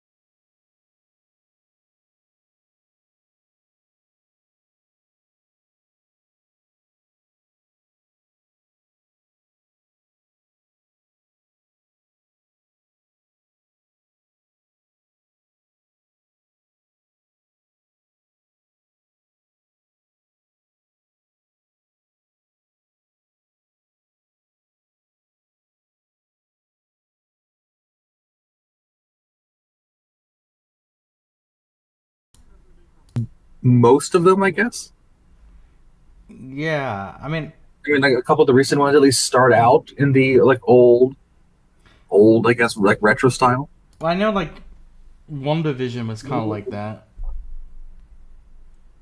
but like, I respect it. I don't know about the CGI, but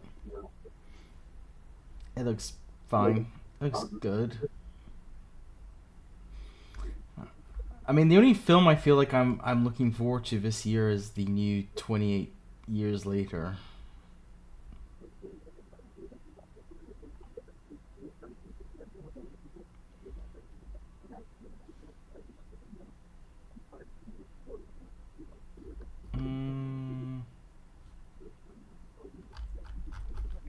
I mean, this trailer just looks fantastic. 28 Years Later.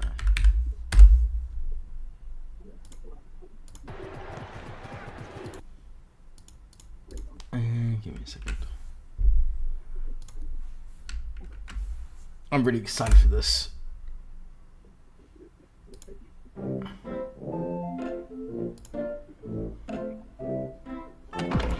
Wait, sit here. Sit. Auntie, what's going on? Jimmy, sit still, keep quiet, and do not move from this spot.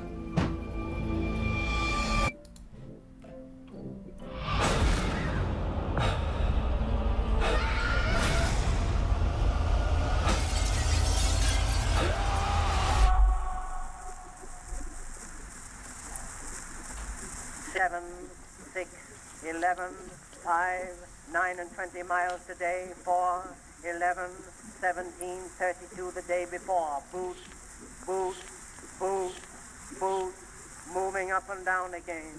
There's no discharge in the war. Don't look at what's in front of you. Boost, boost, boost, boost, moving up and down again. Men.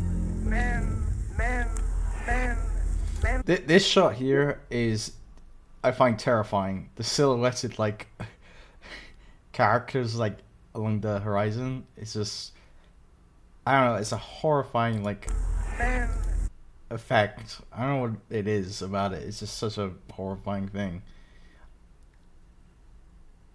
I think it might be coming from like the second film where they did this kind of. It's just very horror wise. This does, for me, this does more than most horror films in the last like 10 years have done. This just single shot, but it's like also there's like one just standing still. He's just chilling there. Men go mad with watching him. There's no It's just like, oh discharge god. in the war.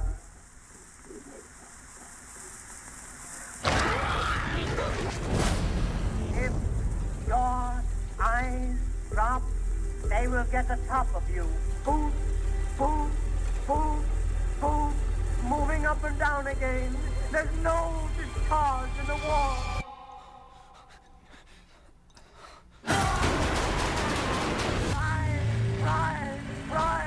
Try to think of something different. Oh, my God, me for going lunatic.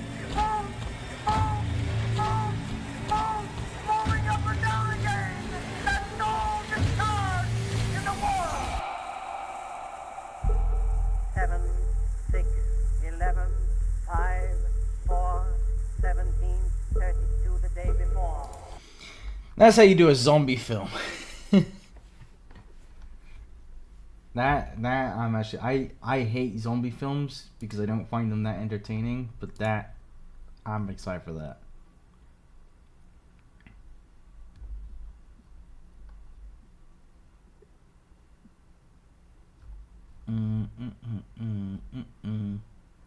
Anything new coming out? Anything on my recommended YouTube page that I could share with the stream?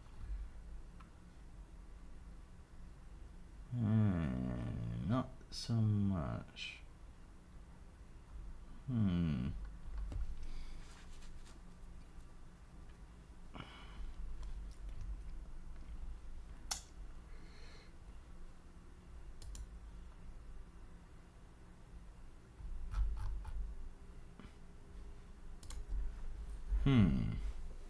Give me a second.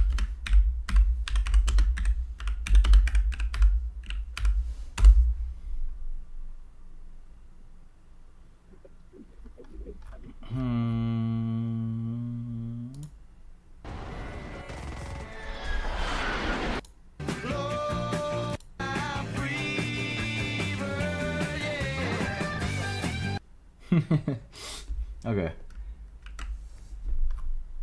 This do be funny.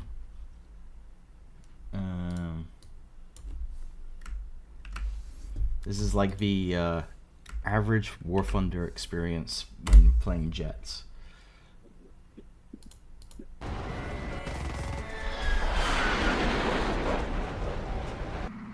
I'm in danger!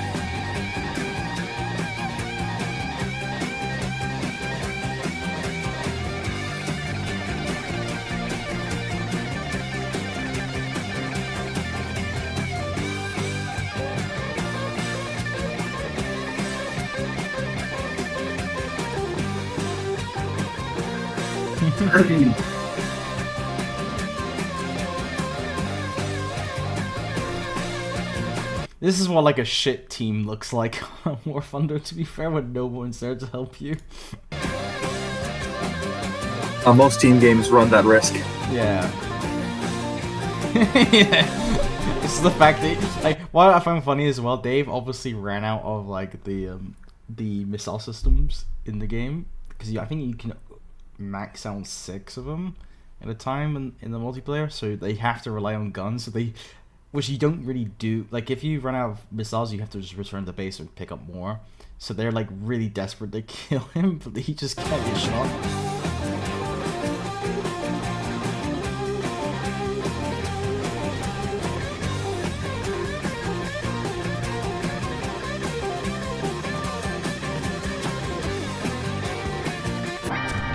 Ah, he got shot. Damn.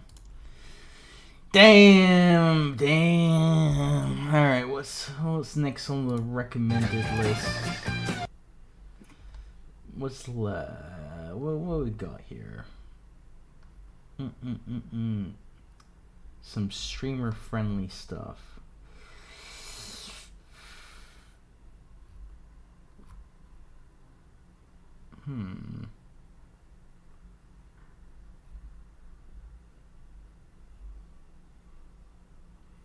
Man, I get recommended too many like 44-minute videos.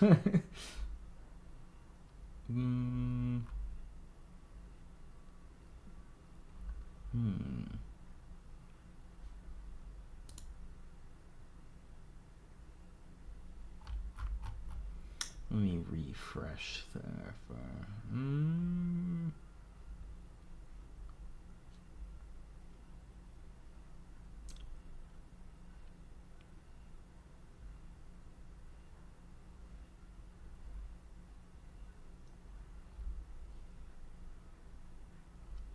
I don't want movie clips because that would not be a good idea on Twitch.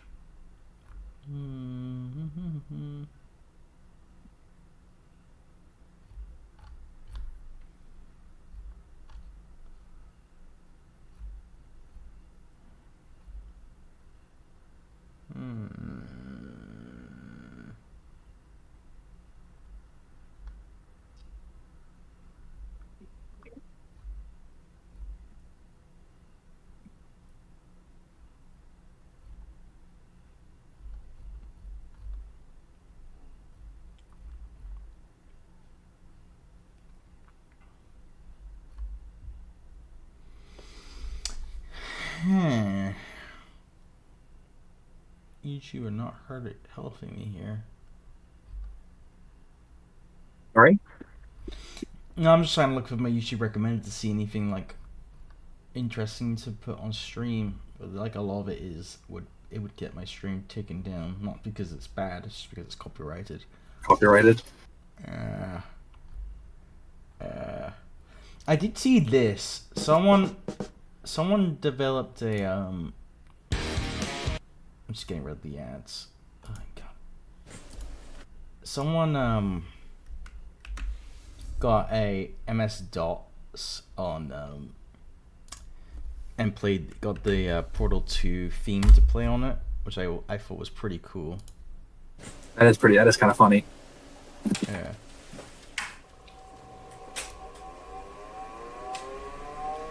I'm pretty sure it takes 10 minutes to boot as well. Couldn't have it any other way. Mm-hmm. Yeah, 8 times speed.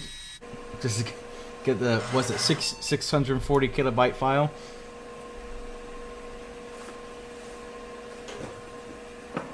Oh no, he hasn't even put the file in. He's literally just turned it on, and it took 15 minutes to turn on. He was using one of those 9 gigabyte SSDs.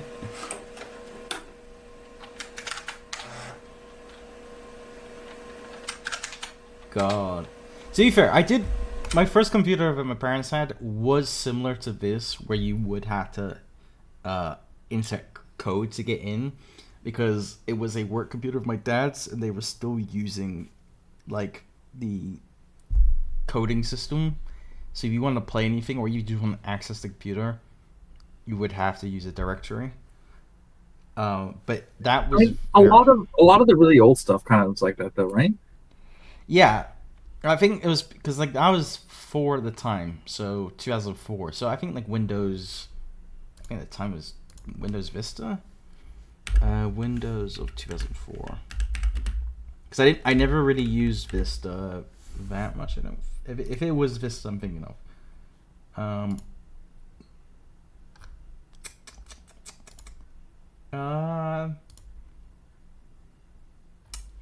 Why is it? Oh God, Microsoft! I hate Google.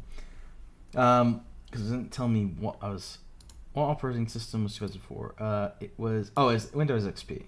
So I use Windows XP. I was introduced later because in 2004 my dad had something essentially close to this, and then when we first got a Vista machine, that was the next generation. And I know I don't think XP is regarded very well. I think it's decently regarded. I thought XP was okay, and then it was Windows 2000 was the shit one. Yeah. I don't know though. So I think it was Vista. The Vista was I remember Vista was being horrible. But I remember when this came out. Well, not when it came out. It was about a year and a half or a year after it came out, when my dad finally moved onto a Vista machine, and it was the big. It was the iPhone jump. It was the next technological breakthrough, essentially. Even though it was already a year old by this point. Yeah. Well, progress is progress, I guess. Yeah, at least in my family, yeah. My family were always oh, when the PlayStation 3 came out, they got me a PlayStation 2. When the PlayStation 4 came out, they got me a PlayStation 3. They were behind every single generation. Okay, you still got a PlayStation. Yeah, it's still. It was. Yeah, it's a little old, but still. Yeah, it worked.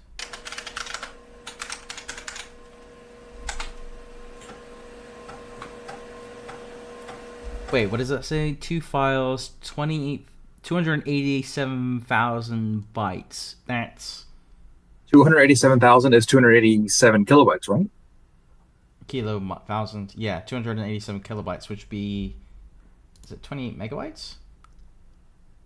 No, that's 0.28 megabytes. Oh God, Jesus.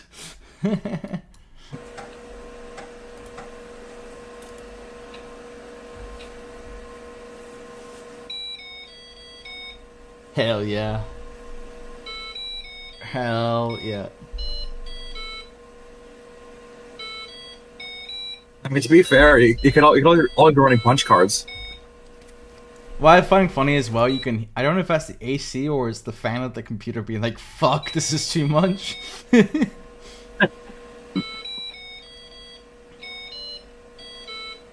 mean, it generated the Aperture logo. That's gonna take up some RAM. That's gonna take up yeah. You think it has a dedicated graphics card? I mean, I don't know, because I don't think basic generic CUDA cores were a thing back then, so Oh god, it's like even the typing. It's like it's got to take its time for it as well. At least it does the tune though. I don't think my PC does that. Like, I don't think my PC could do the tune.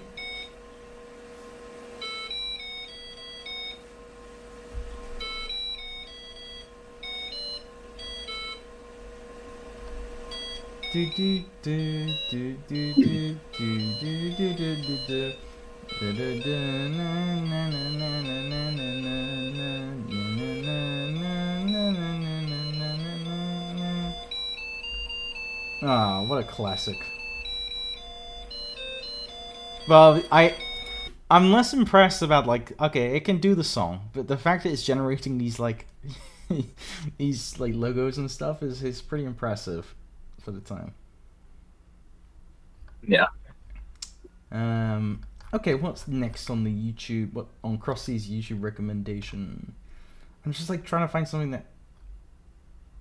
that will please the viewers, but they're none at the moment, but for playback reasons, but also something that won't breach the copyright issue.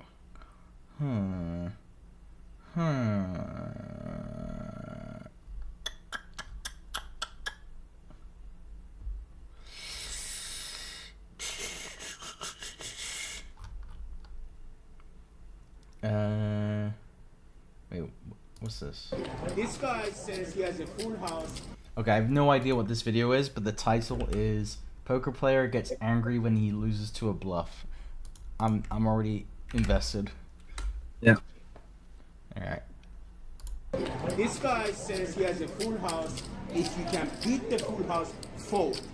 I will show. He didn't have a full house. And I had a winning hand. I trusted him. He said he Oh, had a full house. oh. It's called a bluff.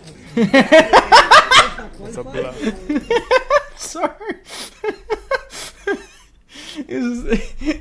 This guy's like complaining to customer service, and he's just like, wait, what does he say? He's like, he said he had a full house, but he didn't have a full house. And it's like, yeah, it's called a bluff. It's like, yeah, that's how the game works. That is kind of funny, though, to be fair. Wait. So, wait. This guy says he has a full house. Okay, he says he has a full house. If you can beat the full house, fold. I will show. He didn't have a full house. He didn't have a full house. My brother, that is called a bluff. In the most obvious kind as well. That's funny. And I had a winning hand. I trusted him. He said I trusted him? Oh, God. Oh, no. Oh. No, why did you do that? That's not a good idea. Don't trust people in poker.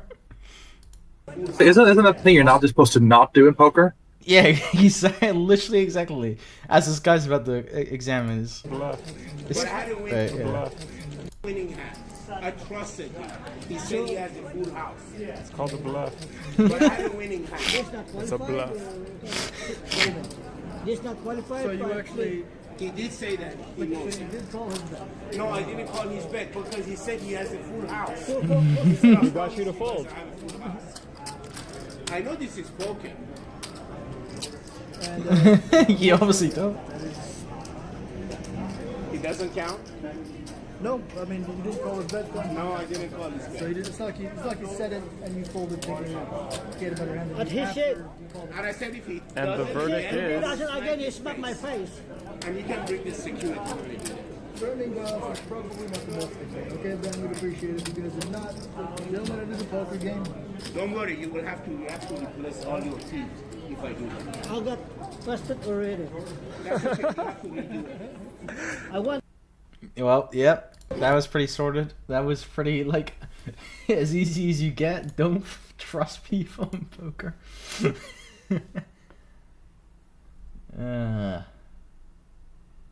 Silly people. What else have I got on the recommended table here? God. I would love to play this. Oh, no, I should be able to play this. Do you remember when like Dream got in a fight with the guy who played Gumball? Yeah, Yeah. I do. someone made like an actual animation of the fight with the characters and everything. You don't understand that you're talking to like a Michelangelo of my time, right? Like I'm a genius, Albert Einstein level history book maker. You're gonna be forgotten like the dust in the sand when you're in the fucking Sahara and there's 100 million, 1,000 billion fucking sand particles. You're gonna be one of those, and I'm gonna be a statue erected in gold. So understand. I think you're smart. Right. I think you're being an idiot. Of course, and people can do that. You probably are extremely drunk, or No, I'm maybe not. you're like this. If you're actually not, I am you're like just this an because idiot. ADHD, autism, neurodivergent. I have ADHD as well. Right, but because you said that's what the mask is, I think you're a fag. God damn it! Oh no! It's like one of my childhood favorite characters just ruined in an instant. Alright, what else is in the recommendation?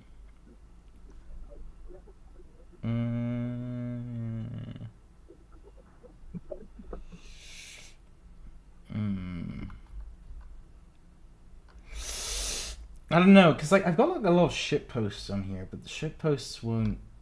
I don't think will. I did find a funny one the other day, but I have to go through my history to find it. It was oh man, I think it might have actually been on my Reddit. I'm trying to think where I found it. It was a very funny Death Note meme.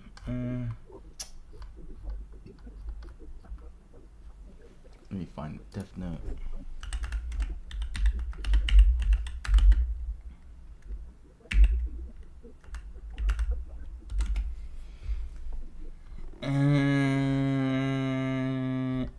Oh man, I don't think it's on here. Damn it. It was like, what's her name? The side character in Death Note. It's like, hey, should we order KFC? And then it's just like, it's just them going with like, KFC, what could that mean? That could possibly mean, K standing for, Kazakhstan. Like, it just goes like this deep rabbit hole. Man, it's just, yeah, it's not on here, unfortunately. God damn it. That would have been a funny meme.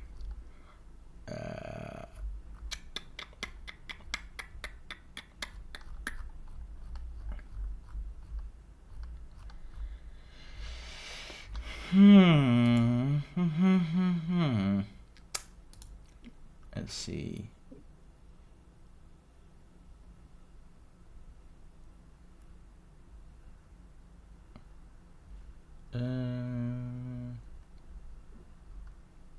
Dabbity doo, dabby dooby dooby dooby da dooby doo da doo.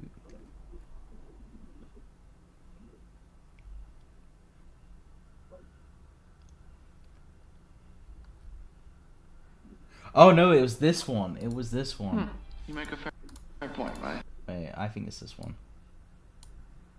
You made the deal and can already see your name and lifespan. Now you and I head out. Would it dinner? Only would it. And these 4 for 4 nuggets, fries. Nah, it's not this one. God damn it. Well, at least I don't think it is. You make a fair point, right? I like it. Yeah, because she wants to go to Taco Bell, but it's not. It's not this one. I think I saw it, maybe read it. That's a shame.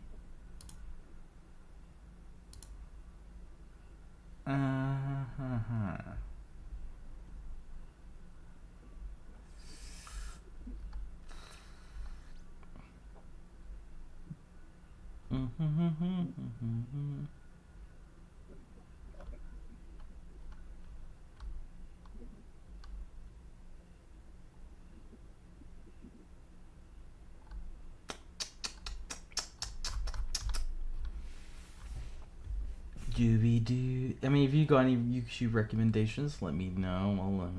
looking for other ones. I'm good at the moment. I don't have anything. I'll be heading off relatively soon as well. 'Cause it's nearly midnight here. All right, that's fair enough. No worries.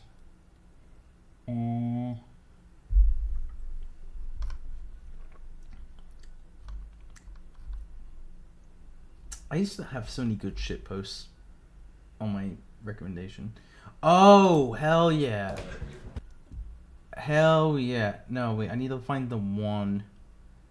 There's a compilation of speedrunning,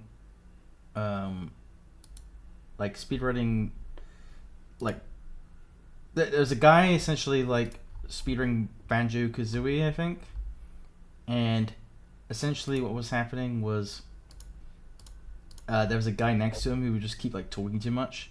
Now the guy is pretty annoying, but he's also very polite. The guy playing the game, however, is just like not having any of it, and like I don't know who to feel bad for in this situation. It's just incredibly. There was one of the awkward things I've ever seen. I am Caveman DCJ, and this is Tomba 2. You'll notice that I'm wearing... So, he's playing the game, and he's just, like, commentating. Like, I imagine it's his job, because he's sat on the front sofa with them.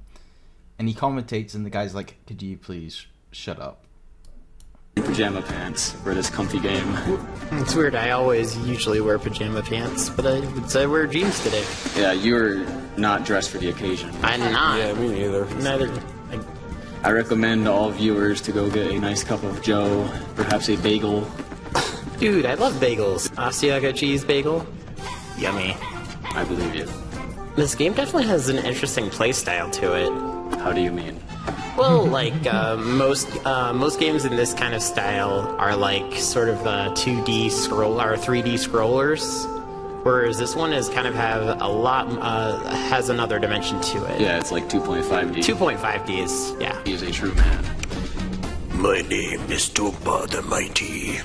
He doesn't actually talk, though, so he would never say that in any situation. He makes grunts. That's kind of like talking. You could pretend he does. I have fast pants. We get turbo pants later. Now you're just making me excited. Yeah, I don't think you're ready for that. I don't think I am. I think I need some time to prepare my body. Dude, how come I never saw this Christmas special as a kid? It's a rare game, I guess, really. Take over. Yeah, it's basically the greatest trick. Since when did Super Mario Brothers U get here? Good joke. So, confirmed Santa's #1 helper is a squirrel. I would really prefer if you would be quiet.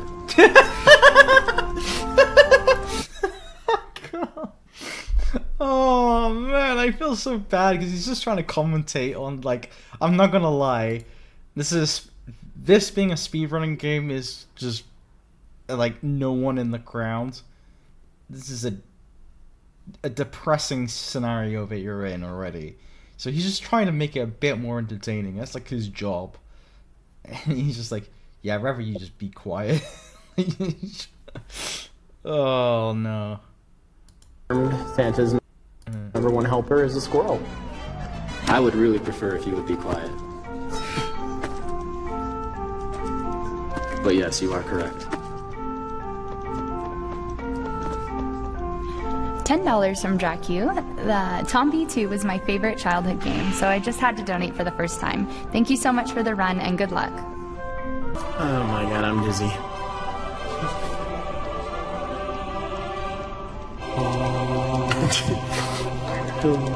Oh my god. $5 from Diasoide. Enjoying this run, but I'll donate another $10 if Green Hoodie Guy does 10 jumping jacks. Alright, so this is like the coolest part of the game in my opinion. Like, the time is frozen, so this is just pretty much the point of no return. Like, the first thing you see, alright, well we got this going on, first of all. 7, 8, 9, 10. Great job, guy I don't know. There. So stick around, guys. It looks like we got Spyro up next. It's gonna be a great run. Oh, oh, look at that empty hole as well.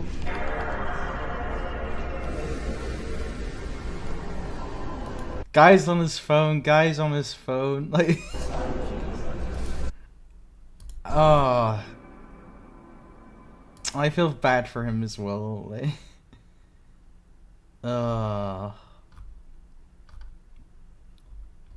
that do be a shame.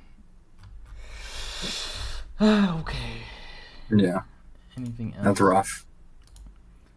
Anything else on the shit postery? Shortest. I haven't seen this before. Shortest scientist versus creationist debate ever. Amen. Okay. Immense amounts of time are required to deposit that, cement it into hard sandstone and shale, tilt it, erode it. Your minimum estimates is hundreds of millions of years. Don, thank you for your talk so far. Number one, your assumption was naturalism, Yes. and your second assumption was uniformitarianism. As all scientists around the world are. Well, not all scientists. That would be a false statement, so it would. Well, all scientists I'm aware of. Really? So you've never read any creationist literature? Oh, I've read them. I don't count them as scientists. Ah, right, okay. Okay. Fair enough. Yeah. Respectful, I guess. Okay, what else have we got here? What else have we got here? Digging for the bin a bit.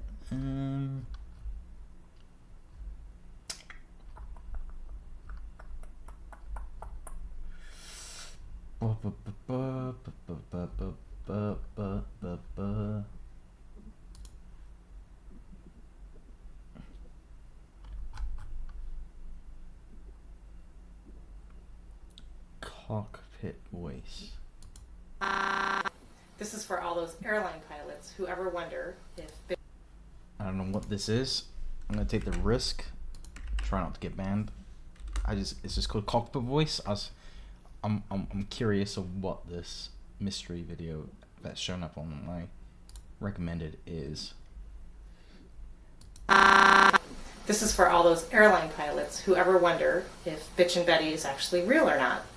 Well, I'm very real, and I'm Bitchin' Betty for several commercial and military... Oh, I know what you're talking about.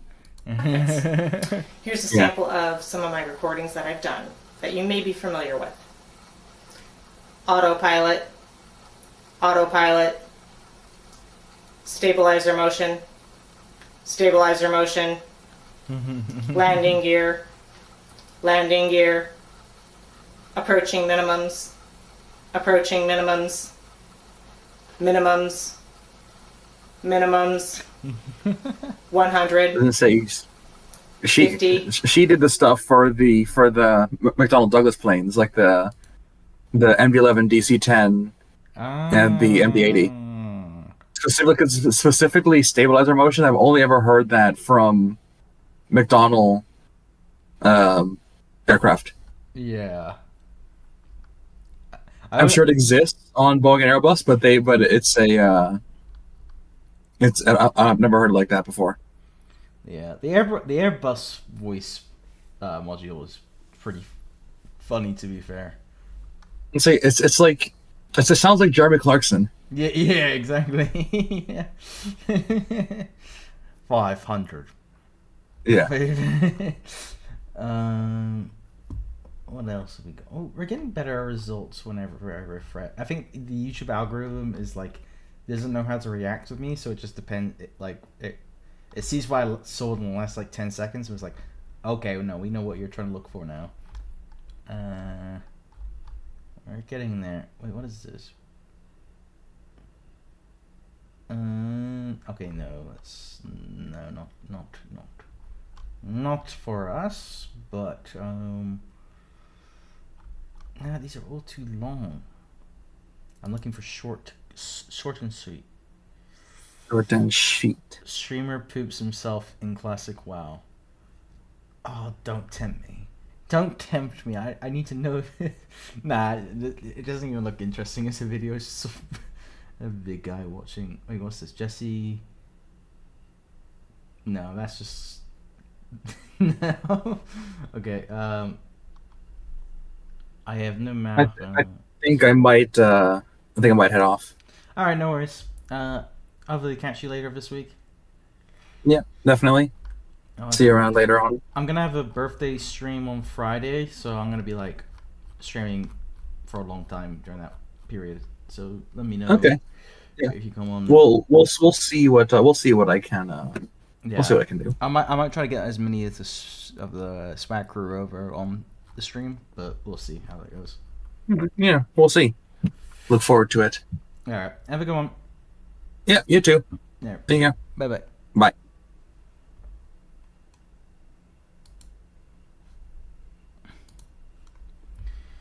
Yeah, I think I'll call it for tonight as well. Thank you all for who watched. I don't think anyone actually watched, but fair enough. We had a good one. Didn't play much Dark Souls. I just yeah. Interesting screen. I got an ulcer on the side of my mouth as well. It's been bugging me the whole night. So